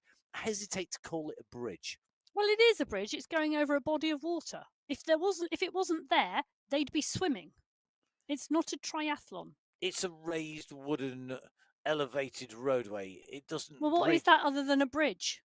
I mean, I'm not an engineer. I'm a social scientist, but even I can spot that. They take the shortest route. Bridges go over rivers. They span from one distinct area to another. This is just hopping over a pond or through it. I thought you were going to say it was a puddle, but Patrick Bloom doesn't think it's a puddle. Patrick Bloom is right on the front of this. He's on the wheel of SS with Manchando and Havo at the moment. They are absolutely driving this pace in Category 2, and it's a strong pace. They're at the 5 kilometre marker, 44 kilometres an hour. There's a rider distance off the back, and maybe this is a strategy today. Go hard or go home. Was that a bit blunt and mean? No, I quite agree. Well, so does Olivier Simmons, because Simmons has decided he's got to cross the gap now. Kaplinski is there as well as Skierski and Morel. Well, as we see Olivier Simmons trying to bridge across to the group in front. He is trying to make his way up to that leading group of 3. Will it carry him across to the riders in the lead. He's going to get there, but he's going to bring the rest of the group. They're going to come back together again as we drop in and across to the Category 1 riders. Our elite riders are our last riders to go each and every day here on the MyWhoosh Championships. And the rider leading the overall standings is the man who, at the moment, if you wanted to mine a vein of form, this man has struck gold because Ollie Jones at the moment, 2 wins out of 2, leading overall and taking the win yesterday. Michael Vink in second with super sprinter Jesper Paradines taking 3rd place. Paradines scoring the most sprint points on the stage, and Jason Osborne scoring the most climbing points in that KOM competition. But can I just say, Ollie Jones, 2 days, 2 wins, 2 perfect timed sprints, and that word perfect, well, absolutely the word to use. It is indeed, and really interesting. Ollie Jones's squad, the Alpha Jaw squad, really are working hard to bring that team competition in as well. They moved ahead of Aber Synergy at the end of stage 2. They've moved into the lead. They are a whole 1.002, don't forget the 002, 1.002 ahead of Aber Synergy in second place. The Farmwork squads, Boss Moves Only, Venga Boys, Natural Born Grillers, and Leda Mestiques span from 3rd to 7th respectively. None of those teams moving their team position at all. The Venga Boys and above been are holding within 15 seconds of the front of the race, very close in those top 5 teams. Alpha Jaw, though, with Jones, very, very strong. We'll see if Jones can do it again today. Well, he's teeing up for it. He is, but let's not forget Kaminsky, Vu, Yasin and Turek packing strongly behind on final countdown here for stage 3. So stage 3 is a go. We are heading out into Lula, 55 kilometers, 392 meters of ascent. We've got to get our way all the way through the Lula world to take us around on this big loop up and over the Vessel Rock climb. We've got a long run into our first climb segment of 18k. The first sprint comes up quick. The yellow jerseys surround the yellow skin suit of Ollie Jones. Let's just talk about Jones's performance first of all. Absolutely phenomenal. The way that he has been managing his energy, his effort, but also the way he has been sprinting. He's not somebody who I think of, and I'm totally prepared to be wrong here. I don't ever think of him as a pure sprinter, and yet he's been taking on pure sprinters and winning. Well, I tend to think of Ollie Jones as a pure all-rounder. He has something of everything in his toolbox. We've seen him win stages from long breakaways. We've seen him win close sprints. We've seen him climb really well. He is an absolute all-rounder. It's not like we go, oh, it's a massive mountain stage, Jason Osborne, Michael Vink. He can show us a whole bag of talent, and that's what makes Ollie Jones really exciting, because I tell you something, when he's on form, you just don't know what's going to happen. Now, Michael Vink on our screens at the moment, and you can see him same place as he was before, still got the tool bag underneath his saddle for when he nips outdoors later. And Ollie Jones, Michael Vink, it's been really good. With Jesper Paradines, those 3 of them have all been top 3 both days, but just a little bit shimmied around. Vink currently lying in 3rd place within a second of Jones. Strong riding there. His teammate Jason Osborne lying in 5th, 1 second back. Now, in the sprint competition, let's just take a little look. Jesper Paradines, as we mentioned, leading that. Jason Osborne on your screen at the moment. And 25 points, Jesper Paradines is leading from Pauskirski at 16 points. Ricardo Panizza, 15 points. And it is a view of Jason Osborne that a lot of people get to see. Yes, you just follow him. I'm sure I used that. Now he's leading yesterday. the King of the Mountains competition, and if you were going uphill, that is the view you would be seeing. Jason Osborne on the front, out of the saddle, dialing it. 20 points he holds in that climbing competition. Ricardo Panizza in 2, consistently finishing second both days for the Venga Boys with 16 points behind. You said the word dialing it. I'm not sure Jason Osborne wasn't dialing it. That to me looked like he was ticking over out of the saddle. not every time you get out of the saddle are you going to be sprinting. Are you going to be putting down maximum power? Sometimes you're just rolling it over. you you know, if you want maximum speed, quite often sitting down and spitting it out is actually a way to go. Michael Vink at the moment looking to make this race hard from the gun. He's stretching his legs. He did this yesterday. He went off early, stretched his legs early. Michael Vink's doing it again here. He's up and away. Daniel Chirek nicely tucks into the group there.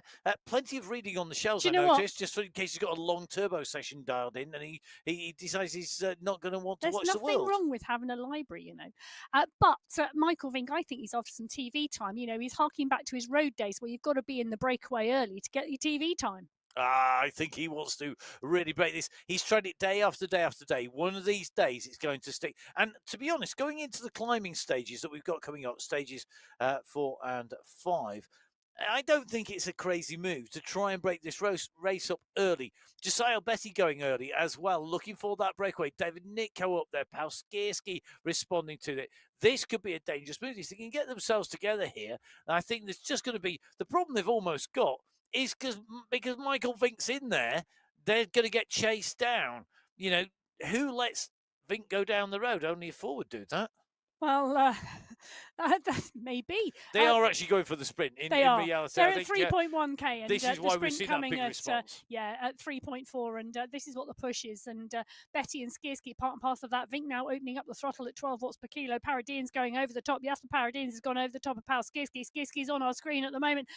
He goes through in second place and picks up 4 points. Pal Skierski also in that young rider competition, and one of those young riders, a little bit like Hayden Pucker, who really is now starting to show. Yeah, they're punching out the power. They really are showing that they've got the legs to do the talking. They don't need to hit a keyboard. They don't need to worry about anything else. They can just get out there and get those legs down. Now, Jasper Paradines, super sprinter Paradines, he is scoring points for fun here at the moment, really, in these sprints. You could just see him open that up, puts the kick down. The Aber Synergy rider now moves into 30 points as his point score in the competition overall after that first sprint today. Skierski second place, 20 points, showing that he has got those legs. And Michael Vink holding third place, a couple of points ahead of Panizza, then Dunt in fifth place, Jones in sixth, and Fryer also tied on points in that sixth position. For me, though, interesting for me is the Vink moves. You know, we've seen him go early. He's scoring points in that first sprint. He's going long. He's just winding the racing up time and time again early on. He wants to make it hard. He wants, you know, you remarked on the seat pack underneath the saddle for when he goes out afterwards. That isn't a joke. That is the reality. He's going out afterwards. When he finishes this, he's stretching he's rolling his legs out. We see some of our riders down on the beach afterwards, and we see other riders getting on the bike and putting it in the case. Follow Michael Vink on Strava and you can see his warm-down rides. Yeah.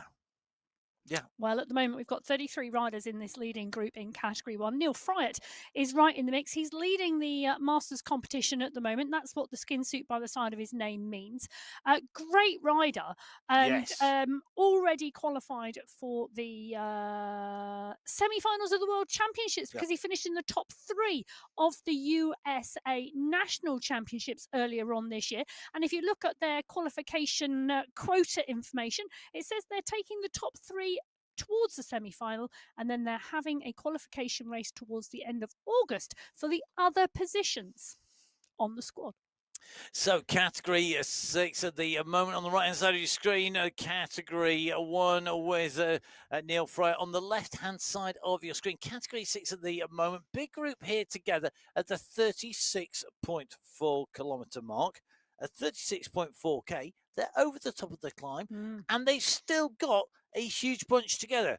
Were the climbers not paying attention? Did they not realise that was the biggest climb of the day? It may be the biggest climb of the day, but let's talk a little bit about the Vessel Rock climb, shall we? It is 2.6 kilometres in length. Well, the segment is 2.6 kilometres in length. The overall climb slightly longer because one of the 3 steps that make up the Vessel Rock climb, not part and parcel of the segment today. And I say steps, and because it is stepped with a flat plateau or even a descent in between the transitions to those steps, it does mean that they are very short climbs within that 2.6k. It also means that they then suit not just climbers but sprinters and rouleurs as well, and we tend to see the packs stay together much more on that type of climb.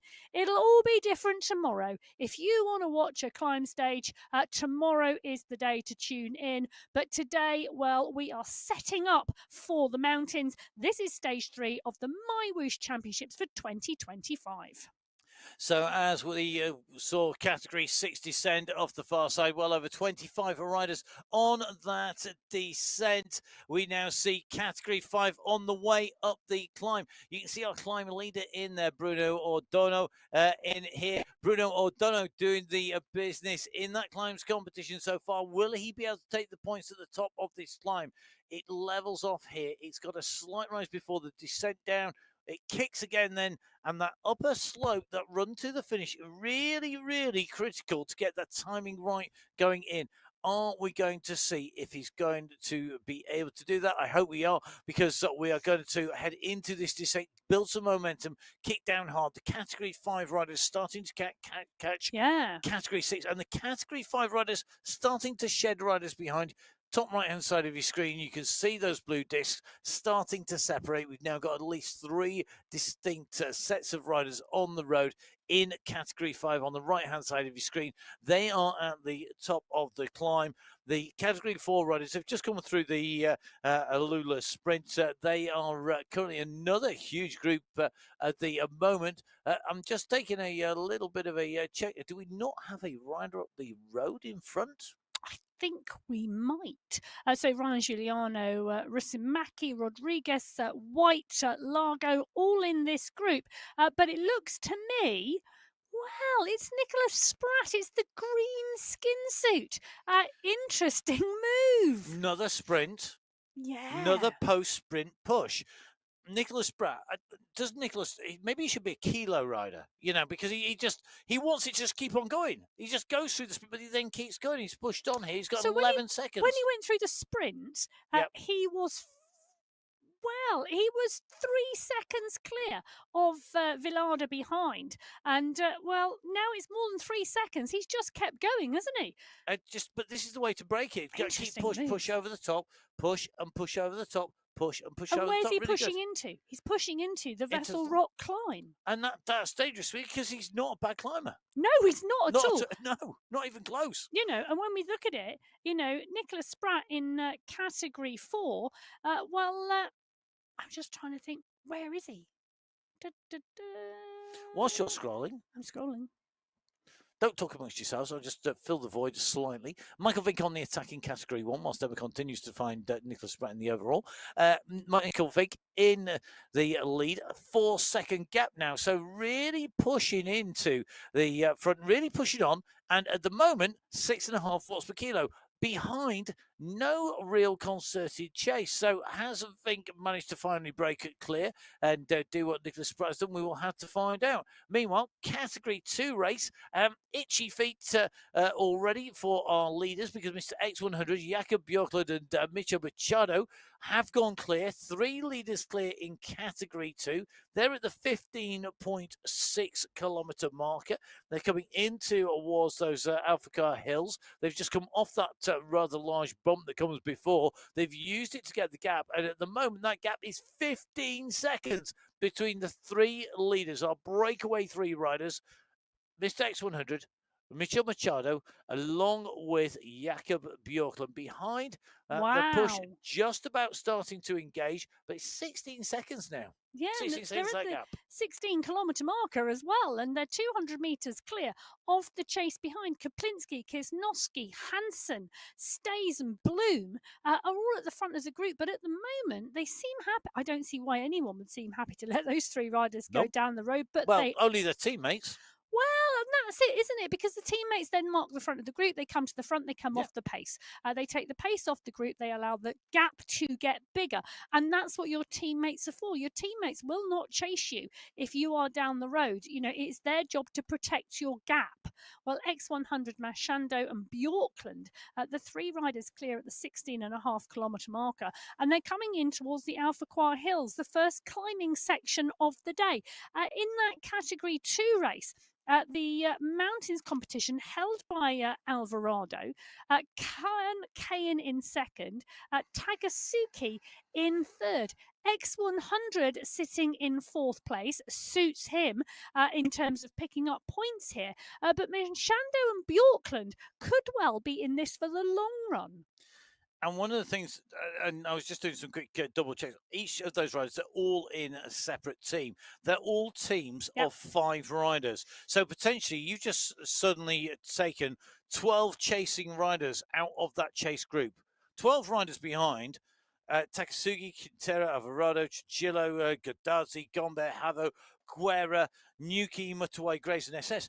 They don't have to try. Well, right now on your screen at the 10-kilometre marker, the next checkpoint at 10.2, and Michael Vink's gone down the road for a long one. Jasper Paradines has launched to catch him, realises he can't, comes off the pace. Palskirski doesn't want to miss out on the points either, but Vink, he wanted those points and he went long for them. Paradines couldn't catch him. Power coming through as well there.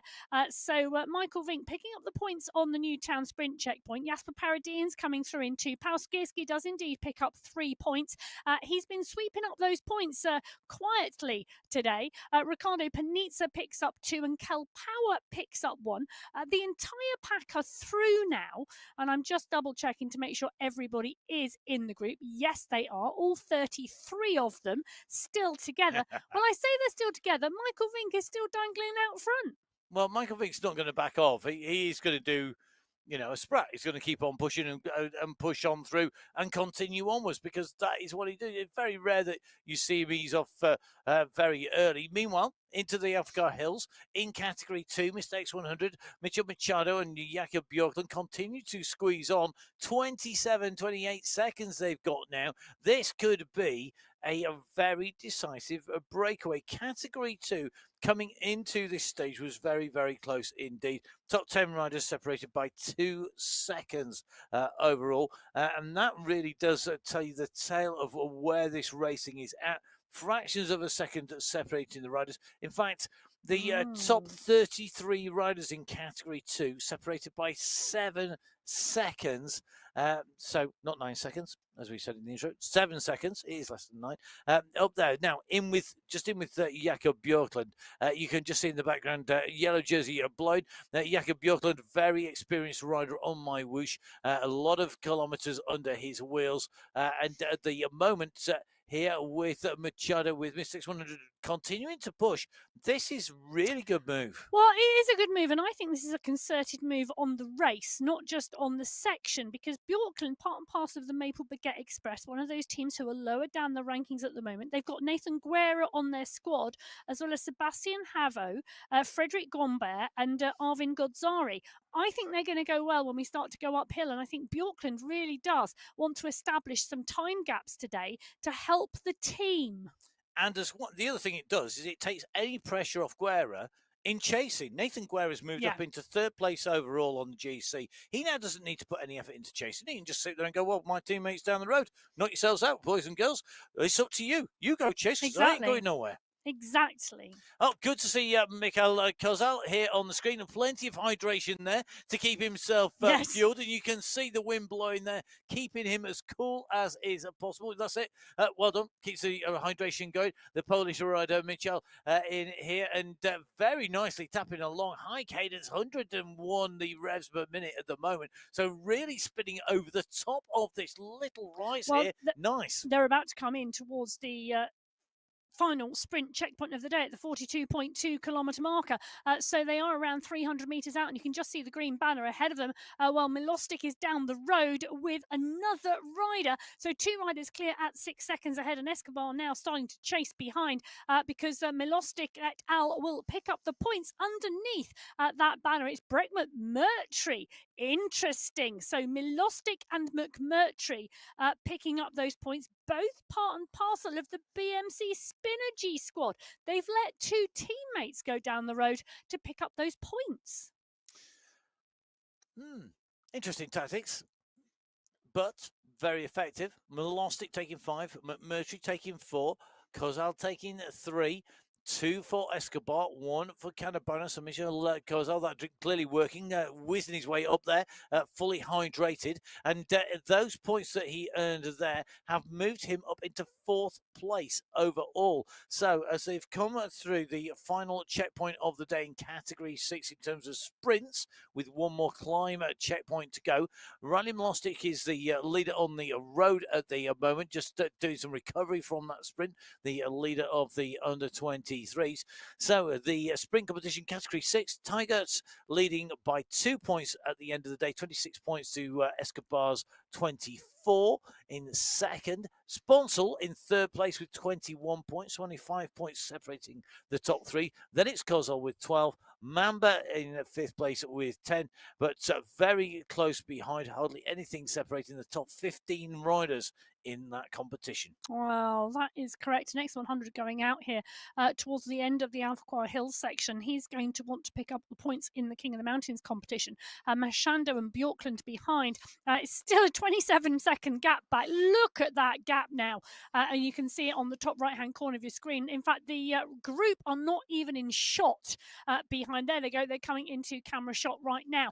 So X100, Bjorkland and Mashando, the 3 riders at the front of the Category 2 race, continuing to extend their lead. It's going to be interesting when we get onto the flatlands post the polka dot checkpoint, which now has come into view up the road, as to how big this gap is and whether these 3 riders continue to stay clear or whether they're just going to aim for the polka dot banner. Well, I think Mr. X100 most definitely going for the polka dot banner there. The big kick from him. He currently lies in 5th position in that climbs competition. He sits in 6th place at the moment. So let's see if he can, 5th place, can he move up into 5th? He's got 6 points. He's tied in that position. He's going to want to go, but look at this. Bjorkland's gone over the top. Mr. X100 was needing those points, but Bjorkland is going to take them. Bjorkland in the climbs competition, well, he's not scored a point so far. He has now. He goes to ahead of Mr. X100 with Michel Machado behind. The run is on behind. Adrian Alvarado is going to look to salvage as many as he can. He will take 2 points with Khan Kane taking 1. Those points are going to be added into the overall climate competition standing. So Bjorkland confirmed with 5 points from that section of the Alpha Car Hills. Mr. X100, the leader of the Masters competition, going through in 4th place. Then we've got Machado in 3rd, Alvarado in 2nd, and Khan Kane going through, taking that 1 point. When those points are added to the points so far, well, Alvarado, 26 points, double the points of the nearest challenger. Nearest challenger, Khan Kane, in 2nd place. In 3rd place, Mr. X100, he's on 10 points to Kane's 13. Behind Tomoki Takasugi at the moment in 4th place, and then 2 riders tied for 5th, Ross Fawcett and SS of the UAE clan team. Up at the front of the Category 2 race, that sprint into the checkpoint, closing down what had been a 30-second gap between our race leaders and the 3 escapees and that chasing group behind. We're going back across to Category 1, meanwhile, as we see a white skin suit making its way up the road. We do indeed. And, you know, the white skin suit can only mean one thing. The young rider leading the competition in Category 1 is the rider going down the field at the moment and off the front of the pack, trying to spice up the racing. And it is, of course, Hayden Pucker, who did this yesterday, tried to, what's the word? How shall we put it? Instigate some activity. Didn't work yesterday. I don't think it's going to work today. It is calm, it is considered, and it is a predictable stage behind at the moment at the 16-kilometre marker. I know 1 or 2 of those riders. I've had a chat with a few of them, waiting till tomorrow. But what can be done today? Never put off till tomorrow what you can do today. I don't think I've ever heard you say those words in a commentary studio before. Never mind in the studios, full stop. So we are here with Ricardo Panizza. Panizza looking like he's got 2 bottles on the bike. He's got a bottle at the side there as well, so plenty of hydration. Hopefully he's fueled up as well. You can see at the moment they are looking at Jason Osborne in that polka dot skin suit start to push on down the road at this 16.8 kilometre marker. We're going to go into the Alphacar Hills, and when we hit those hills, that's when you would expect to see Jason Osborne up to the front, defending his lead in that climb competition. So let's see if he's going to get up in there. Can he get there on the way through? And one man who we know is going to have a strategy is Lionel Vujassin. Just a great shot into his paint cave. You see the green screen there in the background from his streaming. It is definitely the case that he's going to be pushing, I think, to close the gap. Nobody's going to want to let these 2 riders go as we go into the Alphacar Hills. No, it's an interesting move, isn't it? And at the moment, Parker and Osborne, they've ridden together on esports a lot. They've ridden together in real life. Mikhail Kaminski, the Polish champion, is on your screen at the moment. A little bit of hydration, absolutely crucial here today. And not just today, but every day during a stage race, that hydration and dehydration can catch up with you. Some really famous people on stage races have been caught out by hydration issues. And if you've got a hydration issue, it's way too late to deal with it. Yeah, the moment you think you're thirsty, it's too late. The moment that you need refueling, it's too late. Now, Olivier Simmons here in the Category 2 race, looking to close down Machado and Mr. X100 who have continued to push on. He's taking on board fuel. Here in the commentary box, we are going to have a game of Lucky Dip. Now, Lucky Dip is a childhood game from the UK. And what you do is you have to close your eyes and put your hand into a tub and take away some food. We don't suggest this. Olivier Simmons is clearly much smarter than that. But here in the commentary studio, I just literally wrote a message down saying, please pass the snack jar. I didn't realise it was going to be a game. Our snack jar here in the studio. A good commentary team are refueled and hydrated as well. Honey and lemon today in the large cup, if anybody is asking. It is going to be my consistent go-to this week.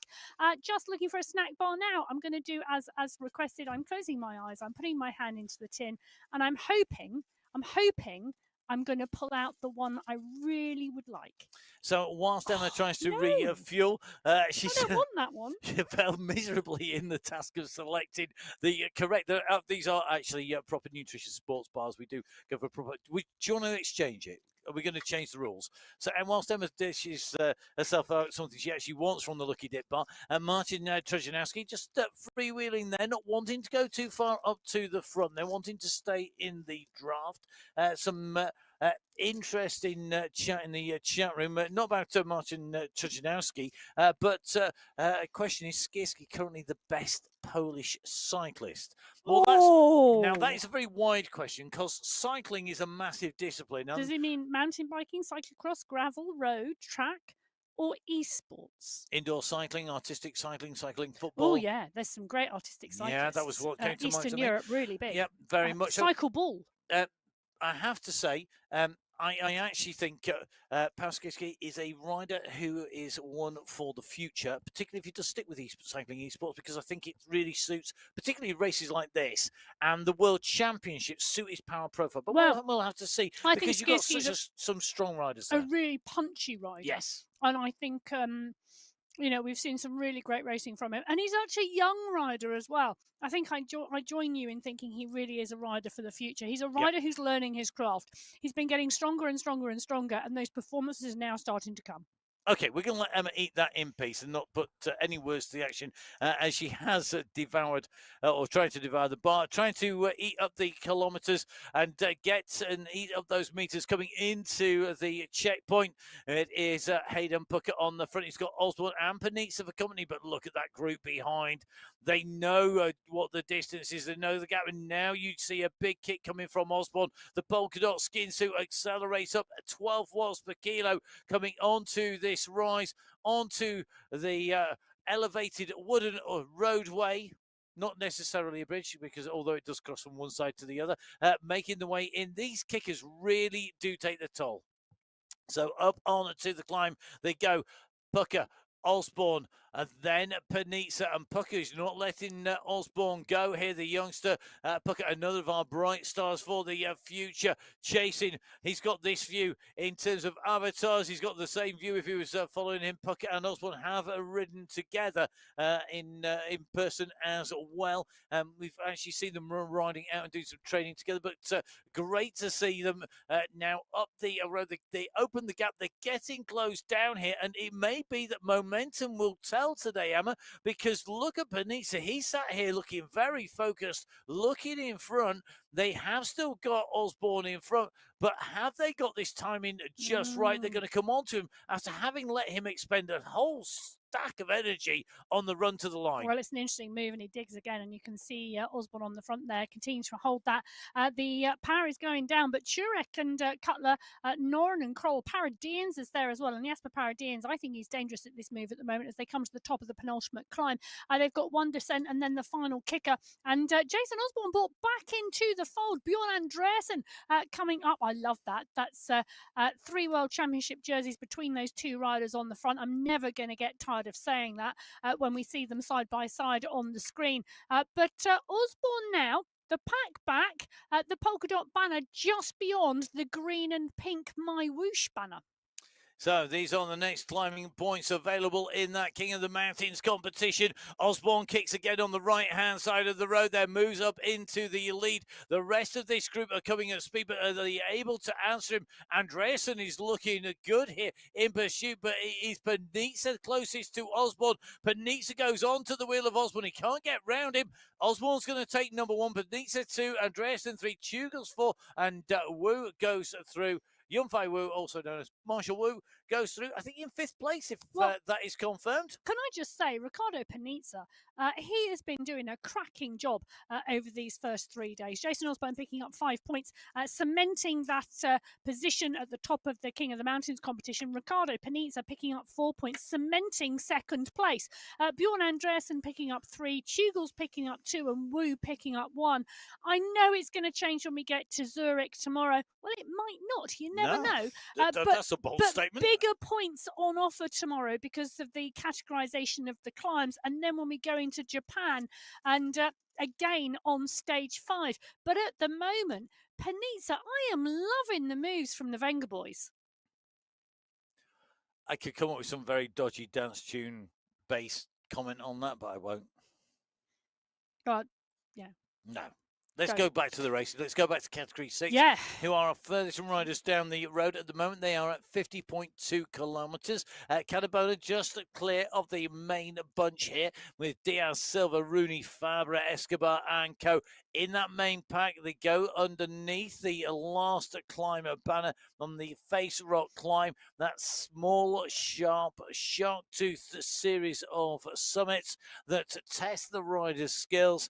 However, at the moment, Cadabona, the rider who goes through, takes those maximum points in the climbing competition in Category 6. And those points will be added in to the totals. Hopefully is hopefully for him, has closed down on our leader. So at the moment, we've got 24 riders in this leading group in Category 6. Cadabona picks up 5 points in that final King of the Mountains competition today. Diaz picks up 4. Rooney picks up 3. Escobar picks up 2. And Cridland picks up 1. A few riders off the back. The riders off the back, David Milano, Maltin Newman and Brett McMurtry. They are off the back of the group by 3 or 4 seconds, and you can see that on the top right-hand window. But 24 riders in this leading group in Category 6 look like they may well be about to contend the finish in 4 kilometres' time. So once those mountain points added in Category 6 to the overall total so far, Orego will leave with the polka dot skin suit on. Behind him will be Cadabona, the rider who's on the attack again. He's moved into the 2nd place with those 27 points, only 5 points behind Orego in 2nd. Toro in 3rd at 14 points. Fossett in 4th with 8 points. And Jeff Rooney in 5th place in Category 6 in that climbs competition overall after 3 stages with 7 points. But realistically now starting to look alike as we head into the big mountains tomorrow. Orego and Cadabona well clear in the lead of that climate competition. Fossid, Milostic, Cadabona, Cridland, Silva, Escobar, Fabra, Montoya, Purcell, Wakefield, all at the front of this pack. And it's almost like reading the top 10 in the overall competition. They are all lining themselves up, getting the positions right for the finish. And it is going to be one finish today. We may have thought at the outset of today we could have seen a group go clear. Not in category 6, we haven't. With a big group like this coming through, those time gaps could be very close at the finish again today. Well, it's not too long until we get to that finish. Marius Fossier, the yellow jersey wearer, the man who we saw punch in the air in delight at the end of yesterday's stage, leading the overall general classification competition. Don't forget, top 10 riders in the overall classification, as well as our top 7 teams. Lots of prizes across all of the categories. $1 million in that prize fund, shared equally between the men and the women. The prize structures the same across both sets of races. 6 race categories, every single race category with prizes. All of our riders here on MyWhoosh in the MyWhoosh Championships, subject to verification to ensure all of the performances are real and that they are putting down the power that they say they do. The level of equipment is standardized. You've got to hit minimum standards in terms of your equipment to ensure that that power reading is right. Double recording. It's going to record those watts that are put down by category 6 as they come into the finish. Category 5, a little bit further out at the moment. Category 5 currently at the 48.9 kilometer mark, and category 5 are just coming in towards the triple summit that is the Face Rock climb. They are going to be heading in to try and score points in the climb competition. Meanwhile, category 6 are heading in towards our race finish. Well, they are indeed, and they are coming towards the final 2K to go. And at the moment, it's wide across the road. Milostic, Silva, Diaz, Montoya, Llewellyn is there, Arago, Rooney, all in the mix. And the pack's content to roll steady at the moment, and no one wants to be on the front. I've just seen Kozel come to the front and go and drop to around 1 watt per kilo, shutting it down very, very quickly. And take a look at this, they're all shutting it down quickly because no one's pushing on here at the moment. Fossid 1.9, Rooney 1.4 watts per kilo. This is zone 1. Rooney's numbers are the ones we're looking at the moment. Oh, we've just popped up, and 3-4 is getting a little bit spicier, and it's one of those things at the moment. You're trying not to expend too much energy. You're trying to watch everybody else. You don't want to be the first one to go because you want the draft. But either you've got to go for a long one, or you have to take the initiative. And Jeff Rooney at the moment, watching towards the back of the pack at the moment. Just one short climb here at the 53.4 kilometer marker. It's just one of the bumps on the road on the run in. There is another one to go as well before the flat run to the finish line. They're up and over. The pace is coming off. It's settling down again. So we're going in with Llewellyn, Fossier and Kozel, the riders who have all been putting in strong performances to now. Marius Fossier, the rider to watch. He's been on form so far this week. I think that is something to say. He's had 2 wins already, 2 stages, 2 wins. Can he go for the treble? That is the question. We have indeed had one of the women do it today. Can it be matched by the category 6 men, the yellow jersey? Keep your eyes peeled. He is strong in the sprints. Well, they've got 1,000 metres to go. So with 1,000 metres to go, the riders lining themselves up for the finish. Fossey comes towards the front of the pack. He really doesn't want to miss out here, but he won't want to be the first one to launch either. Atruba, Arago, Cadabona, Escobar, Silva, Radamaki, Milostic, all in the pack here. Kozel and Llewellyn as well. They're sweeping round the final bends now. They're going to sight the finish line shortly. It's a long drag strip once they get around this corner to the finish line. We've got around 550 metres to go until they get there, and Montoya is on the front. Mikhail Kozel on the bottom of your screen, really watching the pace and the power. You can see the finish line now ahead of them, and Arago is on the front. Radamaka is there. Kozel now launches. Cridland and Fossey. Fossey goes at 13 watts per kilo. Milostic's gone at 12, but Marius Fossey, the rider in the middle of your screen, absolutely head down, dialing this here. Arago is coming as well. Arago is coming at pace, and so is Cadabona, but Marius Fossey Fossey is looking for his third win in 3 days. Can he get across the line? Can the young rider Riley Milostic make it? Can Codabona make the catch? Marius Fossey, can he make it to the line? I think he can. Marius Fossey takes 3 wins in 3 days in Category 6 on the MyWhoosh Championships. What a race. What a ride. Absolutely brilliant. And Codabona, they're taking away second place as they hit the line. Fossey from Codabona, from Milostic, from Cridland, and then Arrego. Fabre inside the top 10 along with Wakefield and Escobar as well. Fossey extending his lead in the race overall. Ahead of Riley Milostic there, and that means that he's going to go with that slightly bigger gap as we go on to our more mountainous stages when we head into the Alps, into Zurich for stage 4, and then we go to Japan and ascend Mount Fuji in stage 5. So the riders coming in and through. Let's see how the riders go on here. Just had a little bit of a check on the comments on the live chat. Do get in touch, jump on board. To post Greg Longson from his number 2 comments on the screen. He was close with Peter Cridland in Cat 6 for his tip for the top. Don't forget you can tip who you think is going to take away the win in there. Fossey depriving Greg Longson of the win, but the best comment of the day goes to Greg Longson for Emma to body slam Matt for the win in the commentary box. I don't know. I suspect that if it was to come to something physical rather than mental, I would win. However, the vast intellect that is Emma, Professor Emma Martin alongside me in the commentary box, will win the mental mind games any day. Fortunately, we do work as a team at Full Speed Events, providing professional commentary to all sorts of races, but we love the racing here on MyWhoosh. We're here for the MyWhoosh Championships. I tell you something, I wish we had this much data, this many riders, and this much to talk about as we come racing into all of our race finishes. Category 5 at the moment. Got riders going long at the moment. Hertz having to respond here in the yellow jersey because this is dangerous. Reinheimer on the move up at the front, and he's somebody who we know can sprint well.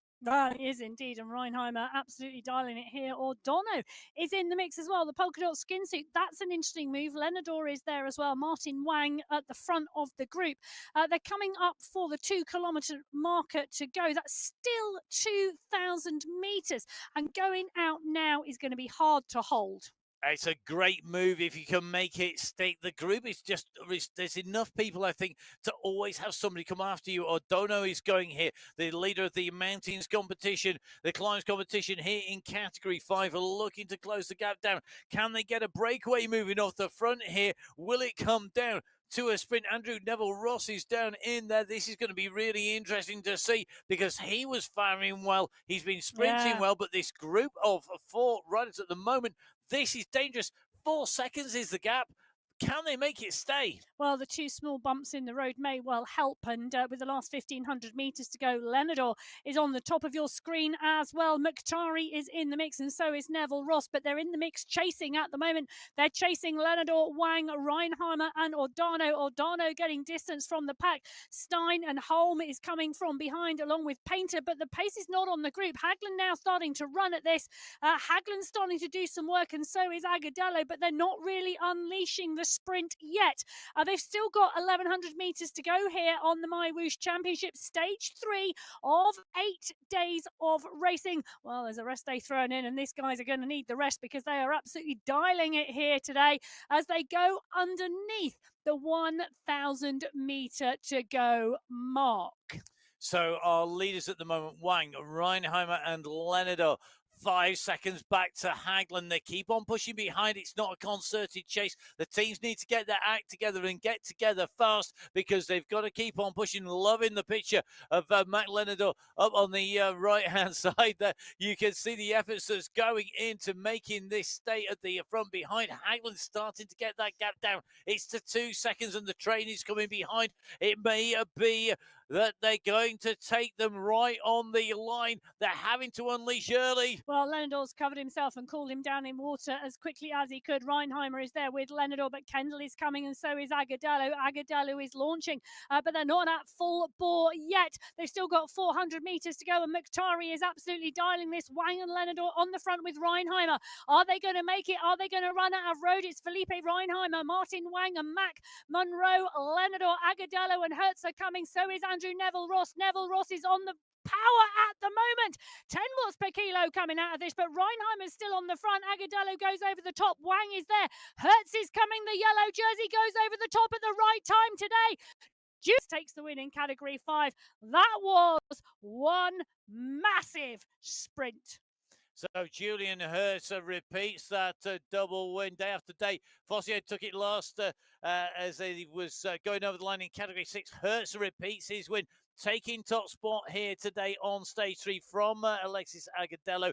In second is Andrew Neville-Ross going through in third. Martin Wang in fourth with Rob Salina in fifth. Reinheimer ended up in 6th place after that brutal finish with Friedrich in 7th. Cirillo in 8th. Kendall in 9th. Palaka in 10th. An absolutely frantic race finish as they came in there of full marks, and definitely chapeau to our 3 attackers for trying to take it by going early. It made the rest work, but the yellow jersey at the end, what a result. Absolutely flying. It was absolutely phenomenal. I'll tell you something, 9 seconds separated the top 28 riders in that sprint. Absolutely brilliant. So stage 3 continuing to keep us entertained. Well done to Julian Hertz for that win for the cycling district. The 5.1 squad ahead of the BMC Rule 5 rider Agudelo. Neville-Ross for the Level Warriors in the Danish Dynamite setting the world light and trying to move back up through that team standings. Once again, Martin Wang leading the way. But one of the really interesting things about that category 5 race finish, pretty much every team represented up at the front of that race. So that team competition, I think, is going to see some big changes when we move into the mountains, into the climbs of Zurich. That's going to be coming up tomorrow here on MyWhoosh. Do make sure you jump on board and join us. Well, I can tell you, in that team's competition, 3 seconds the differential between the top 2 teams in category 5. Cycling District versus BMC Get Racing. In fact, I am looking 8 seconds, top 5 teams. It is amazing. It's all going to get added together. We're going to get the overall rankings overnight. It's going to be great to see what happens. Well, at the moment, what's happening at the moment, category 3, we've got Amaro and Morgan on the front at the moment at the 44.2 kilometre marker. They are indeed heading their way towards the final climbing segment of the day. They've got company at the moment, and it looks as though Gonda has joined them, and the gap back to the group around 30 seconds. So 3 riders clear in category 3 at the moment. Category 4, well, they are now at the 51.2 kilometre marker. They are moving towards the finish. They've been over the face rock climb. Cy Bradley took the 5 points over the face rock climb. I shouldn't sound so surprised, should I? Not really. Face rock climb. Great to see him picking up points in the competition. Restrepo picks up 4. El Alami picks up 3. Van der Zandt picks up 2. And Ibrahim picking up 1. Just diving into that category 3 race there with those riders moving off the front there. Really interesting to see that move, but kind of not surprising. I mean, they are riders who we saw moving earlier on and certainly looking active today. We're just going to dive back in with category 2 on the right-hand side of our screen at the moment. Missed X100 up the road by 6 seconds from Marcin Trojanowski. He's a further 4 seconds clear of Skierski, Masiek and Co. The big bunch behind, chasing the 2 escapees. Category 2, top right-hand side of your screen. Category 1, left-hand side of your screen. They are currently at the 3.3 kilometre marker. Great and timing. it does mean that they are nearly up to the top of the summit. These are for the points on the second of our climate checkpoints here today. So those are going to be very critical points coming in. Category 4 at the moment at 52.2k. They are into the final run here in Alula, heading into towards the finish. So the climb in Category 1 unfolding. We've got the race finish for Category 4 as they run down towards that finish. And this is still a huge, huge bunch. They've got to keep moving and keep that pace high if they want to discourage anybody attacking off the front, I think. I think, somebody's got to give this a go, because at 52.5 kilometres, there are 44 riders in this Category 4 bunch. And they're riding, we're looking at Ibrahim here. He's on zone 2. And the way Ibrahim has been racing, the way that he has been sprinting, we could see 3 yellow jerseys taking 3 wins in a row here if we're not careful, because we've just seen it in Category 6 and Category 5. And unless they do something different, they could be handing this to Ibrahim on a plate. Maybe. Well, I think it's a big, big group, and I think 44 riders going into the finish here. You don't know whose legs feel fatigued. We're day 3 in an 8-day stage race, 7 days of racing. We're day 3. The fatigue is starting to set in. Some of those riders are going to have draft. And take a look at that. We've got to run on the front here and actually take a look at that kick. That was a 7 watt per kilo kick from Santiago Ramirez to go clear. Someone's going long. Someone is bold. And at the 53.3 kilometre marker, it's Ramirez who is the bold rider. He's continuing to push on this small rise, utilising the rise to try and go clear. It's going to be interesting to see if Bachowski goes with him. I'm not sure he's going to. Cadiz, Braidley's in the mix here. How good is Cy Braidley feeling today? He was feeling strong enough to pick up that competition there. We're going to drop in with him. He's on the bottom of your screen. Ryan Giuliano is in the middle. Juan Quiroz at the top. 3 riders who could be in this at the finish, should it be a bunch sprint, but at the moment it's Ramirez down the road. Sanchez now starting to join him. It's just, it is 2-3 seconds at the moment. Is it going to be enough? I think if Ramirez keeps on pushing, we saw him just ease off a little bit.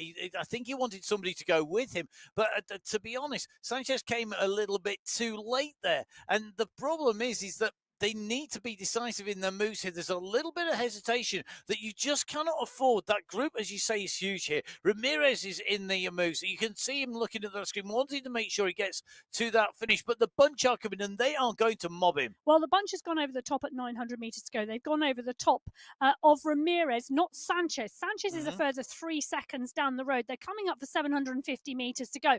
This is a long run effort from Camilo Sanchez. He went over the top of Ramirez. He's now still holding the group at 3 seconds. Jakub Wojciech comes to the front of the group. Juan Restrepo is there. Frank Flores is in the mix, but no one is pushing. Flores has come to the front and come right off the pace. Sanchez continues to time trial away. It continues to flicker at around 3 seconds. They've now got 450 metres to go, and the finish line is in sight. Can Sanchez hold this? Oh, Villarda has kicked at 9 watts per kilo. Yannicki has gone as well. Largo is in there. Ibrahim is there now at 11 watts per kilo. The riders come up on the screen. We've got Quiroz, Giuliano and Braidley. Where are they? Ibrahim, the yellow jersey, is coming. Villarda's gone over the top of Sanchez. Can Sanchez hold this? Nicholas Spratt is coming. Spratt has launched. Nicholas Spratt in the green jersey is coming, but so is Carlos Aravi. He's coming too. Aravi is in the mix. Yannicki is in the mix. Spratt is there as well, but it is Yannicki, I think, who goes over the top. Wow. Yannicki, good question. I'm waiting on the computer. Oh, I'll tell you something, it really took some thinking about there. So, Yannicki of Cycling District 4.1, fantastic ride there. Yannicki taking top spot. He goes in through as we see Arayev come in through, taking second position by 0.090 of a second in Category 4. Jonathan Gomez goes through in third, with Pino in fourth. Ibrahim in 5th, Spratt in 6th, Bradley coming through in 7th, Rocker in 8th, Quiros in 9th, and Bogram coming through to round out the top 10. That big bunch coming in and through pretty much together. It should mean that there's no change at the top of the standings in theory. We will have to see, though. Well, talking about standings, Category 3, the standings may be different tonight because Amaro, Morgan and Gonda, the 3 riders who went clear a little while ago, are still clear. And it's looking to me like it's holding at around 30 seconds or around 250 metres. This group of 3 now out of sight of the chase group behind. So the group of 3 in the lead on the left-hand side of your screen. The chase group are on the right-hand side of your screen. And you can see in terms of the stats the difference. So the pack rolling at around 40 kilometres an hour, the same pace that the lead 3 are rolling at. So the differential in terms of time is going to stay the same. The lead group at 49.1, the pack at 48.8. So it is just under 300 metres the difference in that Category 3 race. And if you're wondering what size that chase group is, at last count, it was 33. Category 2 at the 44.2 kilometre marker, and we've got groups away here. Take a look at the top right hand corner of your screen. It gives you a really good indication. Marcin Toshanowski is the rider clear at the moment, and it's looking like he's clear of X100 by around 9 seconds. Maciej Mendakowicz is with X100 a little bit further back. Kaplinski then, they are further 14 seconds back. So Troy Janowski at the front of the group having around 23, 24 seconds on the bunch behind, but we've got these 2 riders in between. And when we look at the riders in this breakaway, it just doesn't quite seem to be gelling at the moment to make breakaway stick today on today's stage. We've been looking and seeing riders go up the road. There's no shortage of people prepared to have a go, but what's not happening is that it's not gelling. We're not seeing them working together. So we're not seeing all of the riders. So you might get 1 or 2. You could have Mendakowicz here working with Mr. X100, but then you've got Trojanowski off there. Now, whether that's because of a lack of will to be cohesive, or whether that is just because of the differences in ability and how on the limit the riders are.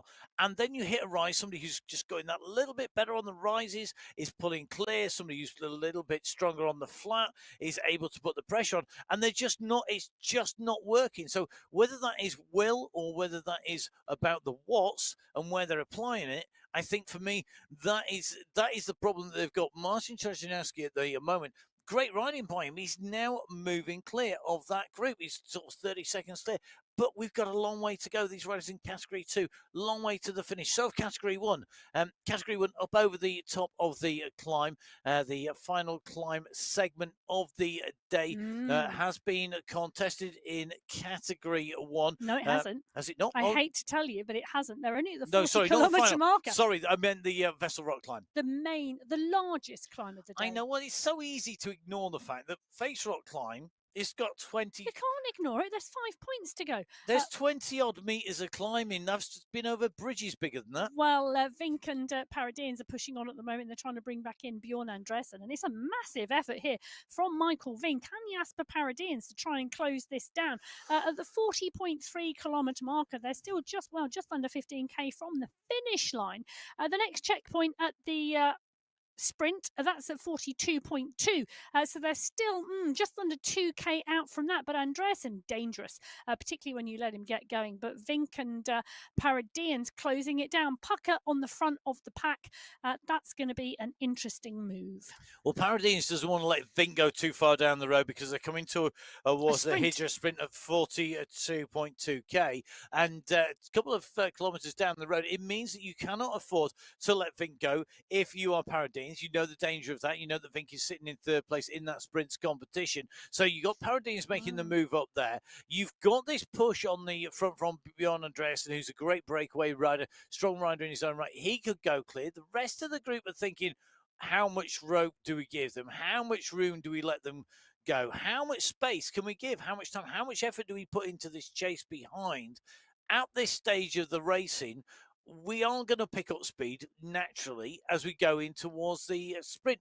Just another kick on the front coming. And this time round, just coming down, it is Hayden Pucker who's kicking away on the front. It looks like Stefan Van Elst responding to that. To Van Elst on our screens on the left-hand side in person. The avatar on your screens at the moment. Osborne is aware of the fact that this is dangerous. So Osborne in that polka dot skin suit also makes a move. He is following Ollie Jones, the yellow skin suit of the GC leader, goes straight through this group on to Pucker's wheel in second place. Instant responses coming from Woo, from Van Elst, who comes up on there, and I suspect we're going to see them come together. The man they haven't caught, Michael Vink, has a gap. Can he make it stick this time round? Can he get more than fractions of a second in between him and the riders behind? We're at 41.9k.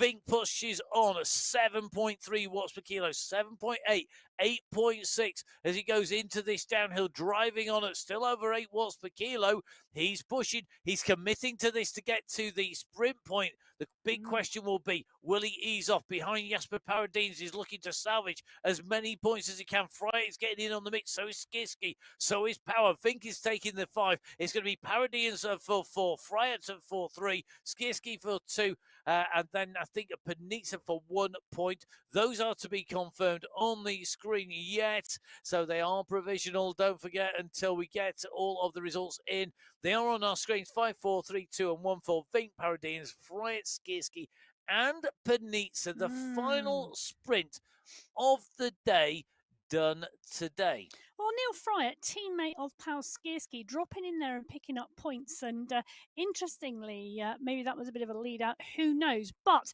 really interesting. I'll tell you what also is interesting is Yasin is pushing on here. So is Woo. This is a big attack here coming in Category 1.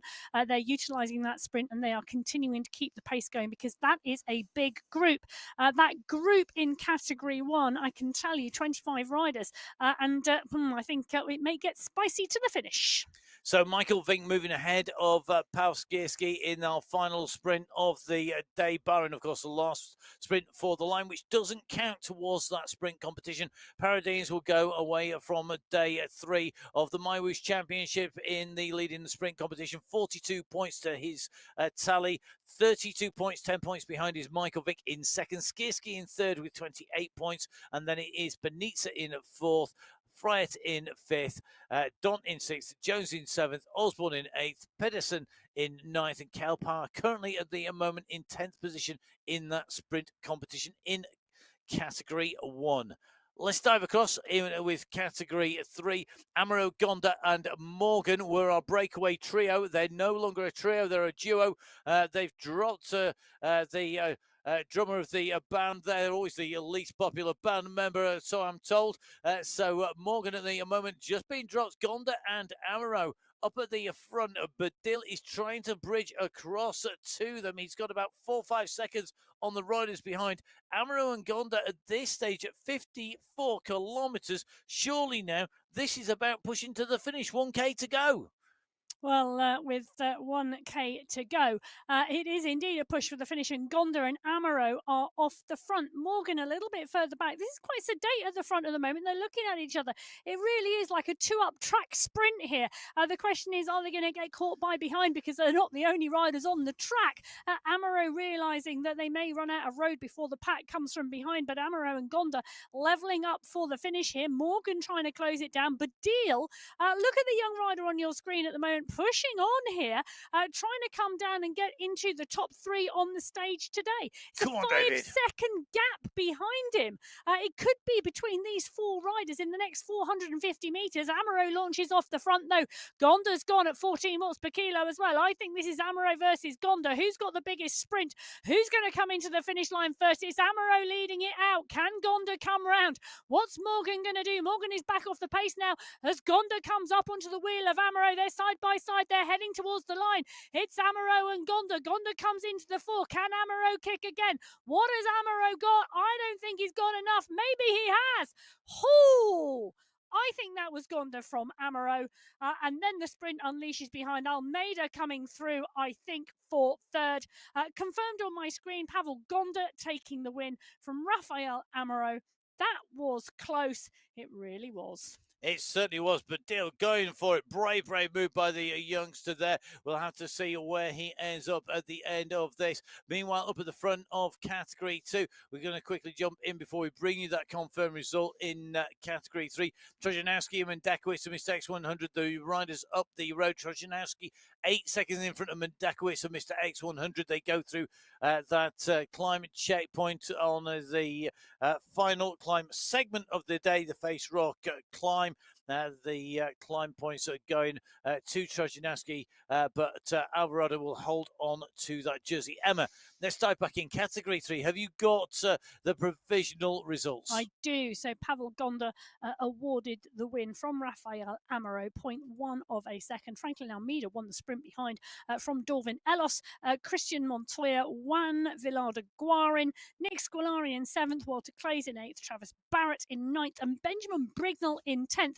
The young rider we saw push on, interestingly, David Baddiel coming through in 29th, 11 seconds back. Yeah, but well worth that brave move. That could have been third place almost there at one stage as they came in. We're just going to go dive back in with Category 2 now, the next category that are due to finish. They've just come through that final checkpoint on the climbing competition, and that means that all the points allocated for the day.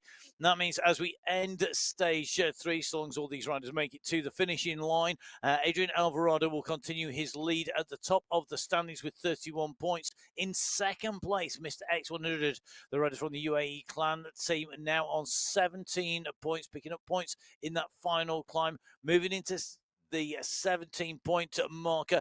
14 points for Karnkayan in third. Trojanowski moving up as he's now in fourth place, ahead of Ross Fawcett in fifth.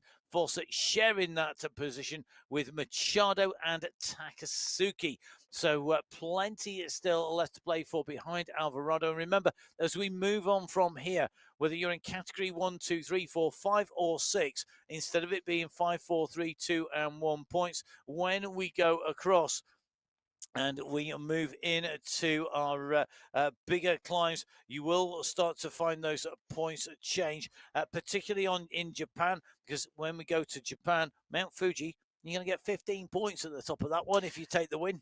Well, at the moment, Pucker is some way from Mount Fuji. He's currently in Alula, and he is at the 47-kilometre marker. He's 2K out from the final checkpoint of the day, which is the Face Rock climb, the 3 small rollers. But he's 3-4 seconds clear of the leading group. And Pucker, well, I don't think he's content to sit in the pack. He's the type of rider that just wants to go.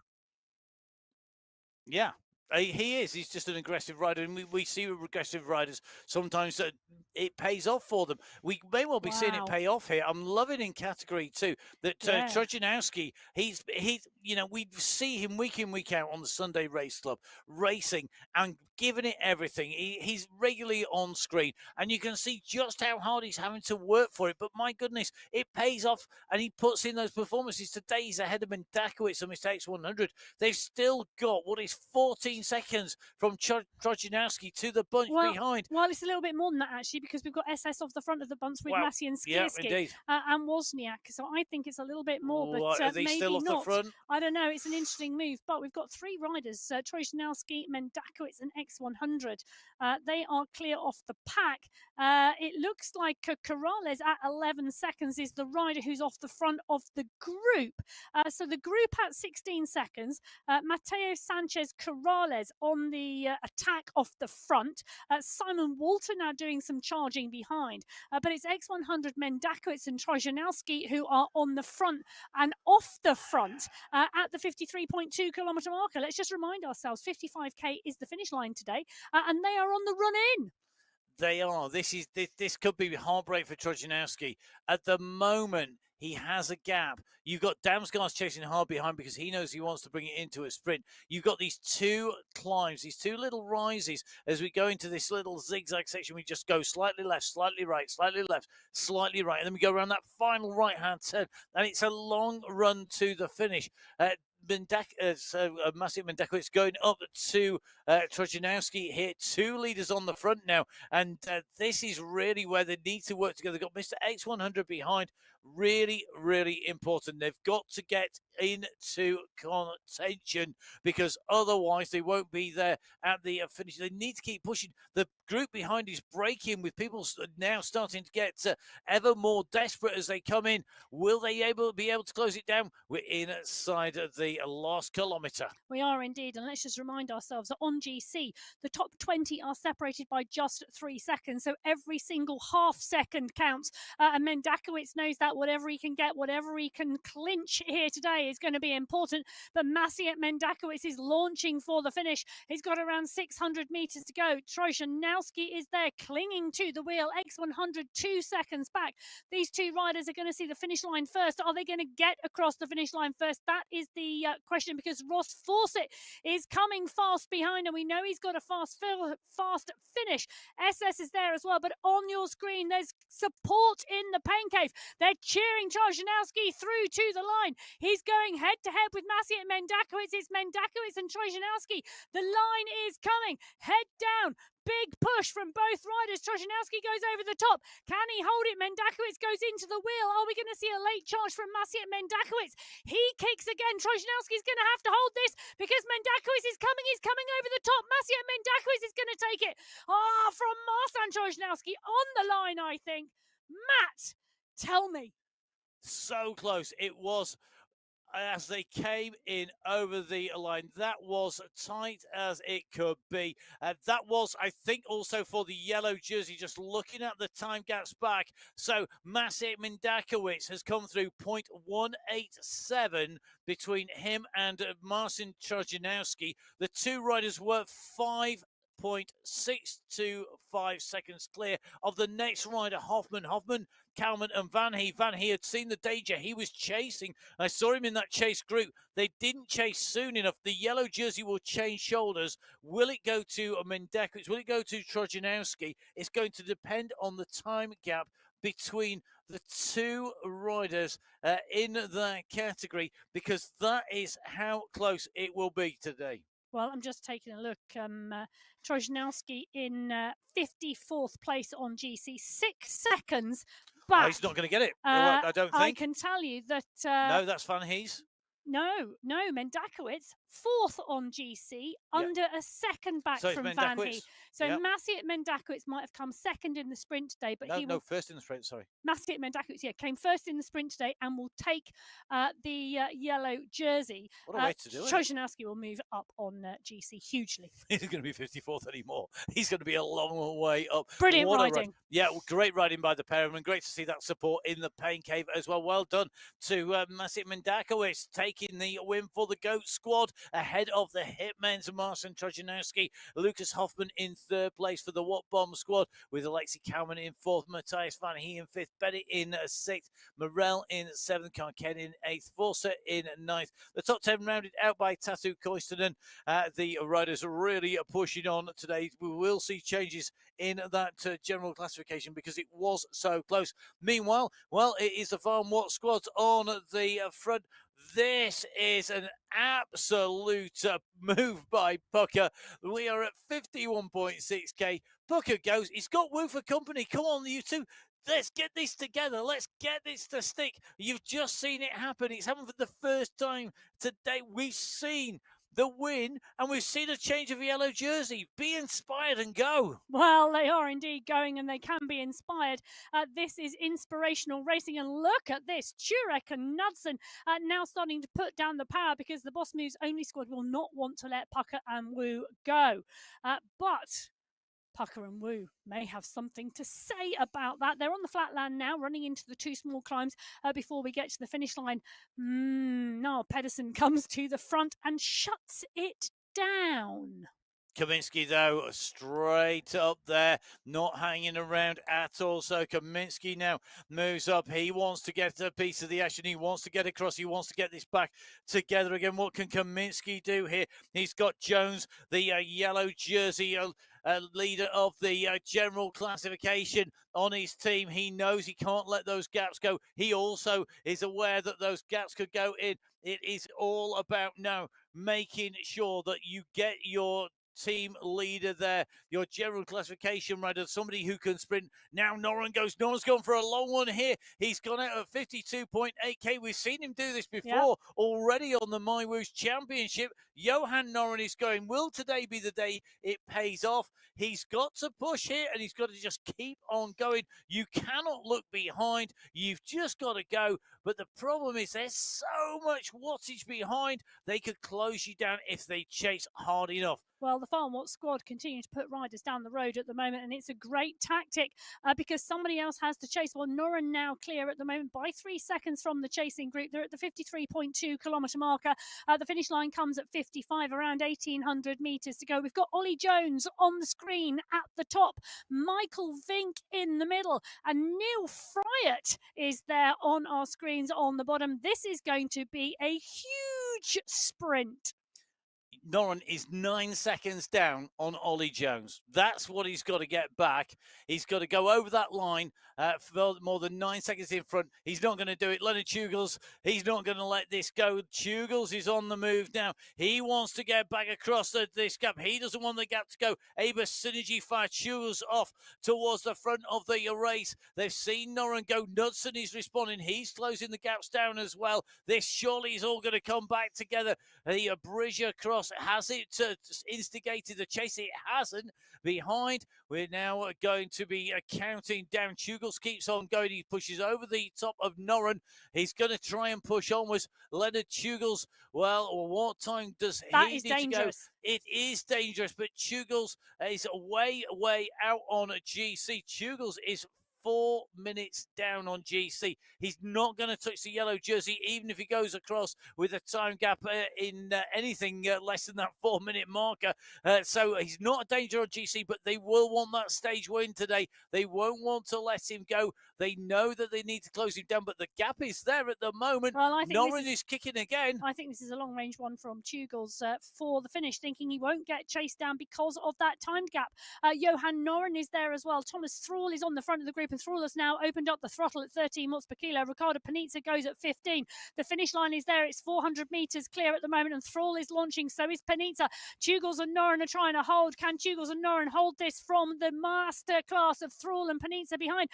Ollie Jones in the yellow jersey now storming past. It's Jones at the top of your screen. He is absolutely dialing it. Has he got his sprint to perfection again?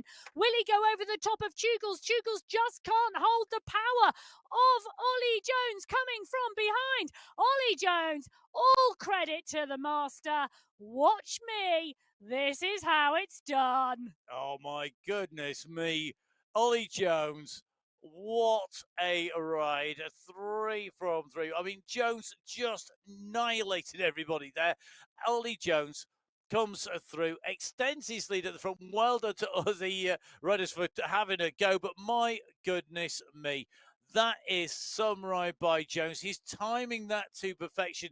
Maybe we do need to call him a pure sprinter who also is quite handy at doing other things as well rather than an all-round rider. Well, we are going to find out a little bit later on in this stage race when we move on to the mountains. A bit further back, Harrison 12th place there. Osborne, the climbs leader, in 15th position. Hayden Pucker, who was so active on the front, trying to break clear, in 16th place. Knudsen, Fryer, after that big chase down, they came in 17th and 18th position. Kaminsky in 19th. The top 20 rounded out by Christoph Kroll. Wow. So, what a move. Astounding racing once again, day after day. The MyWhoosh Championship does not fail to deliver. Stage 3, job done today for Ollie Jones. In category 1, I have to say that was one of the best sets of finishes I've seen for a long time. From category 6 through to 5 to 4 to 3 to 2, right the way through to that last sprint finish for the win from category 1. Stunning stuff. I mean, how day after day these riders are pulling it out, and today a number of riders, they reinforced their lead rather than losing it on what was a stage where it was so difficult to get away. Well, I think what happened today was riders made the most of the seconds. And what I mean by that is that it was so close going in today across multiple categories that riders tried to eke out seconds. And those seconds in some of the categories has shifted around the yellow jersey for tomorrow. But what also happened is Ollie Jones just stamped his name right the way across the MyWhoosh Championships and said, if you want to win the MyWhoosh Championships, you have got to beat me, because I can do this day after day after day. I can get my timing to perfection. And I'll tell you something, they also know he can climb. He's going to be the one to watch for me, Ollie Jones. It's going to be great to see what happens when we head to Zurich tomorrow for stage 4. Quick thought for you, a quick question. Vink there came in through, and Vink was fourth in that sprint. Michael Vink has been attacking all the way through the racing. Jones, we don't see that. We don't see that expenditure of energy. Is Vink burning energy needlessly? You know, is he putting in the attack? He wants to race. He's aggressive. He's enjoying the racing. But is that at the expense of not now being able to finish that sprint off? Because he's been right up there. He's not losing any time. He's right in touch. You know, he came into this stage third overall. He's going to be right there. Why put that energy in? Why expend that at this stage? I think surely for me that is just, it's wasteful. Well, that depends. We do know, riders are very individual. They go well on different types of run-ins. Some riders go well into a stage race on a really hard run-in. Others need a big, long taper to hit top performance on a stage race. Perhaps Michael Vink is just one of those riders who needs to keep the fire in his legs, and he needs to keep dialing on the hard sprints to ensure that he knows he will go well, rather than have easier days. And Vink is a master at stage racing. He knows what he is doing. He's targeted the championships. We know we've seen him in the open qualifiers for the Worlds at putting down storming performances. He's come to the 4 on the Sunday Race Club recently. This has got to be a target for him, the MyWhoosh Championships. But we can't forget, it's not only Michael Vink who has targeted these championships. And I think Ollie Jones has come in and gone, this is not written.